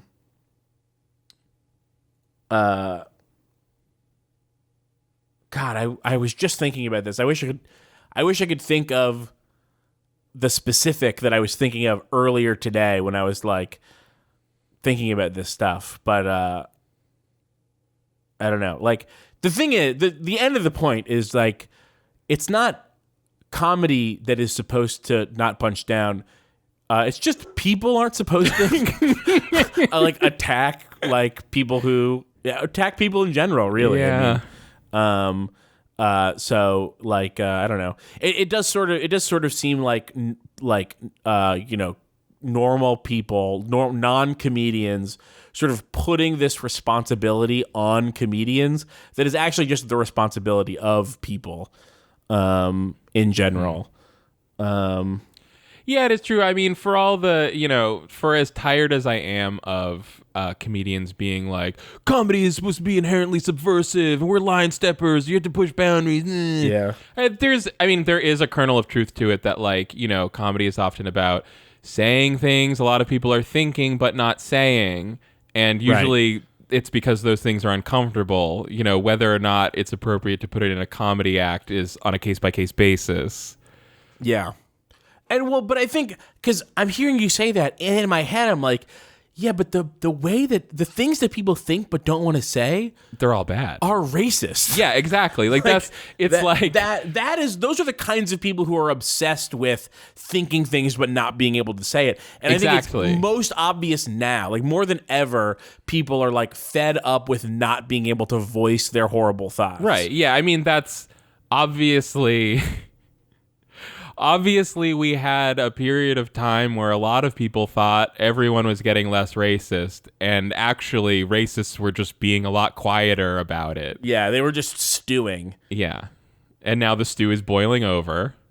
Yeah. Hooray. So, yeah, I mean, like, I guess it's kind of what you're saying. It's like, yeah, comedy is supposed to punch down. You're just not supposed to be a racist comedian. Right. Well, that's it's the not sort of thing, like, supposed to, the but it supposed does. to word, like, It does. Comedy's supposed to make you laugh. Right. That's the only thing it's supposed to do. Yeah, whether it's punching the up or rest of down, it is your responsibility as a human. Right. What, like, that you're not supposed to be a bad person. Like, it sort of reminds me of, like, people who are obsessed with the, like, you know, they'll criticize, like, shitty journalists, like, whether it's like liberals criticizing conservative journalists or like progressive-y types criticizing liberal journalists. And it's like, being a journalist used to mean something. Like, you used to be muckrakers and used to stand for truth. And it's like, that was never true. Journalists never used to stand for anything. Well, standing for truth and muckraking are opposite ideals, right? No, muckraking is like stirring shit up to like find the truth. I mean, stirring shit up. Well, I mean, I think in parentheses it's to find the truth. Yeah, I guess. Okay, sure. I thought muckraking is like would be bandied about when it's like, oh, this isn't news. You're just trying to start the shit. definition or whatever. of muckrake as it pertains to journalism is to search for and expose misconduct in public life. Really? Yeah. To seek, expose, or charge, especially habitually, corruption, real or alleged, on the part of public men and corporations. I'm so wrong. Muckraking is like a journalistic good. Okay. And it's just like the history of journalism does not, at least as far as America is concerned, I don't really know. It doesn't bear history- this out. It does not bear out that journalism has ever been a high-minded, muckraking public good in the way that people sort of accuse modern-day journalists of not meeting this ideal, but it's a totally made-up ideal. And the same thing with comedy. The idea that, the jester who is the only one who can say to the king the truth, it's made up. It's not true. Yeah. Comedians just are supposed to make people laugh. Everything else is like, not to excuse shitty comedians who say terrible things. And I mean, if you're, and maybe if it's a modern comedy special, maybe it's not even supposed to make you laugh. Maybe it's just supposed to make you think and talk about important stuff. Fucking break. Sorry. Like, I heard the joke, this, in the 90s, there was a whole alternative comedy scene, and the joke on that was alternative comedy is alternative to comedy. I have also heard that. Didn't expect it to actually get there one day. That's been wild. Like, yeah, I mean, I've been out of the watching stand-up scene. I used to listen to a ton of, dozens of specials a year, or watch or whatever. And I haven't done that in years because I don't think that comedians really tend to have anything interesting to say anymore. Like when I was dumber and knew less about the world, I thought that the observations that comedians were having about the world were like really funny and interesting. Yeah, sure, this doesn't mean anything, but the smarter and more mature I've gotten, the less enjoyment I've gotten out of stand-up comedy. Sure, it means nothing. I've gotten tons of enjoyment out of other kinds of comedy, but I just think stand-up might be, and this is, I used to aspire to be, as a job, a stand-up comedian. For years, I did. Oh, yeah. And now I barely even think it's a worthwhile art form. Like, not just to do, but to consume. There's still some good out there, and there's some good in the past that still exists. But I see less and less of it. Especially because, like, for me to be interested in stand-up comedy at this point, I have to be, like, literally interested in someone's point of view. I know. And I can't remember the last time I was interested in someone's point of view. Or, like, less than that, although this is sort of like the alternative comedies, an alternative to comedy. Like, there are fewer people just writing jokes to be funny. And that's a good way to be a comedian that I want to be interested in. Be really good at writing jokes. They're all fighting make me over laugh. likes on Twitter nowadays. Yeah. Do less crowd work and start writing jokes that are funny. Ouch. Come on, Jimmy Pardo's never been good at that. Well, Jimmy Pardo has a crowd work pass. I know. I'm just. At least he did in that one that was special. just the only comedian I could think of who's known for crowd work. It's just what goes viral. So people now, crowd work has exploded in popularity because it gets you viral. Yeah. Okay. I did not realize that. I Yeah, was like, why are you mad about crowd work? It's the stuff you only see if you go see the show live. No, it is what goes viral now. So now everybody's doing crowd work. Okay. It's really great when all you have to do to get 4 million views is have 20 shows and have one weirdo that you found. I mean, Michael Richards' crowd work went super viral that one time, and it really kind of hurt his career a little bit. The most viral crowd work of all time. Hey, do you have any I can't believe that. Or rather, more news stories? And how many of them do you have? And why do I need to pee again? I don't know. Go to the doctor. What? No, I'm just drinking a lot of water, and I drank that whole charged lemonade. Charged up. I mean, I think it should, because since I've been sitting here, I had a coffee and 2 cans of seltzer. Sorry, a coffee, a can of seltzer, and a can of Red Bull. Hey, it's not like I haven't been drinking. Excuse me. I already know that I have an overactive bladder. This is not a mystery that needs solving. I'm just saying 4 times in 3.5 hours is so many. 4 times in 4 hours. Okay, it has been 4. Is this going to be longer than the last one? Yeah, we did it again. We've got to it's got to be a sequel title. We've got to reference that it's. Oh yeah, good point. Yeah. We did it again. You still have to listen. I'm gonna brainstorm it while I go pee. I'm not listening to you anymore. I let them boosters, they let them boosters. You should let them too. Even if they don't know you, they'll get it for you like a whole outfit or shoe.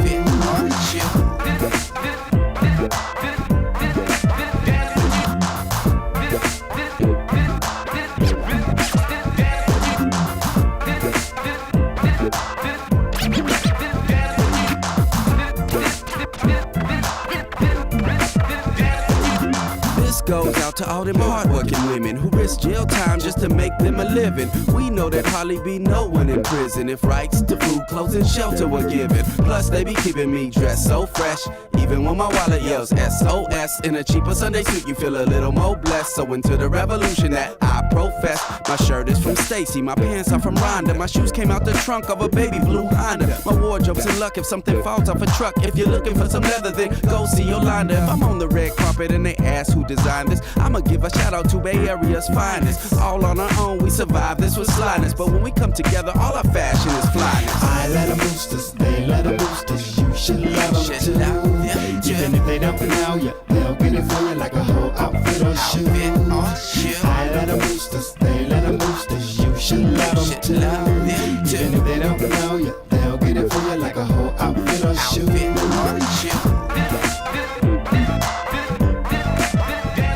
What if it was called You Have to Listen to This Twice? You're on the hook for 9 hours, asshole. Speaking of 4-hour Run Button podcasts, Keith. Yeah. Anybody who's gotten this far in the podcast, I can say with certainty, they're down to listen to a 4-hour Run Button podcast. In which case, proven. I might have some fantastic news for them.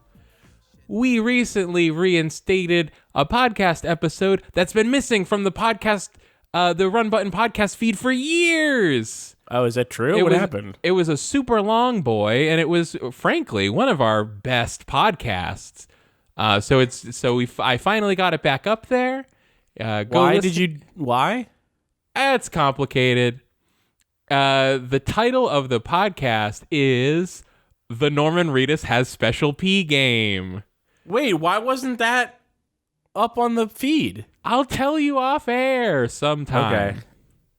It's not for people to know about. Okay. But also, is it on YouTube? Has it been on YouTube the whole time? No. Okay. But it can be again. Anyways, it's really Great. long, but it's good. We talk about Death Stranding, Evangelion, The Dark Tower. I can't believe got everything in there. I can't believe Norman Reedus Has Special P Game hasn't been on YouTube and on the feed. I know. I haven't really been, let's say, mentioning this that much because it's always been really disappointing that one of our best podcasts wasn't on our podcast. But it is now. Wow. Sorry, but it's back. Okay.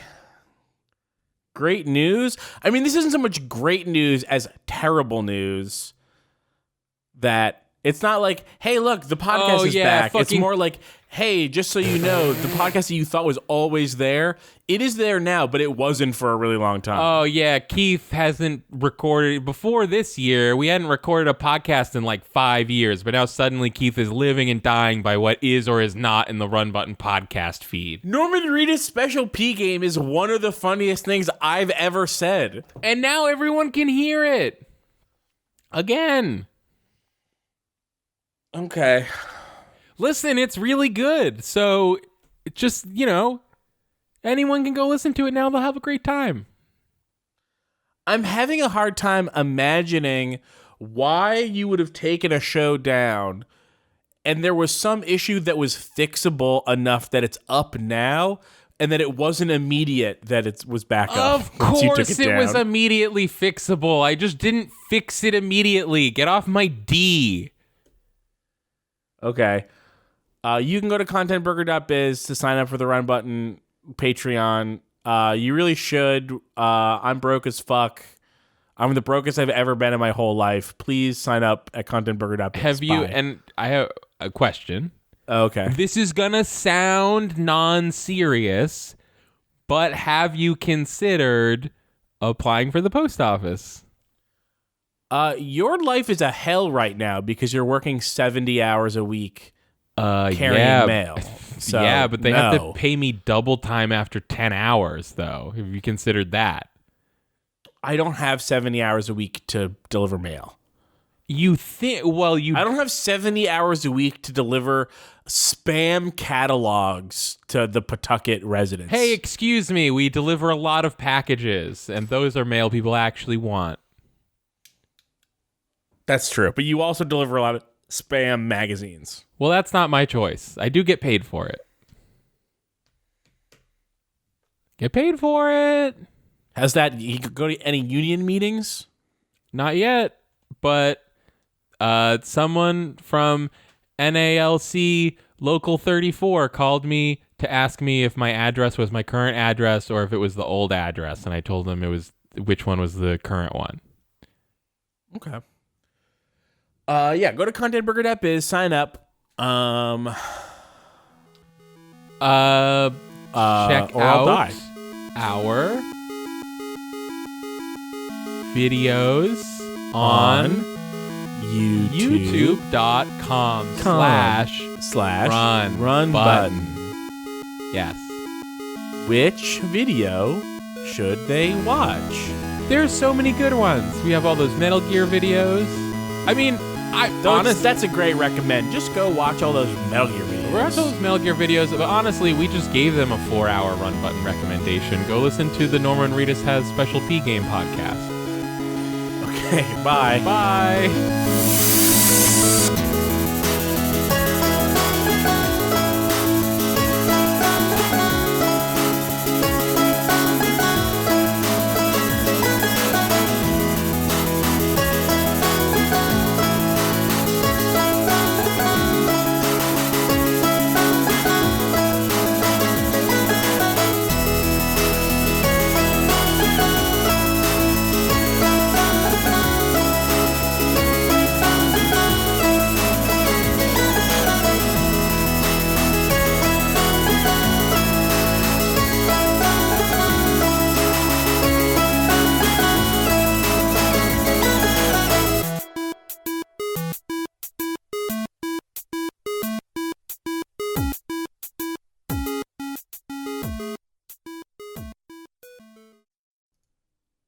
Okay, why did you have to take it down? Oh, come on, Keith. It doesn't have to be like this. You have to tell me. So, sorry the podcast hasn't been up, but it is now. I mean, I'm not upset that you wanted to cut it out. I'm upset that it was down for 2 years. It was a 4-minute fix. I know, first of all, it was slightly longer than that, I think, but I understand the reason that you're upset. That's it. I just understand. Okay. Sorry. But look on the bright side. Yes. Look, Because if you had been like, at any point in the past 2 years, you could have been like, hey, I took down this podcast because I need to edit something out of it. Yeah. You have to remind me this week that I have to do it. Yeah. I think there was also the issue of like, you know how you like a thing that will keep you from doing a task is you're like, I'm pretty sure I have to find the thing first. Like, I got to edit that podcast. And where is the podcast? I don't even know. Yeah. It's not And on our where's my feed computer? anymore. I don't even know where my computer is. I'm pretty Are sure we still doing Pentiment? we can. Yeah, I we'll have do to. it. I have to run to the dispensary that's down the street and pick up my order. To run to it? Well, I was actually, my car was going to be the one running. I was going to be sitting inside of it. God, I can't believe they let the fucking postal workers smoke the weed. Yeah, no, they don't do that. I can't believe that I thought it was a post office, not a toast office. You're still recording. Yeah, I did get that on the backup.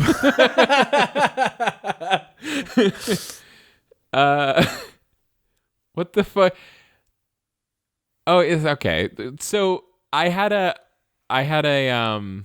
like a male cop come in on our orientation class to talk to M-A-L-E? us. This is just a man. This is a man who's a cop. M-A-I-L cop. Okay. And what was funny was that, for one thing, you could see that this man was a cop, and that's how he thought of himself. That's how he lives his life, because he has that look about him. He's a white, old, mean-looking. You're talking about Uspis. Vaguely thumb-shaped. You know the look. Yeah. You're talking about Uspis, right? Uspis, yeah. Yeah, the United States Postal Inspection Service, which is the USPIS. Right. Uspis. Uspis, yes. Uspis. Anyways, this guy was talking to us. Emphasis on the piss. From his look to his demeanor, it all screamed cop, right? Cop. And he's talking to us about, like, what they do, the Postal Inspection Service. They're there to stop mail crimes. So they're looking for people sending drugs through the mail. Who stops the female crimes? They have female cops for that. They have male cops and female cops. They have FEMAIL. Yeah. FEEMAIL. It's the There's postage. Uspis and Fuspis, the female United States Postal When Inspection you Service. have to pay a postage fee to send a letter, that's female. Yeah. Bam. Bam. Anyways, he's talking about this stuff. The main two things they're looking to stop is people sending drugs through the mail and postal employees stealing mail. And he's talking about weed. I bet there's a way more of that first thing than that second thing. Oh yeah, probably. But I bet there's a lot of the second thing. It's really easy to tell when something's a birthday card. Real easy.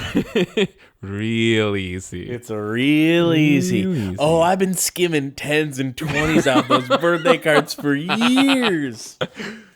Sorry, Tommy. Yeah, Tommy doesn't know why his relatives are such skimpy gifters, but all he knows is that every time he gets a card in the mail, it's got a little slice in the envelope corner. Oh, no, keep the card. Keep the card. Whole thing got lost. Oh, you've got a collection of other people's birthday cards. Yes, yeah, Wow. yeah. Okay. Yeah, all right. sure. Excellent. Because if you open the card, take out the money, that's evidence. That'll trace that right back to you. Right. So better to just Take the whole card. yeah, because nobody will notice the card with money in it not getting to its intended But if recipient. Timmy never gets the card, then he never gets the card. If he gets the card and it's opened and the money is gone, Okay. that's incriminating. I'm hearing this. Yeah. Yes. So when take the card, take the whole card.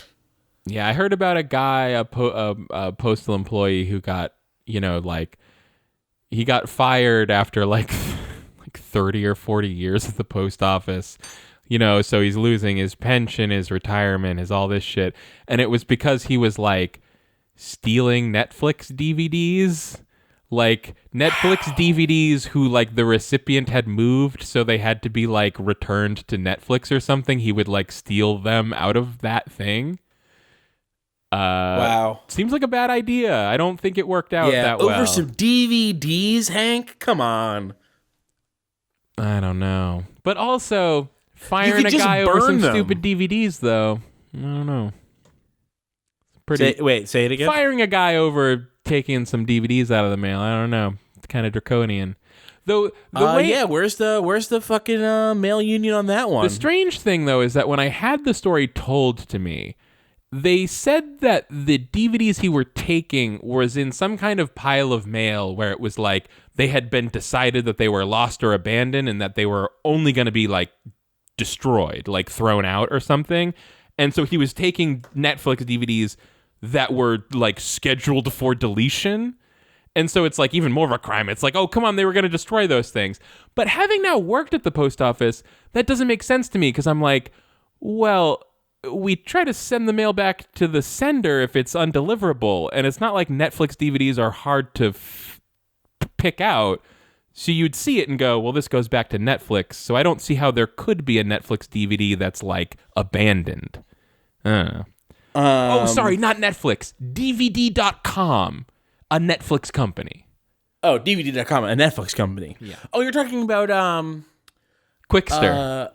You're talking about the Microsoft Silver Lightless version of Netflix.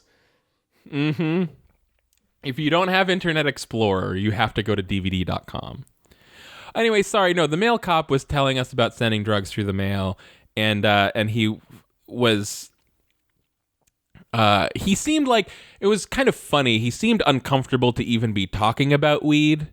Like, it was hard for him to bring it up or something. I don't know. Well, weed killed his wife. Or maybe it was like he felt like... Maybe he was caught in that place where he felt like marijuana was too formal and weed was too informal, and he didn't know which one to go with. Well, they have a solution for people in that position. Cannabis. Yeah. It's cannabis. I know. Which is even more formal than marijuana, really.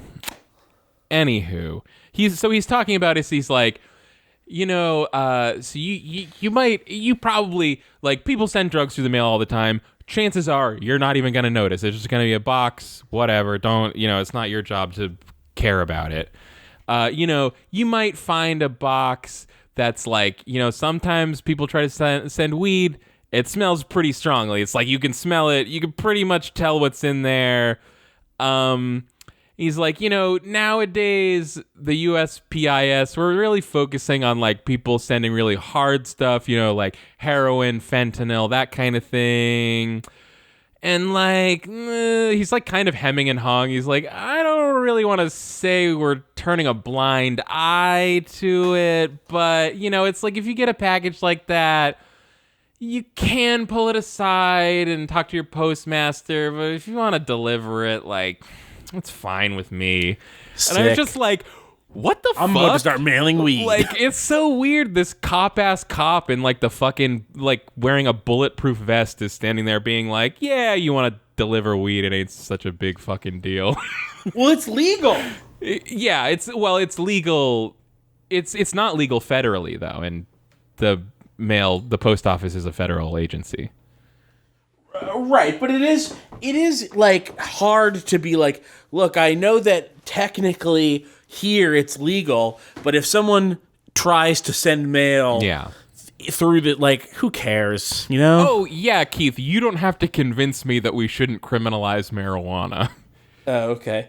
But I don't know, maybe we should. Marijuana doesn't seem that good for people. We should now decriminalize. The rhetoric for keeping marijuana legalization will be the rhetoric for not introducing it, which is that like taking away legal marijuana will be a gateway to other harder drugs. Well, I have long been an advocate not for legalization, but for for decriminalization. You shouldn't be able to sell it in a store, but anyone should be able to grow it, and anyone should be able to sell it. You just it always has to be dealers, like through a dealer. Like the New Hampshire fireworks model of commerce. Yes, yeah. Well, no, I mean when marijuana became legal, it shouldn't be that now you're going to a retail outlet. I still should have to call Josh, have him come over, give him the $100 for the half or whatever, or for 3/4. Going half. All right. And he should have to spend like 15 to 45 weird minutes at my house. Oh man, and then he can go. And the only thing that changes is if there's no version of this story where he goes to prison, or me either. Dude, like, so the only ways I've ever gotten weed was to ask my sister to get it for me from dealers. Yeah, this was such a funny thing that I learned about your high school weed habit, that you were getting it from Kelly. Yeah, well, it was like a few times. It was not, especially because she was kind of annoyed about it all the time, which I understand. Right. I'm not sure how many times it happened, but yeah, so like I always got it through my sister, and then once she went to college and that wasn't an optional avenue, I basically just waited until it was legal. So I've never had to deal with dealers at all. So this whole idea of like a stranger that's gonna hang out at my house because I'm too polite to kick them out, that is like a nightmare to me. I can't imagine anything more unpleasant. Well, a lot of dealers. The thing is that the dealers that do that are the ones that are like peripherally your friends already. Yeah. So it'll be like, oh, I know Josh because he goes to my school, and like, we talk at school. Okay. And sure. so when I ask to buy him weed or buy weed from him, he's like, he'll come over and chat for however long because like we know each other. Dealers that you like meet through a connection are typically much more business-like. Right. So usually the chatty dealers are dealers that like, from outside of them being dealers. That makes sense. That's my experience anyway. Yeah. That's Keith's philosophy on weed. Do you remember my like really funny weed story? Oh shit, was that time you smoked more than you should have? You got so fucked up. Yeah, it was so funny. Fucking blazed. I was laughing. This kid was so fucking blazed. No, it was the time. I didn't smoke weed at the time, but I went to pick up. My friends went to go pick up, and I was in the car with them. Napkin thing. The napkin, yeah. He had the weed to sell, but he didn't have anything to put it in, so he wrapped it up in a napkin. All right, I'll be right back. Also, the podcast is over.